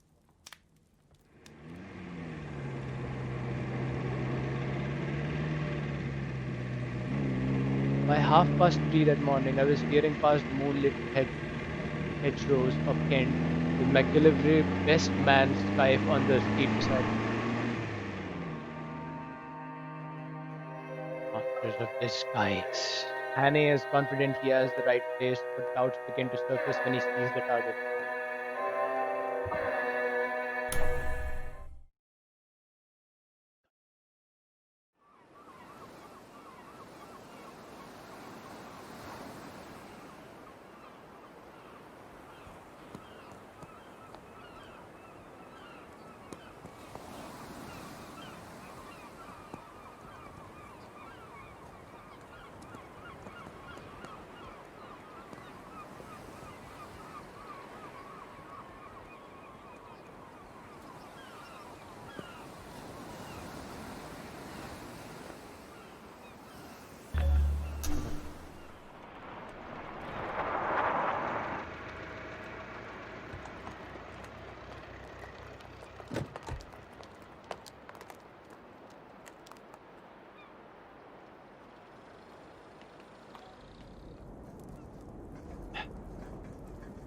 Pink and blue June morning found me at Bradgate looking from the Griffin Hotel over a The lightship on the cock stand seemed the size of a bellbow. A couple of miles farther south and much nearer the shore, a small destroyer was anchored.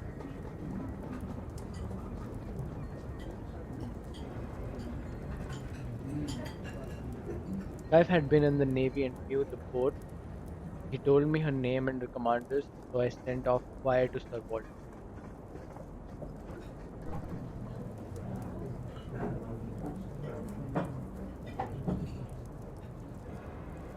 The lightship on the cockstand seemed the size of it. Done? After the breakfast, Clive got from a house agent a key for the gates of the staircases on the rock. I walked with him along the sand and sat down in the nook of the cliff while he investigated the half dozen of them. I didn't want to be seen, but the place at this hour was quite deserted, and all the time I was on that beach, I saw nothing but these people.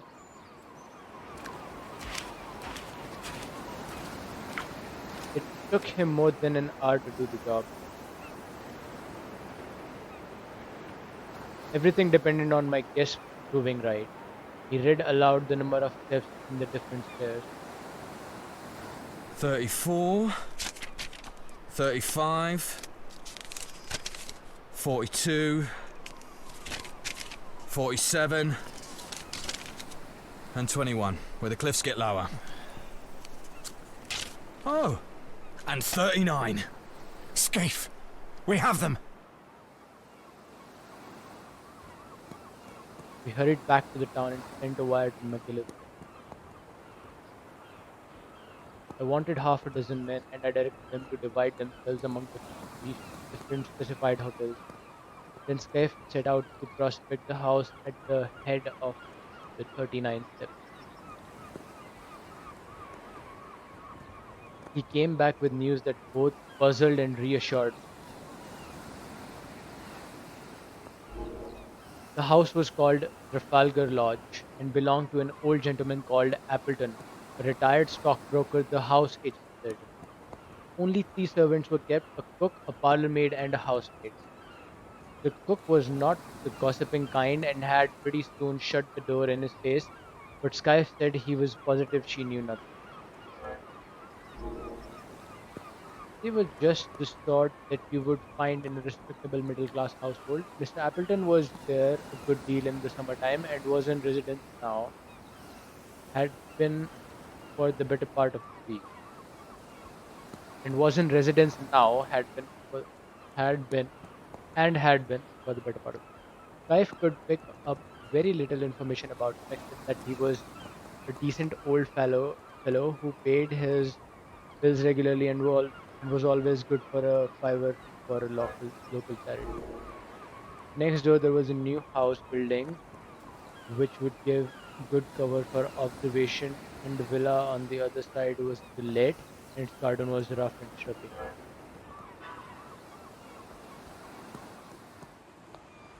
I borrowed Sky's telescope and before lunch went for a walk along the rough.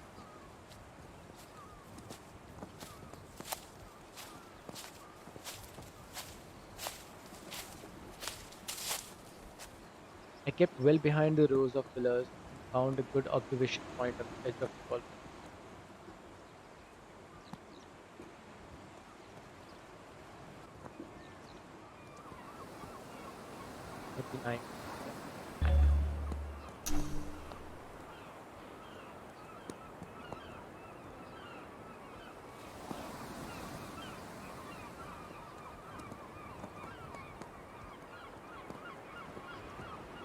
I observed someone leave the house and saunter along the cliff. I saw it was an old man wearing white flannel trousers, a blue serge jacket, and a straw hat. He carried field glasses and a newspaper. He sat down on one of the iron seats and began to read. Sometimes he would lay down the paper and turn his glasses on to see. He looked for a long time at the destroyer. I watched the elderly man for half an hour till he got up and went back to the house for his lunch. When I returned to the hotel for mine. This decent commonplace dwelling was not what I had expected. The man might be the bald archaeologist of that horrible moorland farm, or he might not. He was exactly the kind of satisfied old bird you will find in every suburb and every holiday place. If you wanted a type of perfectly harmless person, you would probably pitch on that. We are not sure if he's the guy that held us captive or not. After lunch, I perked up, for I saw the thing I had hoped for and had dreaded to miss. Ariadne. Why do I remember the name? Her name was the Ariadne. Scaife said she was a fast boat for her build and that she was pretty heavily engined.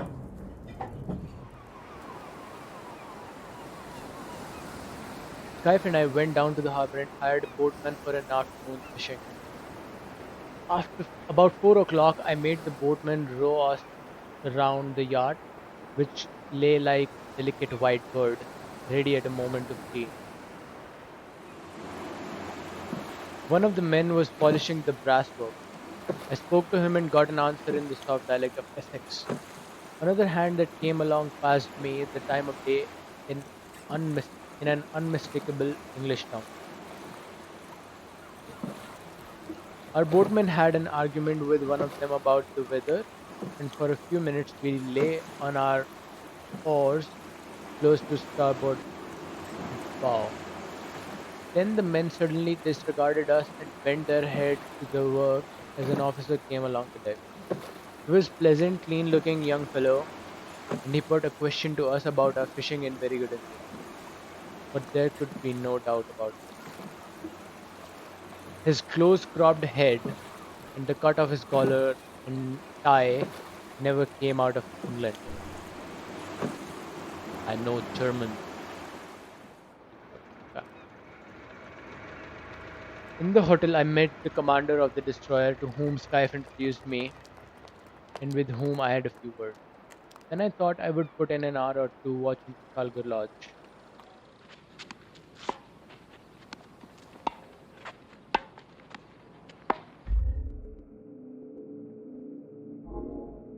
They played with tremendous zest, like two city gents who wanted hard exercise to open their pores. They shouted and laughed and stopped for drinks when a maid brought out 2 tankards on a salad.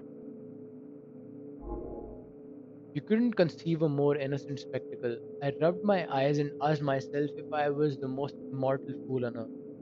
Mystery and darkness had hung about the men who greeted me over the Scotch moor, aeroplane, and motor car,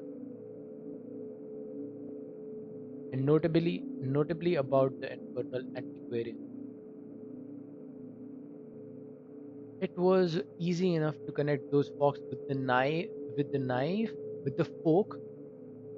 It was easy enough to connect those folk with the knife that pinned Scudder to the floor, and with fell designs on the world's feet.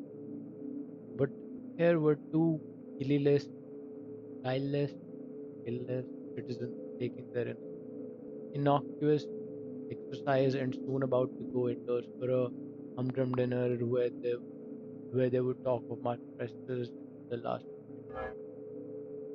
suspicion. The thing that worried me was the reflection that my enemies knew that I had got my knowledge from Scudder.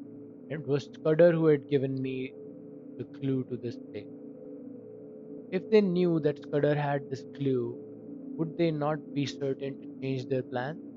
I had talked confidently last night about Germans always sticking to a scheme, but if they had any suspicions that I was on their track, they would be fools not to cover it.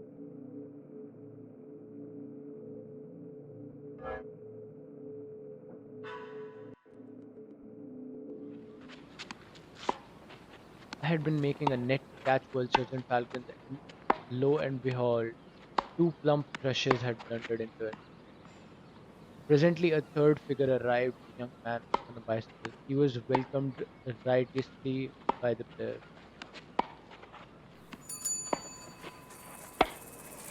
You all right there, Percy? Yes, you're looking a little hot under the collar. I've got into a proper lather. This'll bring down my weight and my handicap, Bob. I'll take you on tomorrow and give you a stroke a hole.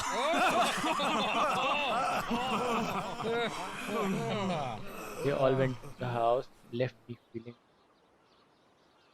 I would rather have walked into a den of anarchists, each with his Browning handy, or faced a charging lion with a popgun, than enter that happy home of 3 cheerful Englishmen and tell them that their game was up. But then I remembered old Peter Pienaar. He was the best scout I ever knew, and before he had turned respectable, he had been pretty often on the windy side of the law.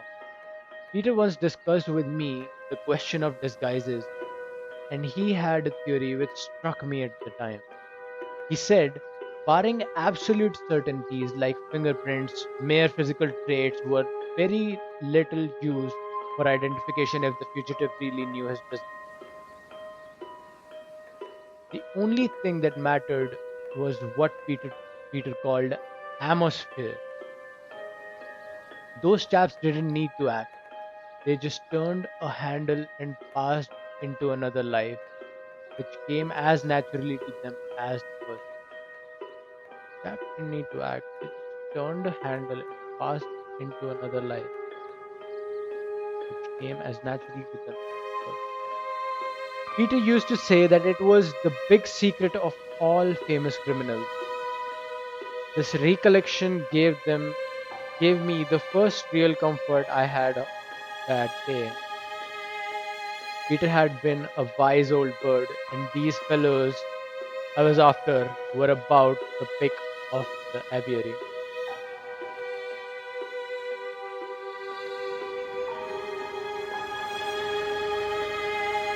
It was now getting on for 8 o'clock, and I went back and saw Skype to give him his instructions. I arranged with him how to place his men, and then I went for a walk, for I didn't feel up to any dinner.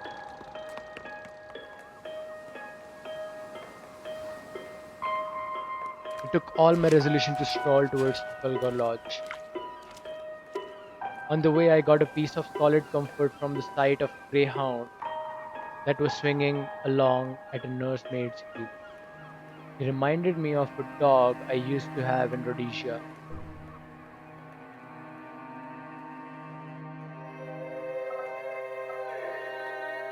Could Hannay have got it all wrong?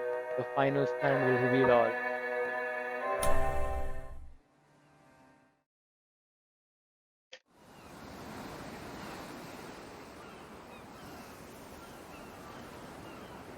Monday, 15th June 1914, Bradgate, Kent.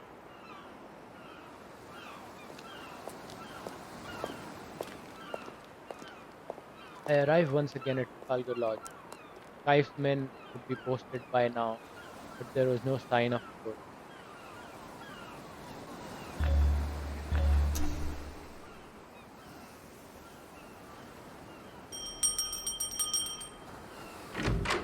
Is, Mr. Appleton at home?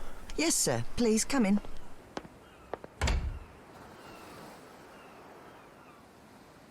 My plan had been to walk straight into the dining room and by a sudden appearance to wake in the men that start of recognition. Wake in the men that start of recognition which would confirm my theory. But when I found myself in that neat hall, the place. Who may I say is calling? Richard Hannay. If you could wait in the smoking room, I'll let Mr. Appleton know you're here.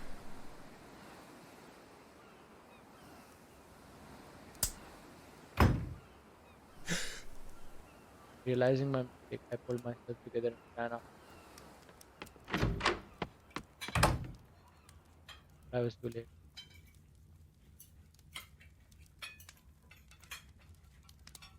Mr. Hannay?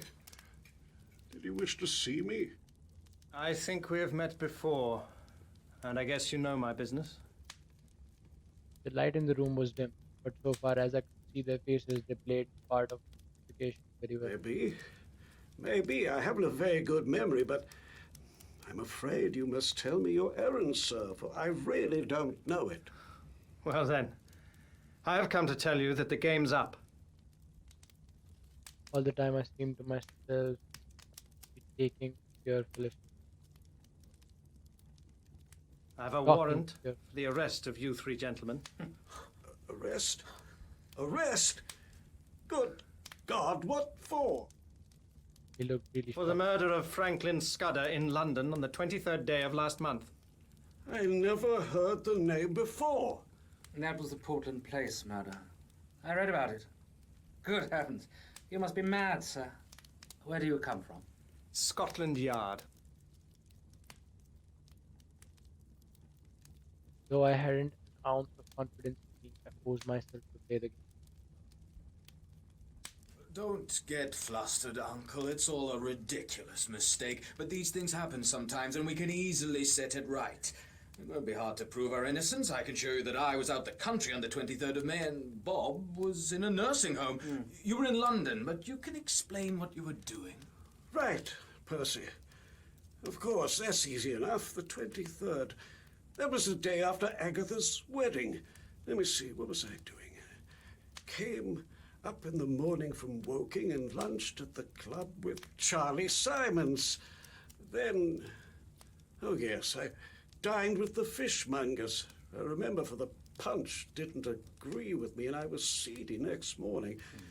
Hang it all, there's the cigar box I brought back from the dinner. After that, for a minute, there was utter silence. The old man was staring at the plate, mumbling with the very model of innocent bewilderment.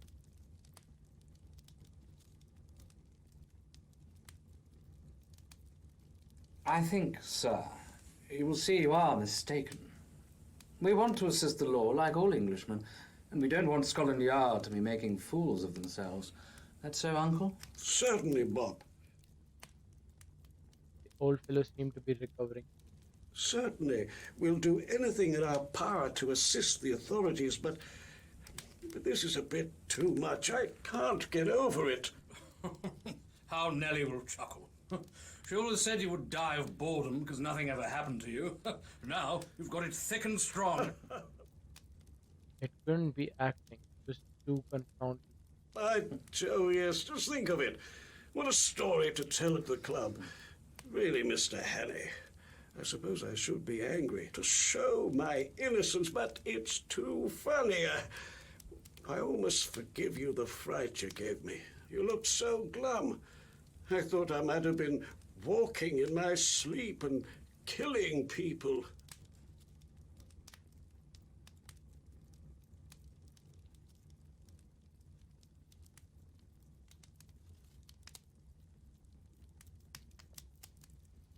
To cover my confusion, I got up, walked to the door, switched on the electric fan.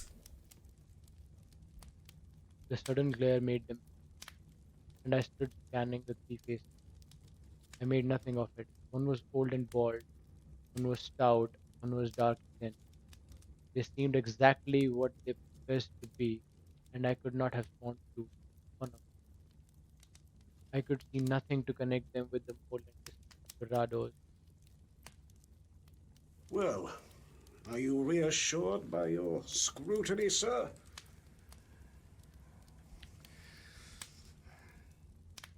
I hope you find it consistent with your duty to drop this ridiculous business. I make no complaint, but you see how annoying it must be to respectable people. Holy Lord, this is a bit too thick. Do you propose to march us off to the police station? That might be the best way out of it, but I suppose you won't be content with the local branch. I have the right to ask to see your warrant, but I don't wish to cast any aspersions upon you. You're only doing your duty. But you'll admit, it's horribly awkward. What do you propose to do? For a moment, I was very damned myself for a fool and asked their pardon. Meantime, I vote we have a game of bridge. It'll give Mr. Hannay time to think over things. And you know we've been wanting a fourth player. Do you play, sir? I accepted as if it had been ordinary. Yes. Up. Yes, I play.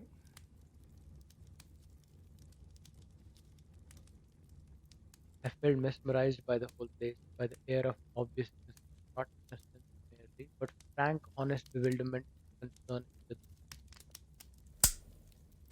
We went into the smoking room where a card table was set out, and I was offered things to smoke and drink. The three were talking easily, just the kind of slang talk you will hear in Walk about. I must have got a rum figure, sitting there knitting my brows with my eyes wandering. My partner was the young doctor. I play a fair hand at bridge, but I must have been ranked bad that night. They saw that they had got me puzzled. That put them more than ever at their ease. I kept looking at their faces, but they conveyed nothing to me. It was not that they looked different, they were different. I clung desperately to the words of Peter. Then it happened.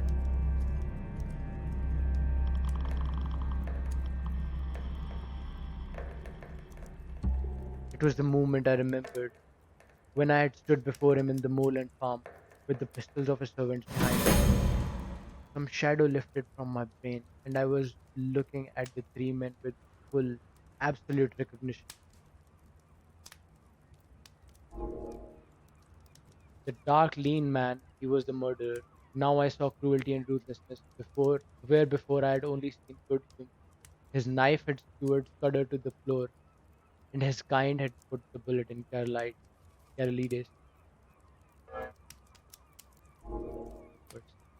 The plump man's features seemed to slim and form again as I looked at them. He hadn't a face, only 100 masks that he could assume when he pleased. That chap must have been a superb actor. Perhaps he had been Lord Alloa of the night before. Perhaps not. It didn't matter. I wondered if he was the fellow that had first dragged Scudder and left his card on him. Scudder had said he lisped, and I could imagine how the adoption of lisp might add terror.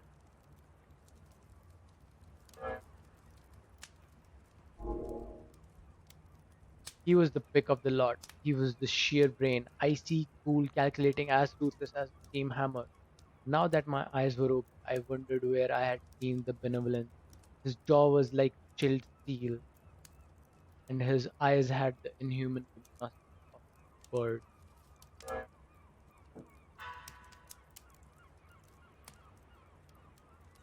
I went on playing, and every second a greater hate welled up in my heart.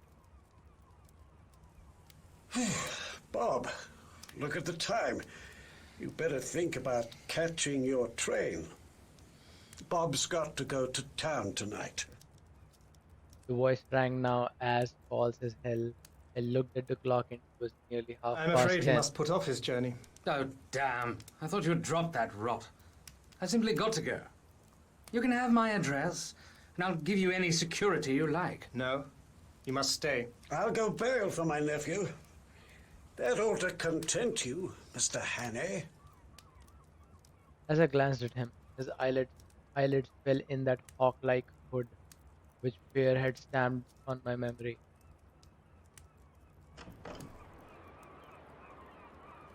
A pair of strong arms gripped me round the waist, covering the pockets in which a man might be expected to carry a pistol.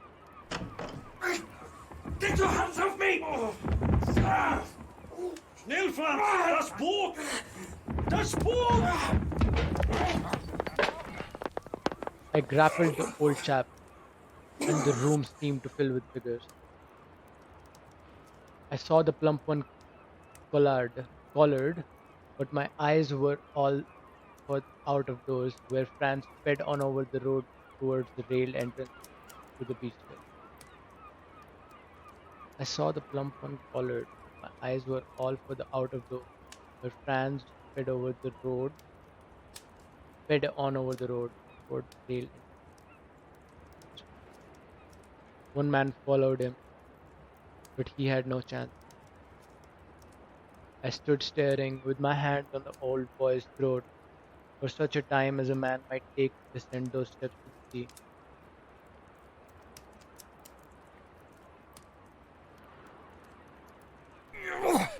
Suddenly my prisoner broke from me and flung himself on the wall.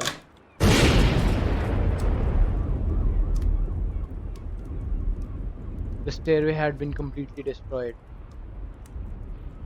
He is safe. You cannot follow in time. He's gone. He has triumphed.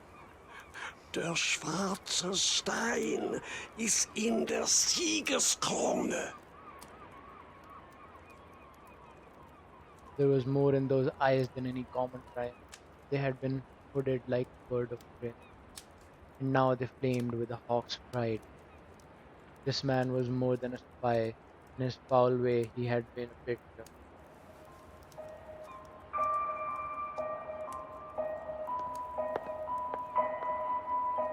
As the handcuffs clinged on his wrist, I said my last word. I hope Franz will bear his triumph well. I ought to tell you that the Ariadne for the last hour has been in our hands.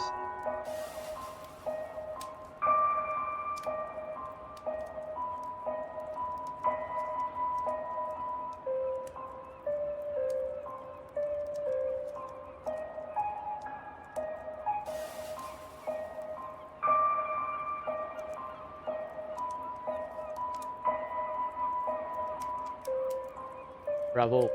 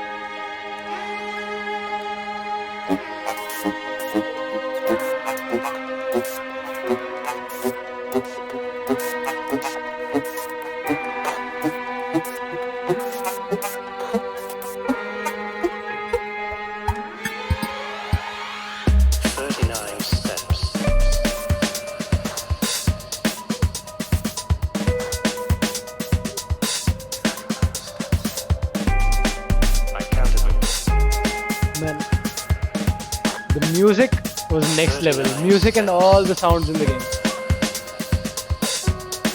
The Beg. Bravo, man. What a job.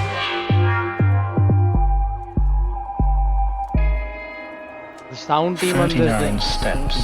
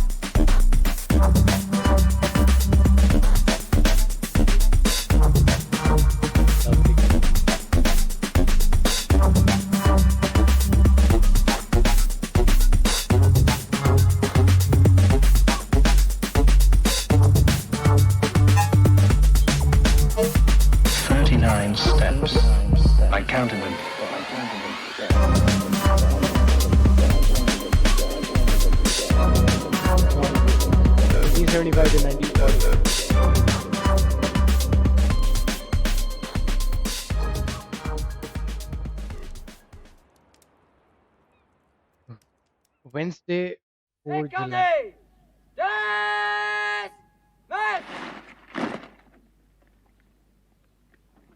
3 weeks later, as all the world knows, we went to war. I joined the new army the first week and, owing to my Matabele experience, got a captain's commission straight off. But I had done my best service, I think, before I put on khaki.